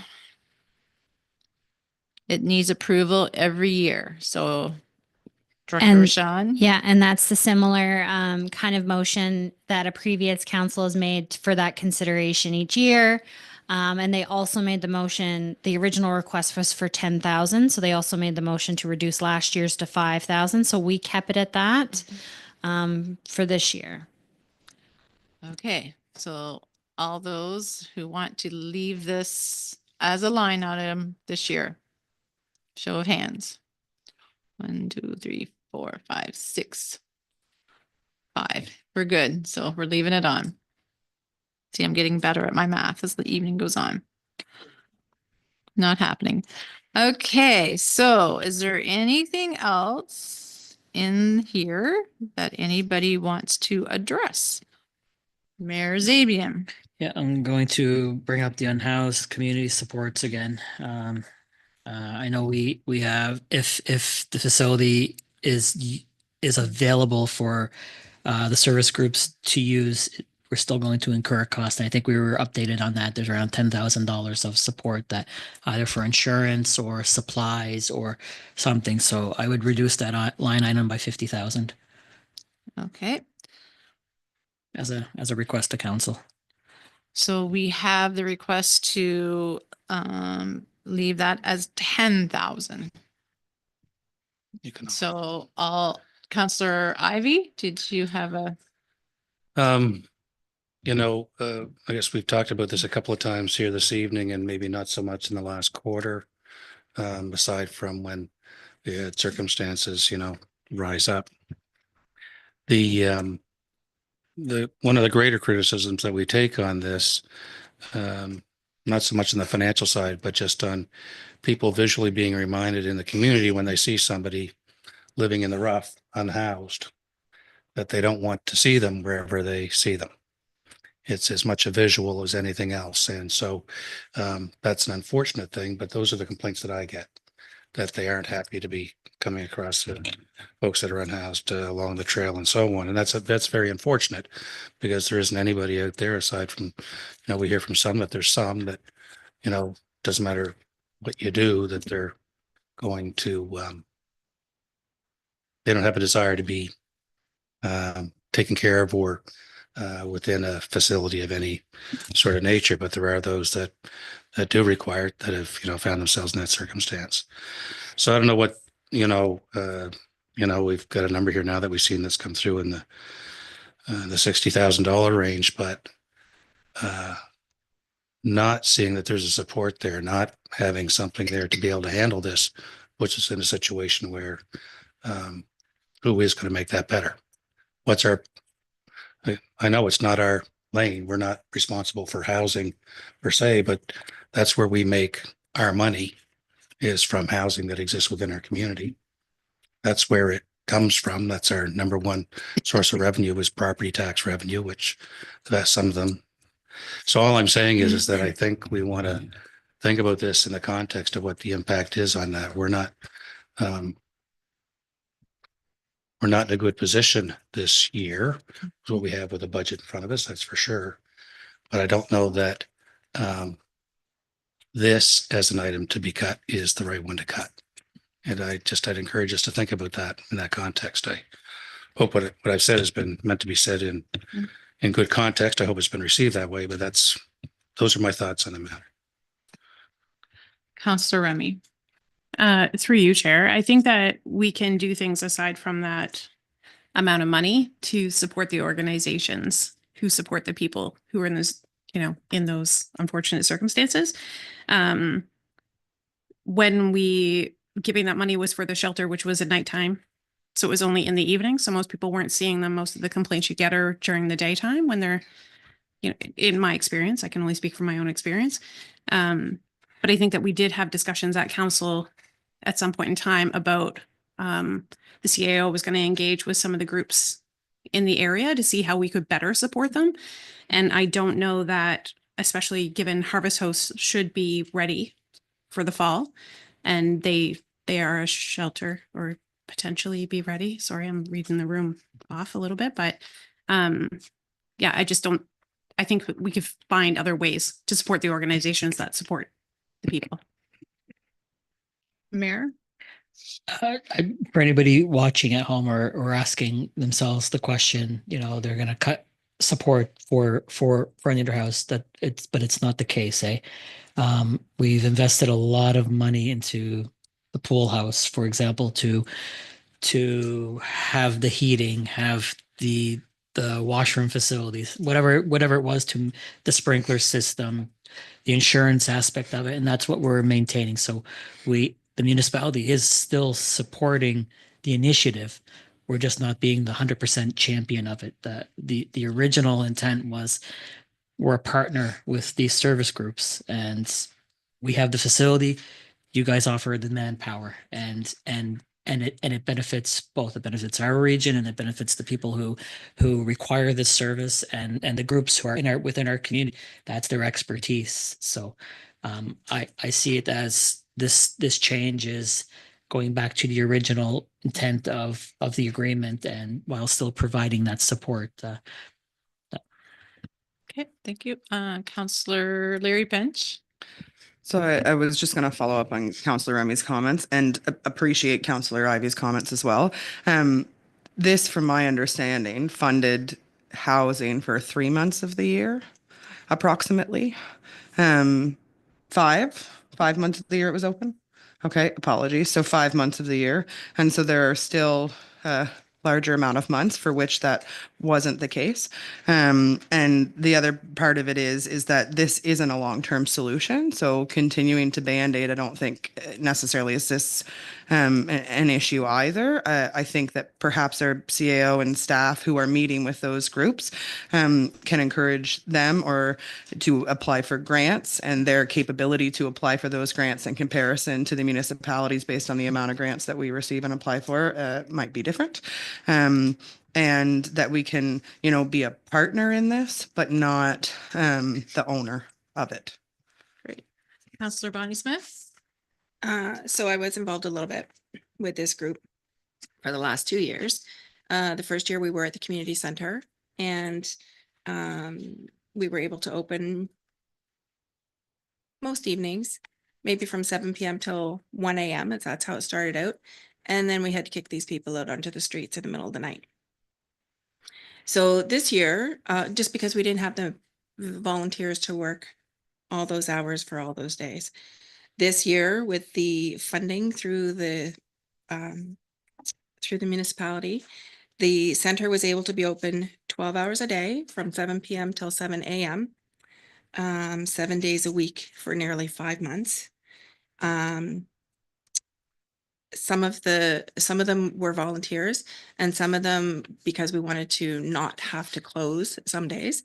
Some of them were paid through the grant. So I know there was maybe 8 to 14, 15 people there every night, but they were very appreciative of what they did, and it kept them off the streets and out of people's sights through the winter. Yeah, so the tents were popped up all over the place through the winter like they were the previous year. Anyways, I would be for, ideally, if they were able to go somewhere else, if Harvest House had the setup and they are able to take on these people, perfect. And they have volunteers to do it, and we would have some volunteers to help out, but that may not be the case, and we would still be looking to have somewhere to have them for next year as well. Counselor John Smith. Thank you, Deputy Mayor. I think it should be noted too that the municipality provided a substantial in-kind donation to this program as well. I know the staff has spent a lot of hours on it in addition to the funds that we provided. Thank you. Here's Davian. Do you have another? Yeah, just a final point on my end. If you go back to what $1 million is worth in borrowing, that slide, it, you know, $50,000 or $60,000 a year equates to almost a $1 million infrastructure project, yearly debt financing. So just to put it into context. Okay. So we have the suggestion to cut it back. So to 10. So I will look for hands to support of, but moving it back. 1, 2, 3, 4, 5, 6, 7, 8, 9. So that is the direction given. Is there anything else in that group of community support and grants that anyone wants to address? Counselor Larry Pinch, you're looking like you're going to put your light on. So I just had a quick informational thing for follow-up. I'm happy with the decision. Is that 10,000 plus the aquatic center, or is that to be included if they're using the aquatic center in the operations of it? Or is that something that staff will figure out and we don't have to worry about? I think that Currently, allows them. that extra 10 was for operations at the pool and costs above and beyond the labor, right? Yes, so the insurance and cleanups and supplies, et cetera. okay. So is there anything else from that group? Last call. No. Counselor Rennie. Through you, just curious, the Downtown Development Society is the one that is Hansport and Windsor, correct? The operating. But that, yeah, sorry, Downtown Development, yeah, operating, sorry. So that is for the township?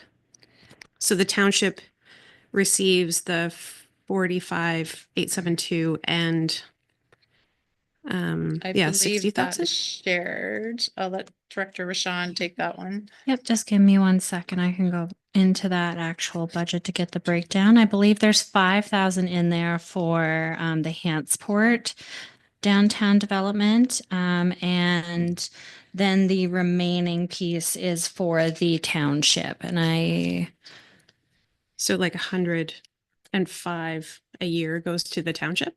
no, That's under a 105, you have the 5,000 for Hansport that comes off. Mhm. So it's roughly about 100,000 once you get the 40,000 for the operations piece, and then the 60 for the position piece. So 100,000 goes to the Mhm. township specifically, like the Mhm. Windsor Township, and that's general rated? Yes. Yep. It was a decision of a former council to area or to general rate that item.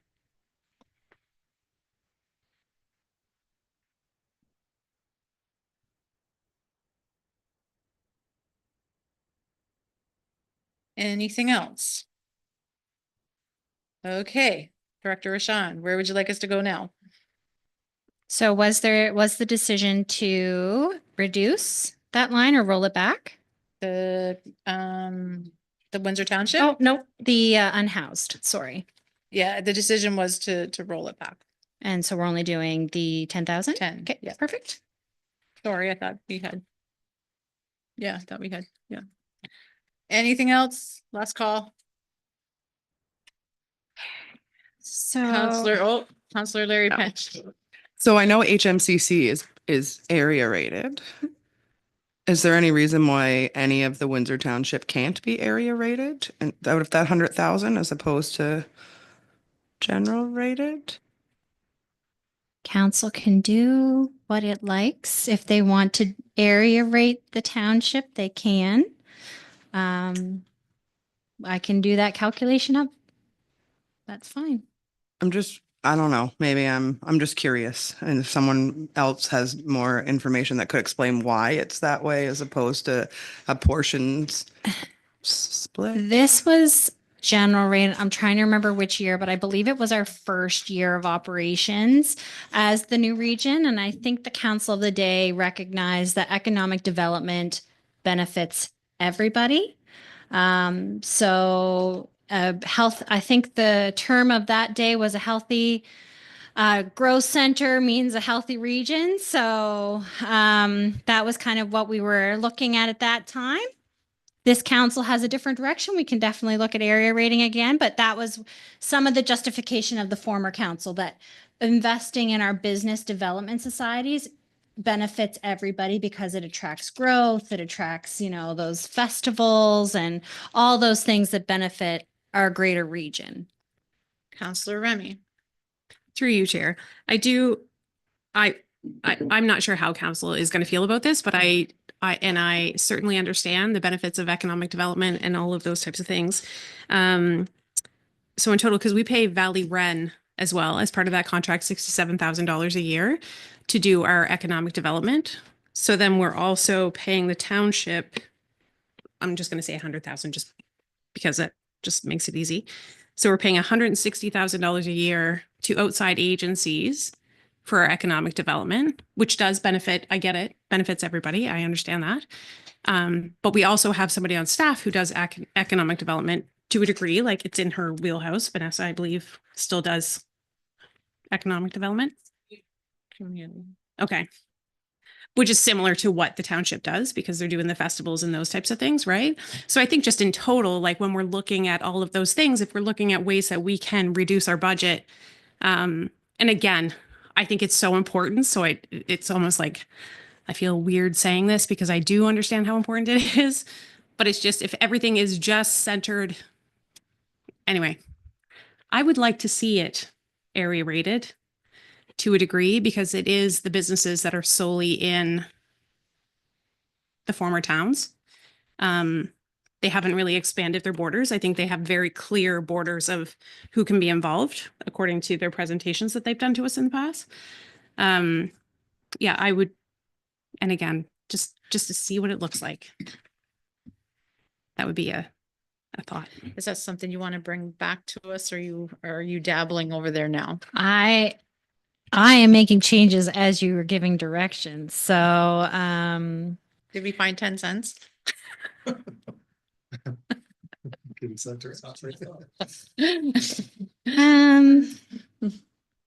Yeah. I haven't reviewed everything No, yet. I'm just teasing you. I just lighten the mood here at 20 to 11. But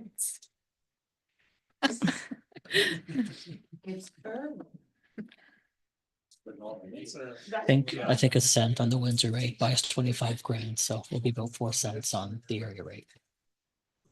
yeah, Say that? Okay, Mayor Zabian. Okay, Mayor Zabian, do you have something to? I think it's 25 grand a cent in Windsor buys overall, so it'd be Yep. 4 cents on the area rate. Yep. For the community of Windsor. So Yep. again, infrastructure, I can't. And it would be less than a can't find cent I on the can't- general rate. So Can we split it? Like, cause that was for everything, right? The 4 cents or that was with a split? Sorry. That would be for everything. So could we not put some on the general rate and a little bit on the area rate? Or am I complicating life? Because HMCC is covered, All area rated. right? So what I'm trying to say They is if we're asked for looking like, and they're given 5,000 to Hansport and literally the rest of it is coming to Windsor Yep. strict borders. Yep, through, and so 60 of that is part of a funding agreement and will end next year as well. Unless council wishes to extend it. Yep, yep, yep. My apologies. Yeah. That's the staffing position was agreed. to for Exactly, yeah. 3. Yeah, so we're in year 2 of 3. So next year's the last year for that 60 unless council wishes to extend the agreement. Yep. Can I ask a follow-up question? Sure. Can I ask, Carly, can you just validate that, the number, was it 25,000% or what? For some reason, I thought we were in the 30 range, but I could be wrong on that. And maybe it changed when we adjust. Actually, it shouldn't have changed at this point, I don't think, but It's 25,000 on the residential and 6,000 on the commercial, commercial. 25,000. Thank you. Counselor John Smith. Thank you, Deputy Mayor. So my question is, can we even area rate something because there's no real definitive borders for what was Windsor now? We're in West Hants. Yeah. Is this? Yep. Yep. Okay. Okay. Counselor Larry Pinch. Since somebody just mentioned commercial, Yeah. could we not put a portion of the staffing, the 60,000 on commercial and like a cent from Windsor and the remainder from the general rate? Are you smiling at me because that's really complicated and you want to burn? Sorry. So again, I can do whatever council wishes. It'll just take me time to calculate. And so if you want me to add it to the commercial rate, I'll need to first determine how many cents that makes up, add that to the commercial rate, and then see how that impacts the residential rate, which I can do. But would that reduce the current 10 cents or 8.5 cents that we're on for solely West Hants residents area rate? I'd say go less than 0.5%. Yeah. 0.25. Yeah. 0.25. Yes. Yeah. It does eventually. Yep. Yep. Yep. Okay, Counselor John Smith. No, you're good. Counselor Ivy. So I think, just given where we've gone on this and well, this was a longer circle, 4 years to get us back to this point. And I'll ask that the CAO were, actually, I don't think Deanna was with us at the time, but 21 is when I think we first brought this in. So it was the end of the first year. The downtown funding used to be done as a levy on the merchants within the downtown district. I can't remember what that rate was to them, but that's where it began. And then I think it was actually was in through that budget of 21, 22 when it was shifted. And I think that levy came off and we then took on the cost. The levy came off the very first year. So when council approved the very first budget of the new region, that's when it came off the commercial and it went on to the general. Okay. And it's It been came there off as that separate levy. Yeah.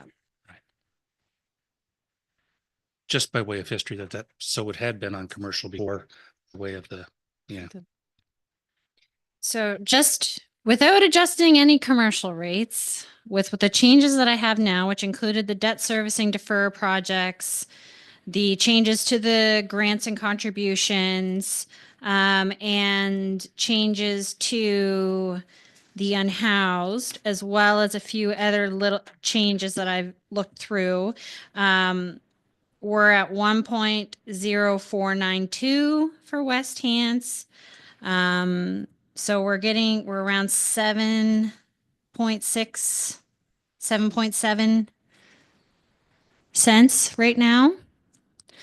Increase from the previous year. So we're slowly Mhm. going in the right direction. So Yeah. and that's with the capital stuff we did? Yeah, the deferred debt servicing. Yep. Yeah. So where did we land on the public works? Because I didn't go back and revisit it. It was asked to be brought back, but it was never given any Exactly. direction again. Yeah, because So is it in or out? currently it's in. It's in. Yeah.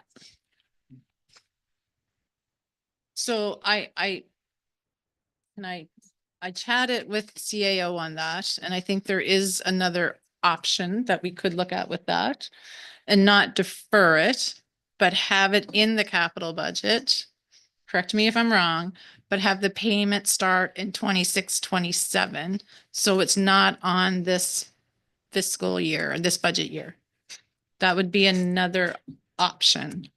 And then that would take it off this budget, pre-approve it for 26, 27. So the challenge with this building is when's it going to be built? And will it be finished by March 31st, 2026? Which is, we want to finance it in the year that we buy the thing or that we build it. And you think about the fire trucks, they're 3 years out. We finance them down the road because they don't arrive until 3 years' time. So Public Works will say, though, I need the assurance to carry forward with this project. No, so you can pre-approve it. You could split the cost of it over 2 years. You can wait and defer debt servicing until next year and not this year. I think that's a slippery slope. I think we commend ourselves for financing in the year for which it's being built. That's a good thing versus waiting. So yes, you could pre-approve it. It allows Public Works to get it moving along. Construction starts, but it's not, I mean, it's a tilt up building, but there's no way by March 31st, 2026, that building's going to be finished. That's my opinion. I'm not the expert. So approve it, pre-approve it, but debt finance it next year or debt finance half of it this year. Knock that down. What is it? What's the debt financing?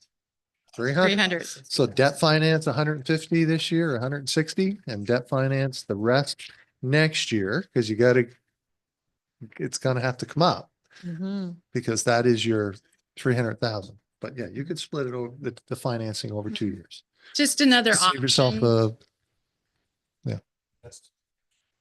No, that's the construction. We're ready to build. We're ready to put it out to tender. Design is covered last year. Yeah. We have the design. We approved the design last year. Design was next to it and design is Build it. finished. The design is finished. We're ready Yeah, to build. almost finished. Director Yeah. Richard still on, or did he dump us? You didn't dump us, but I thought you might have dumped us. Oh, I'm But still you're- here. I'm You still here. changed. Got a little warm in this hotel room. I had to take my shirt off. Glad you put it back on. So yes, so that works. The only correction is it's not a tilt up, it's a steel frame building. So again, there will be progress payments. So the payments will come in as it's being constructed, but yes, the debt financing could be delayed. So that's kind of a financial question, but not sure if there's any other question for me, Madam Chair. I just didn't want to speak on it. I knew I chatted with the CAO as an option for the group because I didn't know where we land. So I just wanted to see if that was a compromise that would help us as council with the, and make sure if you were on, I wasn't talking about you behind. No, I just Of course. appreciate that it's back on for discussion. Appreciate that. Thank you. So that was just a thought. I didn't know where we were because we left it, it wasn't in the budget. We had voted it out. So I just wanted to put that out there. So Councillor Ivy. Yeah, thank you. I'm not against the building. I just got to say that, so the 350, the 358 is the principal and interest over the course of the next whatever number of years it is that we do it with. I really don't want to be the what was it, the Schleprock and the Flintstones, the little mammoth that walked around with a cloud over his head all the time, or the Eeyore or whatever. But what we haven't reminded ourselves about here, though, is that we're already underwriting that tax rate to the tune of how much are we using this year, Director O'Shawn? For the West Hants rate, Yeah. 1,125,000. So the reason that I'm wanting to underline that is that, again, not to be not a finance specialist, but next year we'll need to find that million plus what we're trying to find here now, right? Because so there's an end to this, and I just don't know that that's all. I don't want to be the. Yeah, and I think everyone realizes that we are using 1.125 and we're not going to find that in 12 months time. So if you look at the reserves, they are going down quickly. So if we just, again, I'm trying to make changes on the fly so I can give you information. If we were to half that facility, we would be down to in West Hants at a 6.78 cent increase. That's by half, yeah. Carly, did you look at in the conversations we had, like, I would suggest, can we roll back our lawyer fees, our legal costs to like, even if I think they were 200 and some, are we comfortable to bring those down a little bit? So that was the actuals from last year. So But if we that's actually don't have appeals, if we stick to our guns, can we make that a new actual? Is there like, and the fire was a one-off maybe, hopefully, and if we do as we're told. I can go through each of the individual budgets because And it's probably not going to make that big of a difference anyway. legal is kind of separated between the individual budgets. I can tell you right now, professional services lines are usually where legal falls within the other departments. Yes. And again, it's relating to DA consulting and things of that nature. Busy there. Yeah, I get that. Okay. So the biggest, and even in the admin department, we've reduced that admin line some. So, because it's really branching out to the other departments, what we've seen is that admin used to be where legal would occur, but now planning is really getting the bulk of that. So that's where you'll see decreases on the admin side, but increases on the planning side. So, No, it was just one of my thoughts. No, I'm just no, trying to I get us can- out of here before 3. So, Mayor So I'm Zibian, do you have? I would just need direction, like where, like, would No, you that's want the fine. day to We'll day, just- or would you want me to take like a little bit off of each? Because that's fine, I can do that too. Or you can just say, can you cut it by 10 and we can figure it out on our end. Cut it by 10 and figure it out.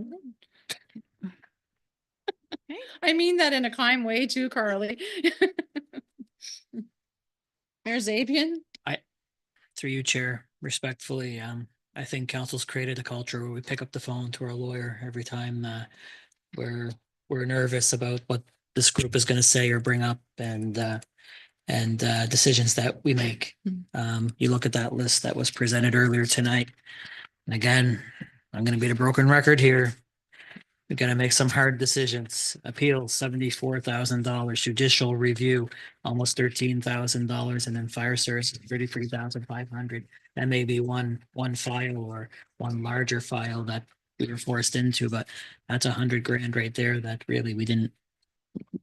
Potentially, you could have avoided to some extent. 10% is $30,000. I think you can look at 30% and we'd still be okay. Just a comment on my end. I'm sorry if I sound a little. Well, I was going to say Strong. 100%. I was going to say 100,000 because it's half a penny, but I'm going to try to, I'll leave it up with staff. So no, if you're with 30, I'm good with that too. So we'll leave that. I guess direction for that, Carly, is just see what you can do on that one for us. Does anyone else have anything? Councillor Remy, because we're getting close. So if you said you saw something in operating I'll budget. go back. I just, Perfect. through you, Chair, I just don't want to lose the Public Works building because we were on that topic again and then we got side railed again. So we can just make a decision on, because we didn't decide anything, right? She said you put half in. Oh, so you literally, we voted on that. We haven't voted. Like she's just making changes now on the fly. Good, We I was haven't just- voted on any budget yet. Okay, cool. No, yeah, no, I think she Where the said discussion went. she went to half. She Okay. was comfortable with that. Okay. Councillor Larry Pinch. I know I mentioned it, but again, it kind of got lost too, but any other thoughts about other rates moving or just the West Hants area rate? I will leave it there. Mayor Zabian. Yeah, just on that point, the other rates, you're gonna have to find a lot of expenses to move them. Just a side thought, but again, I want to go back to the three staff positions that we added the other night as an extra. I think they total $170,000. Again, they're, depending on how you look at it, they may be a need, they may be a want. And again, you're facing a budget that we're still relying on $1.2 million of operational reserves to subsidize, and we still have to make up a difference on, like, just the numbers are still large. And I don't believe this is the year you got to add 3 new staff positions to an operation that, again, if council wishes to go to people and ask for more money, Chair, I'll support council on its decision and articulate that. Just I don't think this is the year for those 3 positions. Do we want to discuss that before we go on to Councillor Yanish? Maybe the only one Yeah. that I would speak to is the building Funding. official. Yeah. The other ones I think are fairly straightforward. They're improvement in service. I think you'd all argue there's a benefit to that. It's just whether the time. The building official is more about trying to predict when someone's going to retire, or that we may not be able to hire someone with a full complement of skills. You could hire someone, you could advertise that tomorrow and get someone with 10 years experience and they're good to go. Or you could advertise and it takes us 5 years to get there. So part of our discussion with Tim and Carrie was, when do we know? So no one is saying they're retiring. So that's why we remove that from the budget. It's really more about timing, predicting. Could someone leave us tomorrow? Yes. Could someone have something unfortunate happen to them tomorrow? Yes. All those things could happen. But there's no definitive retirement date for those folks. So that's why we removed that one. It's really just trying to predict. So you can play the same game we did, and I think Tim did the same thing. When do you think and how hard is it going to be to find someone? So that was our thought process in not moving it forward. So you all can do that individually and as a group, but that's the only, it's not meant to improve the service. It's meant to make sure someone's there when one of those folks retire or leave. So that's our decision making around that one, if it helps at all. Okay. Yeah. Councillor Yanish? Yeah, regarding the additional staff positions, it seems to me that 2 or 3 years ago, when we thought we were in a much better financial position, we were spending a lot of time questioning whether we should be increasing this complement of staff or decreasing it. And if you think about our situation now, where the financial position is actually a little bit more, considerably more bleak than it was 3 years ago, I think that I would support the mayor's suggestion that we not follow through with the additional staff positions this year. So we do have, I guess this is the topic at the moment, and not seeing any lights, I will weigh in. I was supportive of this, but then after I got home and you get thinking, staff were the ones that removed these from the list and we added them back on. So when we're asking staff to go back and take a look, they took it out, we put it back on. So I would be comfortable taking it out as well. So, seeing no lights, we can send it to, are we looking to want Councillor, sorry, no, go ahead. Through you, Chair. I think, obviously we can make whatever decision and I understand that staff remove them, but also in that discussion, staff said potentially the funding and procurement specialist would save the municipality money and find us opportunities for grants. So I think removing that, because that's a huge, big deal. And if we're trying to save money and there's an opportunity to bring somebody on staff who's dedicated strictly to that, I think it's worth keeping them on there. I will personally, yes, I think we need a communications person. If everybody's cool with not having one, that's okay. But for the level of engagement that we're looking for and that we chatted about during our strategic planning sessions, I think that we're missing out on a big opportunity. And I understand we're trying to cut tax dollars and those types of things. But again, for it to be done the way that we chatted about it being done or wanting it to be done, I think that's a missed opportunity. And also following up afterwards when we brought Tim Leslie up to speak to us, he did speak. So yes, they had removed it, but he did say that it takes up to 3 years for them to become trained enough to do the same roles. And he also mentioned that there was 3 of them potentially retiring within the next 3 to 5 years. So I think that if we could get ahead of that game, it might make sense. But that's just my 2 cents worth. Yeah, and as our CAO just said, there's no one in the queue planning to leave, and we hope they stay. So we don't get into a debate. I'm gonna start at the top and we have them in. So this is a show of hands to take them out. To back out.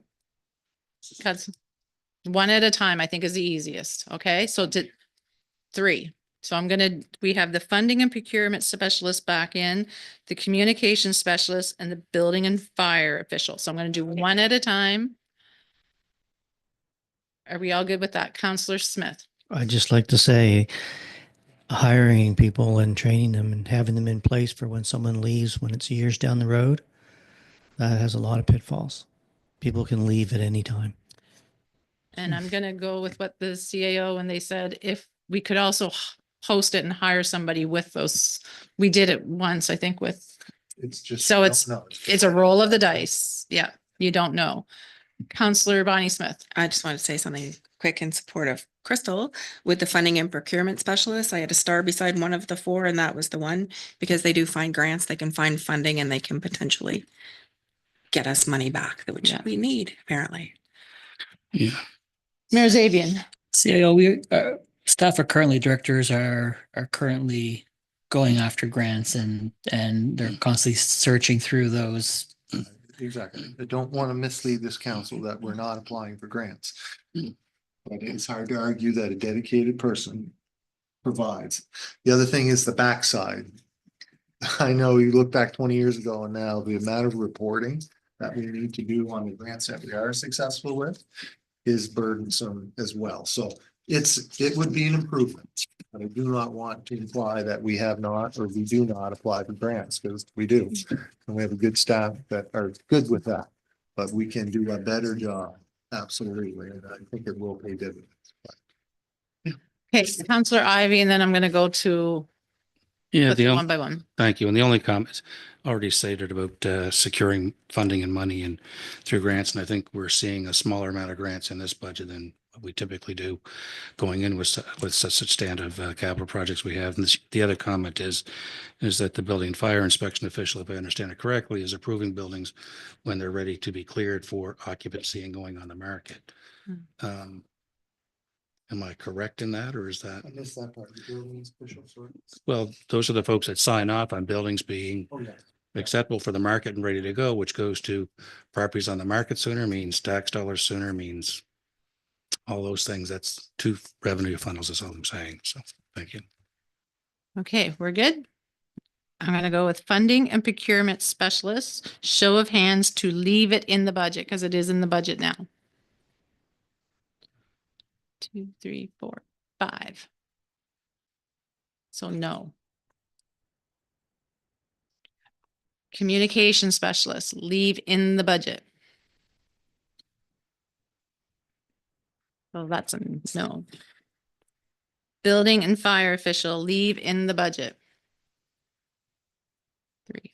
So those 3 are coming back out.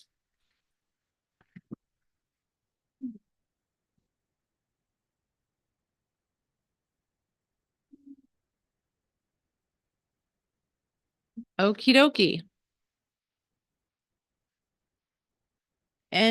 Pardon? Oh, sorry. Mayor Zabian? Yeah, I'm gonna bring up one that's gonna make everybody uncomfortable, and that's fire operating.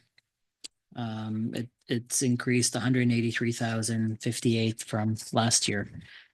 When you go through those budgets, and again, I remember a decision of this group or previous group purchasing these chairs. And the lash back that council took as a whole on approving, what was it 30,000 in chairs, I don't even think it was $35,000 in that chairs. much. I think it was maybe half of that amount. It was substantial anyways. And as a luxury item, for example. Those items, and again, I'm not trying to pick on volunteers or anything, but there is a fund that goes into those departments, the 50/50 fund that is not accounted for outside of our operations. And again, it's a partnership. So again, it's a substantial amount of money on the increase on the operations. If we're looking at cost of living, which was what, Director Rashawn again, cost of living? December cost of living was 0.9. 0.9. I'd be comfortable with increasing that budget by 0.9 from last year's amount. Okay. Counselor Ivy. Yeah, just to say, I thought we were using 3% as the cost of living number based on not a 0.9. Can we get clarity on that? Because if cost of living that's through here is 0.9, can we get clarity on that as a starting point? Yep. So council discussed a 3% CPI for salary and wages and to be consistent with the union agreement for staffing. And I was referencing what December CPI was, which was 0.9. So for instance, on some of our agreements, it states December CPI. So those are being adjusted by 0.9. Okay. So the 3% COLA is based on a February number, if I understand correctly. Is that correct? No, it's not based on any number. The 3% is consistent with the union agreements of the past and was discussed prior. Yeah. Um, Do you have a follow-up? Well, I just, when we've been going through and talking about what we've seen, again, I've taken that 3%, looking at numbers where we're seeing salary, benefits and wages moving. And in my mind, I've been rolling 3% and going, well, this number's 15. And that's why I've been asking the question. So what's the big driver on the number in some cases? Because we've shifted and seen staff reallocated within divisions and so on. So I'm just trying to reconcile that in my mind that if we're looking at a number of 0.9, not quite 1% based on a December number, then that just has me rethinking things is all.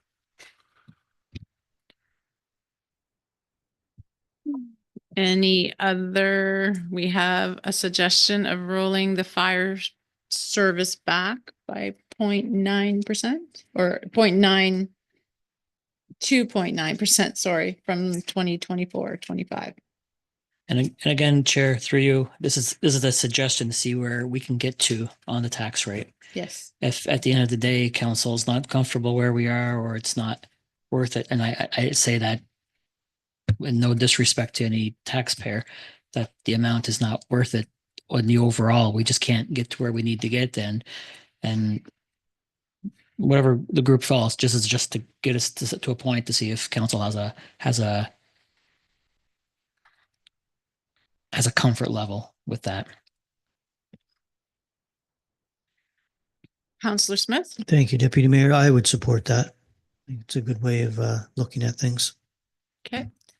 So we have, I don't know, Carly, your head's down, you're looking at what that might look like. So we can either do a show of hands to see what it looks like, or we can give you a few minutes to see what it looks like, or. For fire, I'm still working on the staffing ones, but I will definitely. Oh, did you need the staffing ones?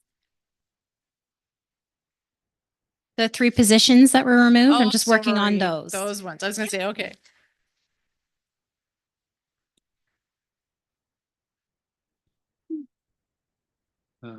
Counselor Ivy, well, she's working on those and I'll hold tight on the fire. Thank you, Chair. Just so we're clear as to what it is that we're looking to do on the fire, and to make sure I understand the intent here. The movement between the 25 budget and what we're looking at now for 25, 26 is about 300,000. Yeah, it's about 300,000, just under 3. And so moving it down to an increase of 0.9% instead of what is 15.9%. Is that what's being suggested? I believe 0.9% over 24, 25.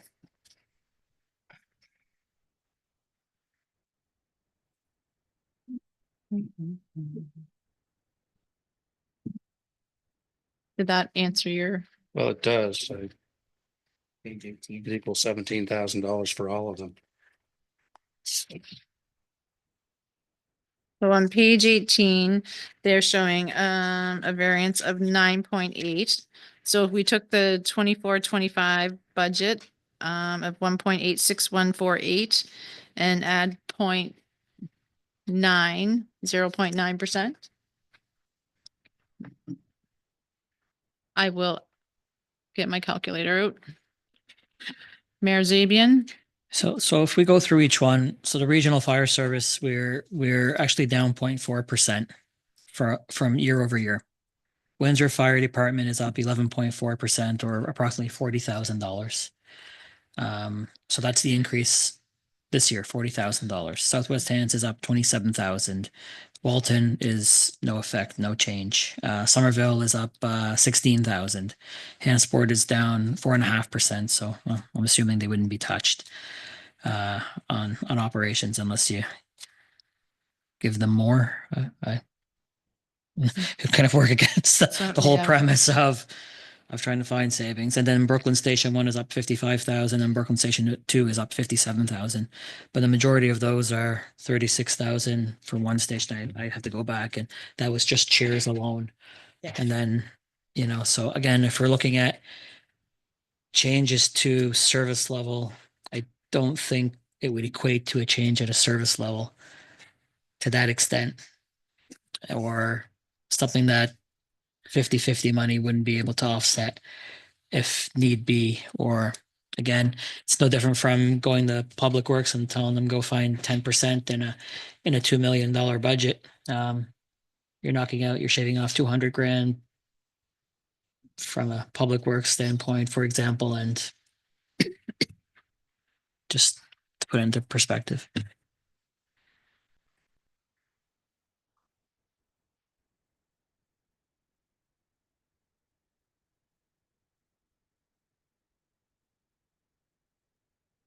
Again, Sheriff. So that would take them. Again, to- Chair, Sure. if council is not comfortable with it, that's 100% fine. I'm trying to suggest things that I feel won't affect service levels or the ability to provide that service. Counselor Yanish. Yeah, I think about that and I think about the 0.9%. And I think I'm wondering if that's not going to be a very difficult number to explain to people and where it comes from. We have the explanation here, but I'm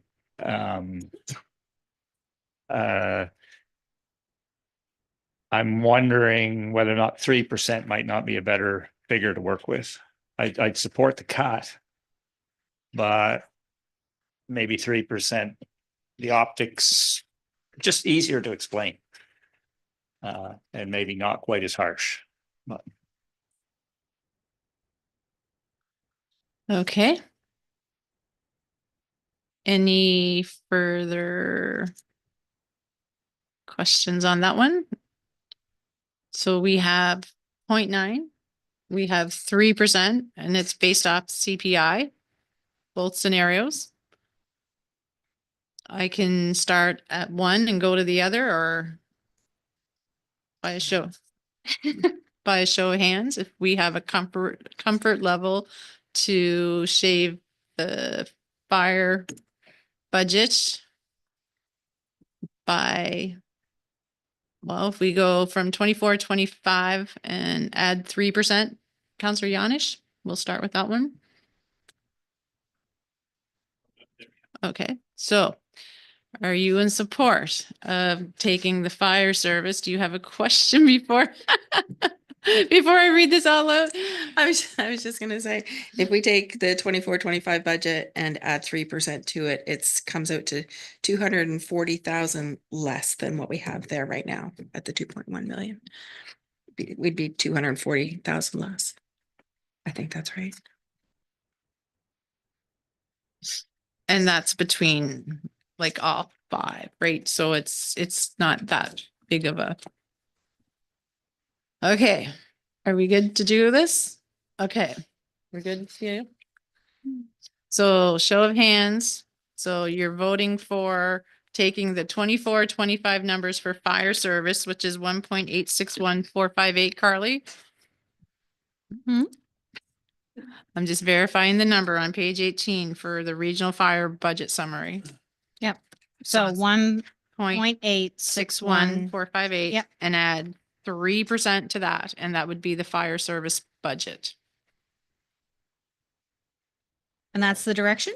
Well, I'm gonna get it and putting it to a vote now. We're just. Pardon?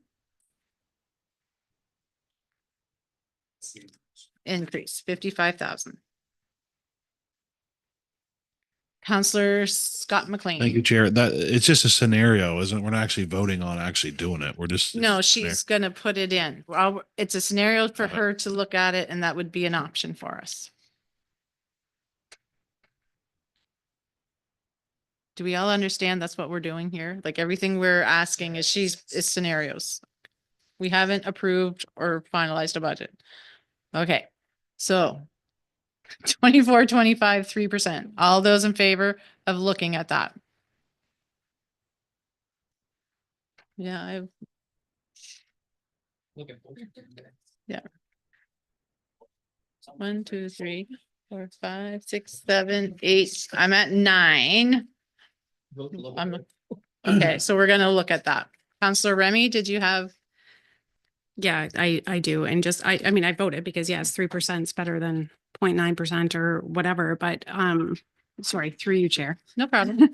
But looking at them like even Somerville, who has notoriously been known to manage their budgets very well. And, you know, I mean, it's funny, Richard Dauphiné back in the day used to say, if they found a penny, they would go back and adjust their books, right? Like that's, and even theirs went up a little bit. I just think that's a very small increase. And I understand we're trying to find money and those types of things. Yeah, it just makes me worry a little bit. That's all.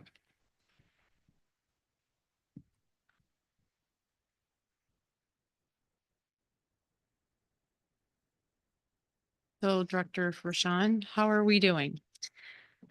So I went with the 3% scenario first.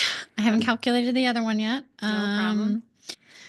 And with that scenario, and the reduction in staff. Let me see here, make sure that's pulling through. Oh, shoot. I'm gonna have to fix this later, but. 1 second.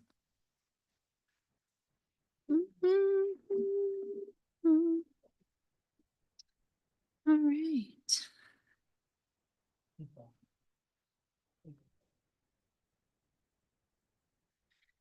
So right now we're at 5.04 cent increase. That includes the staffing as well. We're at 1.0227. So we are below the pre-consolidation rate again. So just kind of thought I'd highlight that as well. So we're at $1, 1.0227 is the tax rate. Yeah. 5.0. 5406. That's after the staffing cut. Yes. Yeah. And what? And the fire. And the 3% for fire. Yeah. Yeah. Take 3% fire away. We weren't sure how much that was worth for. Yeah, you're late. We weren't, I wasn't clear on how much the 3% was worth. Okay, hold on. Just one sec. So I made some assumptions within that we wouldn't be adjusting Hansport Fire or the regional fire, just where those are reductions, or the Walton Fire. So we went from 1.8 to 1.8 or 1.2% with a variance of 21,579.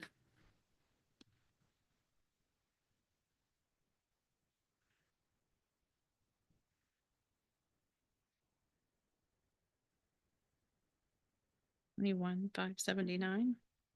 Yeah, that's the increase from year to year would be 21,579.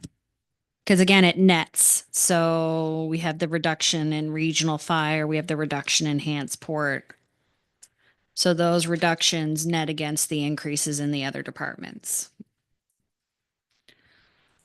Okay, council, we've made progress.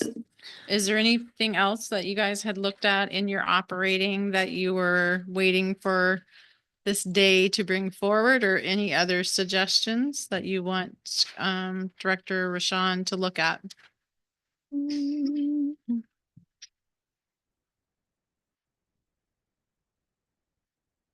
Counselor Yanish. Yes, sorry, but what did we decide on the Windsor Township? Did we come to a decision on that? I don't believe we did.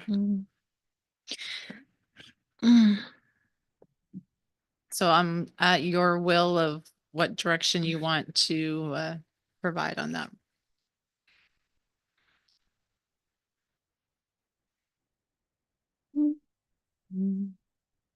Counselor Larry Pinch.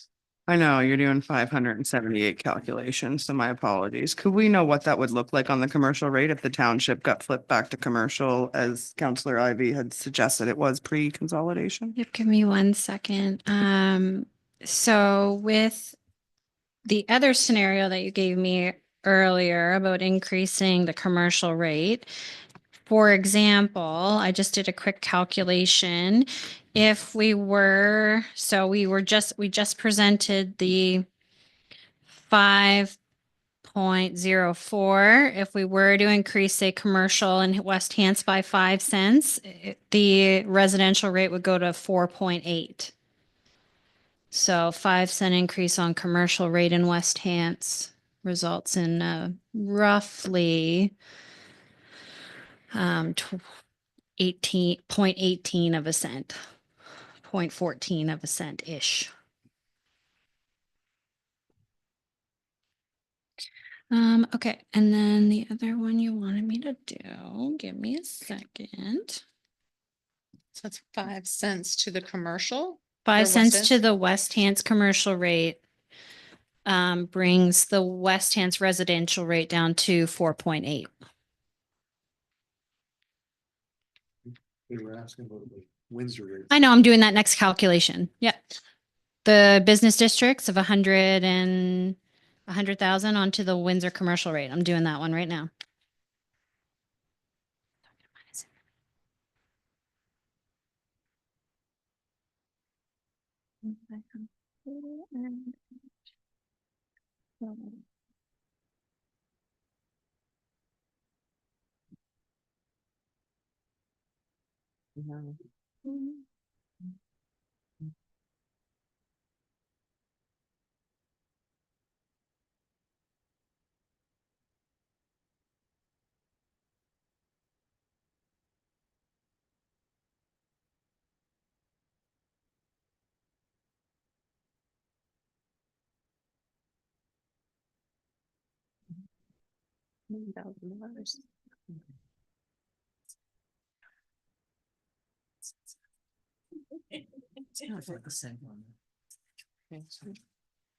For folks at home, we're just waiting. We're working on numbers for our budget, so we're just if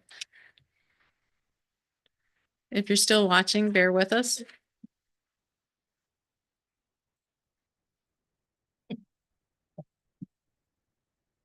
Right. So that would increase the Windsor commercial rate to, let me just look here at the combined rate. From 385. And it would add 0.0349 cents. And so that would make it 389. It again has an overall impact on the general rate, which does carry over to the West Hants rate. And that would work out to 1.0179, which is a 0.45 change from the previous year. Yeah, half a penny now. Yeah, 0.0456 cents. Yeah, 4.56 cents. Where we're down to. And it would add 4 cents to the. Your light, Counselor. And it would add 4 cents to the commercial rate. I turned it off. Roughly, yes. It calculates out to 0.0394.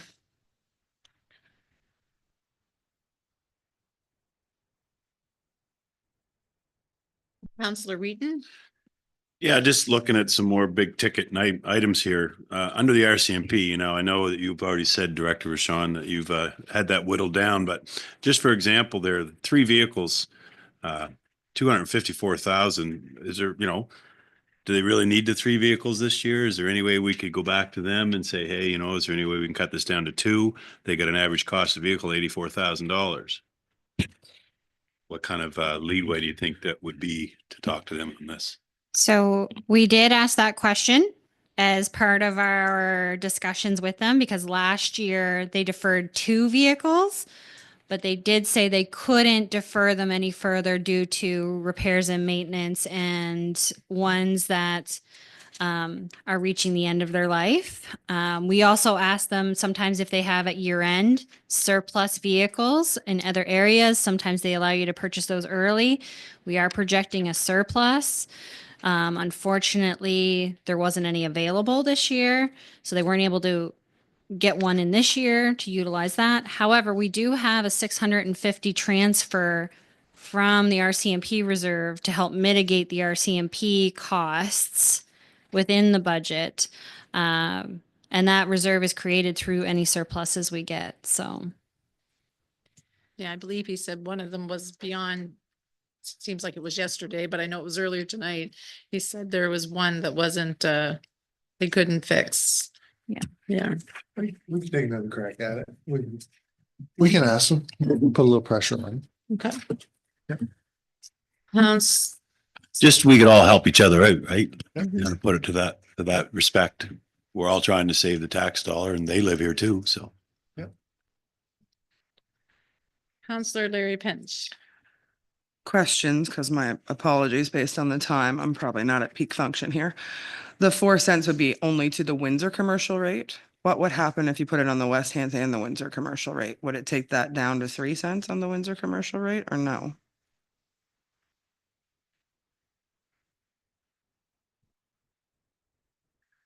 I'm just looking, I know the pennies aren't worth, it just feels, and maybe I'm the only rural counselor who feels that way, but that. my recommendation is if you want to impact those 2 communities, because Hantsport also pays the West Hants rate, would be to just change the commercial general rate and leave it general rated.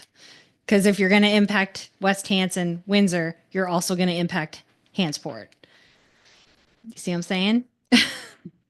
But didn't you just say when you did that, it was on the commercial rate for Windsor only? Yes. So you just asked me to change it to West Hants and Windsor's commercial rates.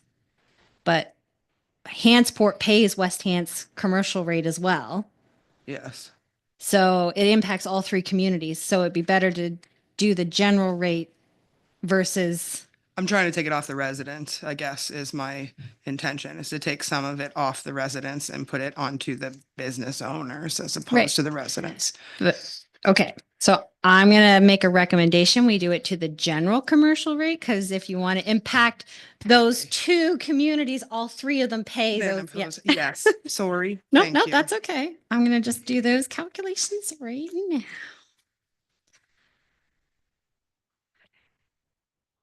Is there anything else? Well, Director Rashawn's working on that. No. No, we haven't. And we're just looking at, we haven't given direction yet. We haven't voted on putting it on the commercial rate, just so anyone, we have not voted on that yet to do this, to look at it. Counselor Yanish, over. Thank you, Madam Chair. The one thing that we haven't considered yet is percentage cuts to all of the other departments. We've got finance, we've got planning and development, administration, there's a whole bunch of them there that we haven't considered that yet. And those are operational costs and they would be very impactful. Any reduction there would be very impactful on the tax rate. I'm at your will, Counselor Ivy. Yeah, I agree with Councillor Janish's comment. In fact, at a higher level versus just departmental, but the way the by categories, transportation on the expense side is up 300,000 over last year, which is 18%, which is significant given what we're looking at from what we have from cost of living. Environmental health services up 12%, or what would be $400,000, and recreation is up $400,000, or what works out to be 13%. Those three areas are areas where there's $1.1 million worth of operational expense that could be looked at in some fashion to, and that's where I would suggest that staff pick through those areas, or we can start going through the lines on it. But there's an increase there of $1.1 million in those three areas that is greater than our cost of living. That ignores what we've heard about fuel costs and other things impacting those numbers, but those are the three big numbers there that we have effects on. We have no control over education, which is another $600,000, and appreciate the suggestion to look at what can be done in the RCMP. We've rarely looked to see if there was anything that we could do there, just because it's normally an area that we don't have any authority over. But Your will, direct council, we could make direction. We're getting closer. We could give direction to staff to go back and revisit for percentage to get us at where we were. I'm at whatever you like. We've got two suggestions here now. If you want to, if someone wants to, Councillor Smith. Yeah. Help me out. I would support that recommendation. Okay. Go back and look at the operating costs of the departments. Which version? Are we given, which I got two versions here. Councillor Yanish. Yeah. So do you have a percentage that we want to throw out there? Anyone wants, Councillor Ivy, do you want to give a percentage that we asked departments to go back and look to find?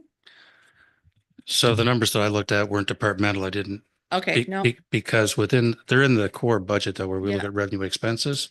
And the reason I say that is because the way they're treated by finance for gap purposes and so on, they don't necessarily all align. And I don't want to even try and begin to do that at this point, because I know we'll get it wrong. So within those three areas, transportation, environmental health, and recreation, that we see if they're able to reduce the increase to 50% of what it is. So effectively, recreation is coming in at 12.7. If they can get it in, that it's 6.5. And similar with the other two, just I quoted dollar amounts there that to see what they can squeeze out of those that are Well, we can send it back that way with the caveat of Counselor Janish's for all departments to maybe look at something as well. So we're not just singling out. Yeah. If that makes sense. I know poor Carly's working here as we're talking, but we'll let her catch up and then we'll run this one by her. Because my understanding is that we're at 4 cents, 4.5 cents now. So staff or council wants to give her direction.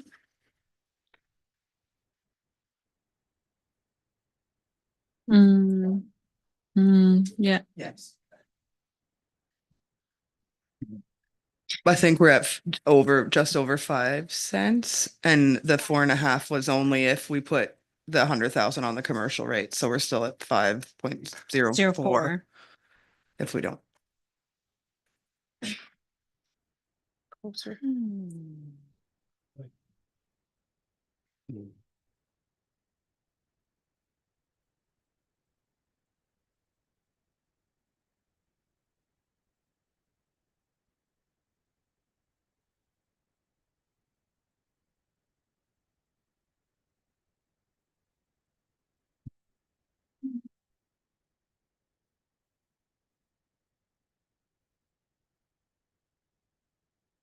The date next week that we had 20, the Wednesday, the 21st.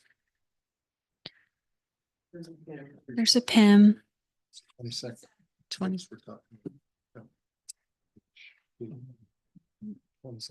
22nd.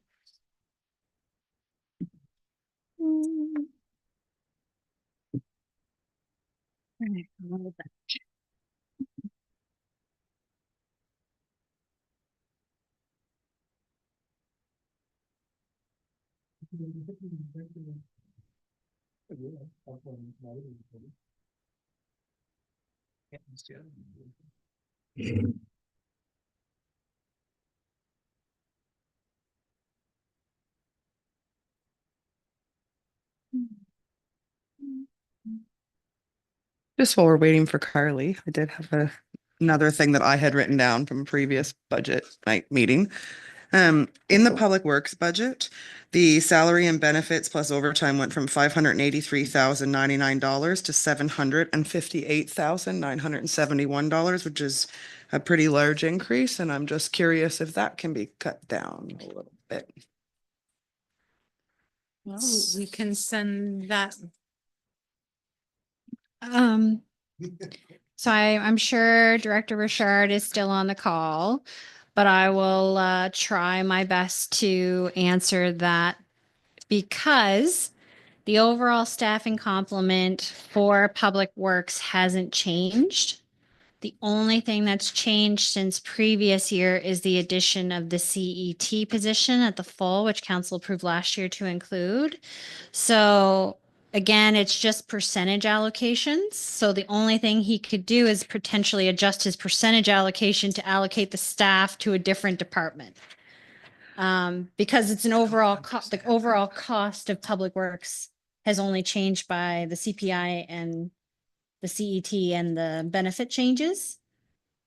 It's just what percentage gets allocated where. So we're just moving it from one area to a different area. If I'm explaining that right, and I'm looking to Director Richard, I know it's late, so hopefully you can help me on that one as well. Yeah, sure. Through you, Madam Chair. Certainly we can go through our budget, but there's a lot of costs that are out of our control. We mentioned transportation. Again, we've increased our sidewalks, we increased our roads, we increased our stormwater management ponds. So we can certainly reduce, but it's going to affect service levels. We can stop doing the necessary work or reduce service levels. And also with staffing, staffing can be reduced. That's an impact if you're looking at staffing, but that is the complement of staff.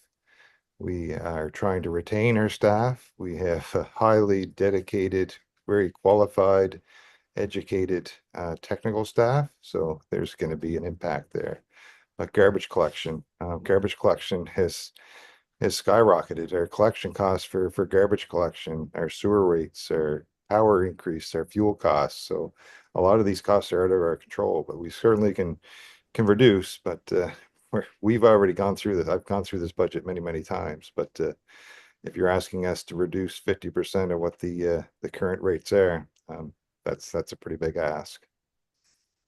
I guess what I don't understand is it's $170,000 increase over last year, and you're saying that staffing levels aren't changing. So I don't understand where the $170,000 is coming from. So again, it's allocated to different departments. So if there's more work in the upcoming year for roads, streets, and stormwater, more hours are going to get allocated to this budget versus another budget. So last year, it might have been more hours being allocated or more percentage being allocated to sewer or more hours being allocated to water. So all of Public Works gets an allocation of a percentage of each employee. And depending on where the work is and based on historical data that Todd analyzes, is how he then breaks out, okay, it's going to be 10% of this person and 50% of this person and 0% of this person. So the staffing complement hasn't changed. It's just the percentage that gets allocated to the roads has changed this upcoming year for roads, streets, and stormwater. Okay, because I didn't see staffing allocations in sewer and water utility, so my apologies then. That must be where I'm confused. There's staff allocations I see of it right there. Thank you. Yeah, there's staff allocations in each of the subcategories. Okay.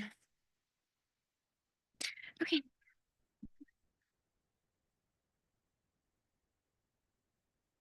Counselor Remy. I just have a quick question for you, Chair.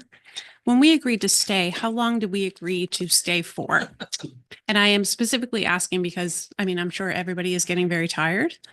Some of us do have to get up early tomorrow morning to work. So I was just kind of curious if we put a time frame on how long we were staying for. We did not. Counselor Morton would like to stay till 3, but I'm not staying till 3. I think we're probably all getting to the point where I think we've made some progress. I think once Carly gets this number done and we update her on the conversation, I think she missed with Counselor Yanish and Ivy about the departments. I don't think she was, I think she was busy. So I just want to get that. 50% to recreation, transportation, waste collection. My gosh, she is the best. And a certain percentage for the other departments to be determined by the other departments. So it's fair. I was listening. And you are awesome. So I take that back. She was listening and multitasking. That's why our staff is wonderful. So if everyone is comfortable with that, and if Carly thinks she has enough to go on, I'm comfortable if everyone else is that we have to come back next week though.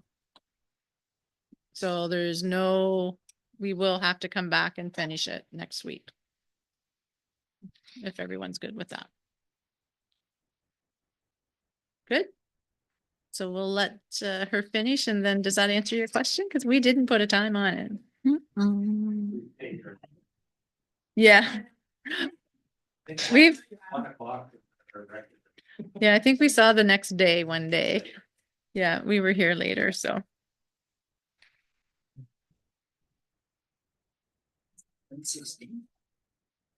Well, let's hope we don't do this next year. Let's hope we can,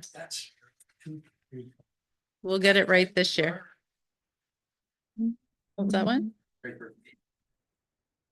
No. Okay, so. Okay, you have some numbers? Yeah, again, with the 3%, assuming the 3%, and I'm just double checking because I had to roll back a little bit. So I just want to make sure that my amounts for the staff stayed in. Yep, they're changed. Good. So with those changes and putting the general rate for the commercial up by the 100,000 for the business communities, My recommendation is if we're doing it for one, we do it for all and do the whole 105, which I can then bring back next time. But to give a rough estimate, we're still sitting at about the 5.3 cent range right now.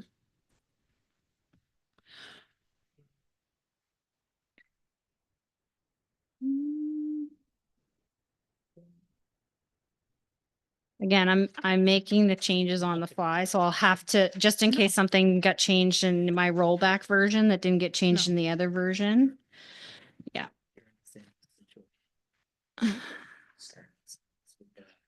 It might have been the 12,000 I removed for legal. So I haven't done it in this one yet. Yeah. No. 12,000 for legal. I still need to remove. So I think we've made progress. Have we, Director Rashawn, have we made some progress, something that you can work with and, Yeah. Is there anything you need from us before we? Is the scenario of the capital, the 105 on the commercial rate, the way council wishes to go? Because I can Okay, make those did you adjustments and want make sure that. to leave for this one? Okay. So I'm gonna look for hands if you want to put 5 cents on commercial. So anyone who wants to. Not 5 sorry. cents, sorry, the 105 for the Yes. downtown developments to be put onto the commercial rate. And I'll work out the number for you by the time we come And back. that's the West Hants. No, that's the general. The general. Yeah. General commercial. General commercial. Okay. So anyone that wants to see that, raise your hand, please. 1, 2, 3, 4, 5. 1, 2, 3, 4, 5, 6. Okay. So we'll look at that. And one last thing, there was a comment made earlier about reducing the overall grants. I think the mayor made it from 129,000 down back to 100,000 from the previous year. Is that something council wishes to do? Because that hasn't been adjusted. Okay. Should we check with him before we put our hands up? Is he coming back in, Councillor Morton?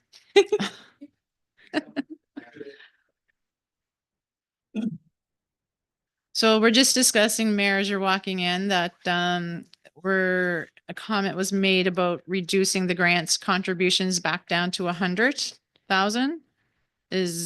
So we were just gonna look at that. So all those in favor of moving the grant contribution back to 100,000? One question on that before you do Sorry, that. yeah. Sorry, not to. So the 129 down to the 100 that we're talking about, this is the one that's controlled as a percentage of, or which grant piece are we talking? Yeah, that's grants and contributions that would be within the 1.5% of those 6 categories plus the gas tax allocation, which has 100,000 coming out of the reserve. Gotcha, which is CCBF and everything. You're saying, okay, yes, thank you. Mayor Zabian? And I think council should look at the gas or the CCBF portion as well, because that fund is quite, well, it should be concerning to this group. It's depleting pretty quickly. It's not in a good spot from where I remember I came in 9 years ago. It's quite concerning. Okay, so we are going to put hands up to move the grant. Anything else you want? Just to the mayor's comment, would you like me to reduce the gas tax grant withdrawal in the reserves as well? Impact the tax rate. Think about it next week. Think about it next week. So You've had enough too. the only, It'll impact it in 2028, 2029. Yeah. You're spending your gas tax is the reason why you accumulated it. Yeah. Councillor Ivy. did we get consensus on the adjustment to the categories that Director O'Shawn got, but between Councillor Yanish's and the cat, did we all agree to that? Did we generally agree to that? Did we? I don't think everybody agreed. Okay, so I will ask the question. Hands up that we're going to look at rolling the departments back to see if they can roll back. Was it 3%?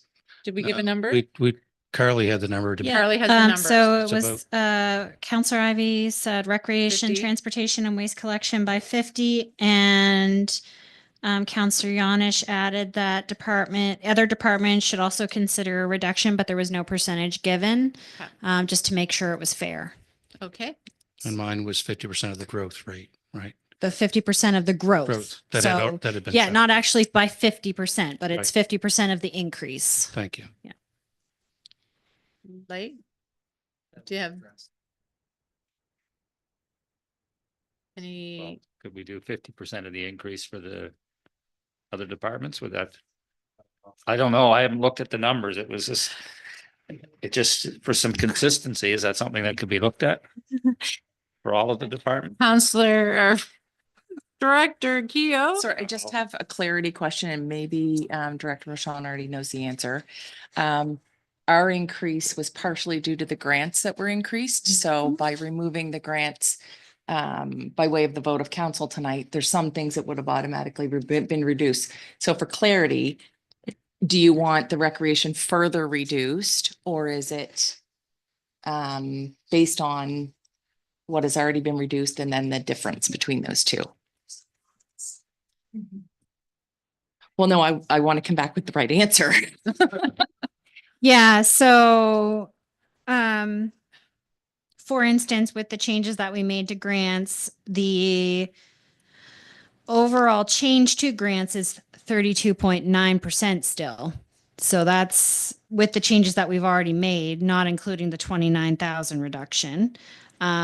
If we were just to take the other portion,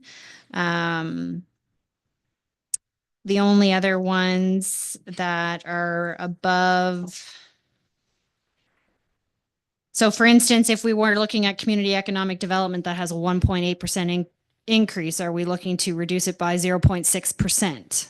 Is, I assume, what the ask is. So each of those departments, so recreation administration is 4.1, so 2.5, right? 2.5. And recreation programs is 20%.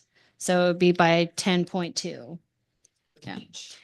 So each category within each budget. Or the overall percentage of 11.3 at the bottom. Through you, Chair, I would have thought the overall percentage just for consistency and simplicity, but I stand to be corrected. Yeah. Counselor Ivy? And I think in good faith, what we've done is we've identified 3 financial target areas of which you've got multiple divisions within your group that fall underneath it. And so all I've said is, there's an extra 200 here. It grew by 200 here, grew by 400 or so. And so what can you find in that is the ability exists to possibly cut it in half. And so although I specified numbers and Councillor Yanish identified departments, is to look in those areas, and we can't take off the same number twice. It's just not real. So is that fair? Are we, Yeah. I think we're all on the same page. We're all trying to get to a more comfortable space here. And those are areas that we hadn't touched on. So Yeah, and is I that think clear? it's very clear, and I think we want to just give some discretion to the directors that we're not looking to, Yeah. So come like back with what you can. So for example, another department, admin and finance, our increase is 1.4. So we would have to reduce by 50% of that. So each department's going to reduce by 50% of the net variance. So, okay. Mayor Zabian? Just if we can have an explanation as well, like how that will affect things. So, Yeah, of course. I think that's important. So this group understands what it's making a decision on at the end of the day. Perfect. Well, thank you, everybody. Director Rashawn, you're good? Yeah. Director Keo, thank you for spending the evening with us. We appreciate it. Director Richard So online. we will be Todd, good night, Todd. Everyone that hung into us. So we will be back next Thursday evening at 5:00 to finish up budget deliberation. And that will be, I'm looking for a date. the 22nd of May. So 5 o'clock, May 22nd, we'll all be here to finish up the budget. Oh, we're good? It's a Thursday. Okay. Have a good evening.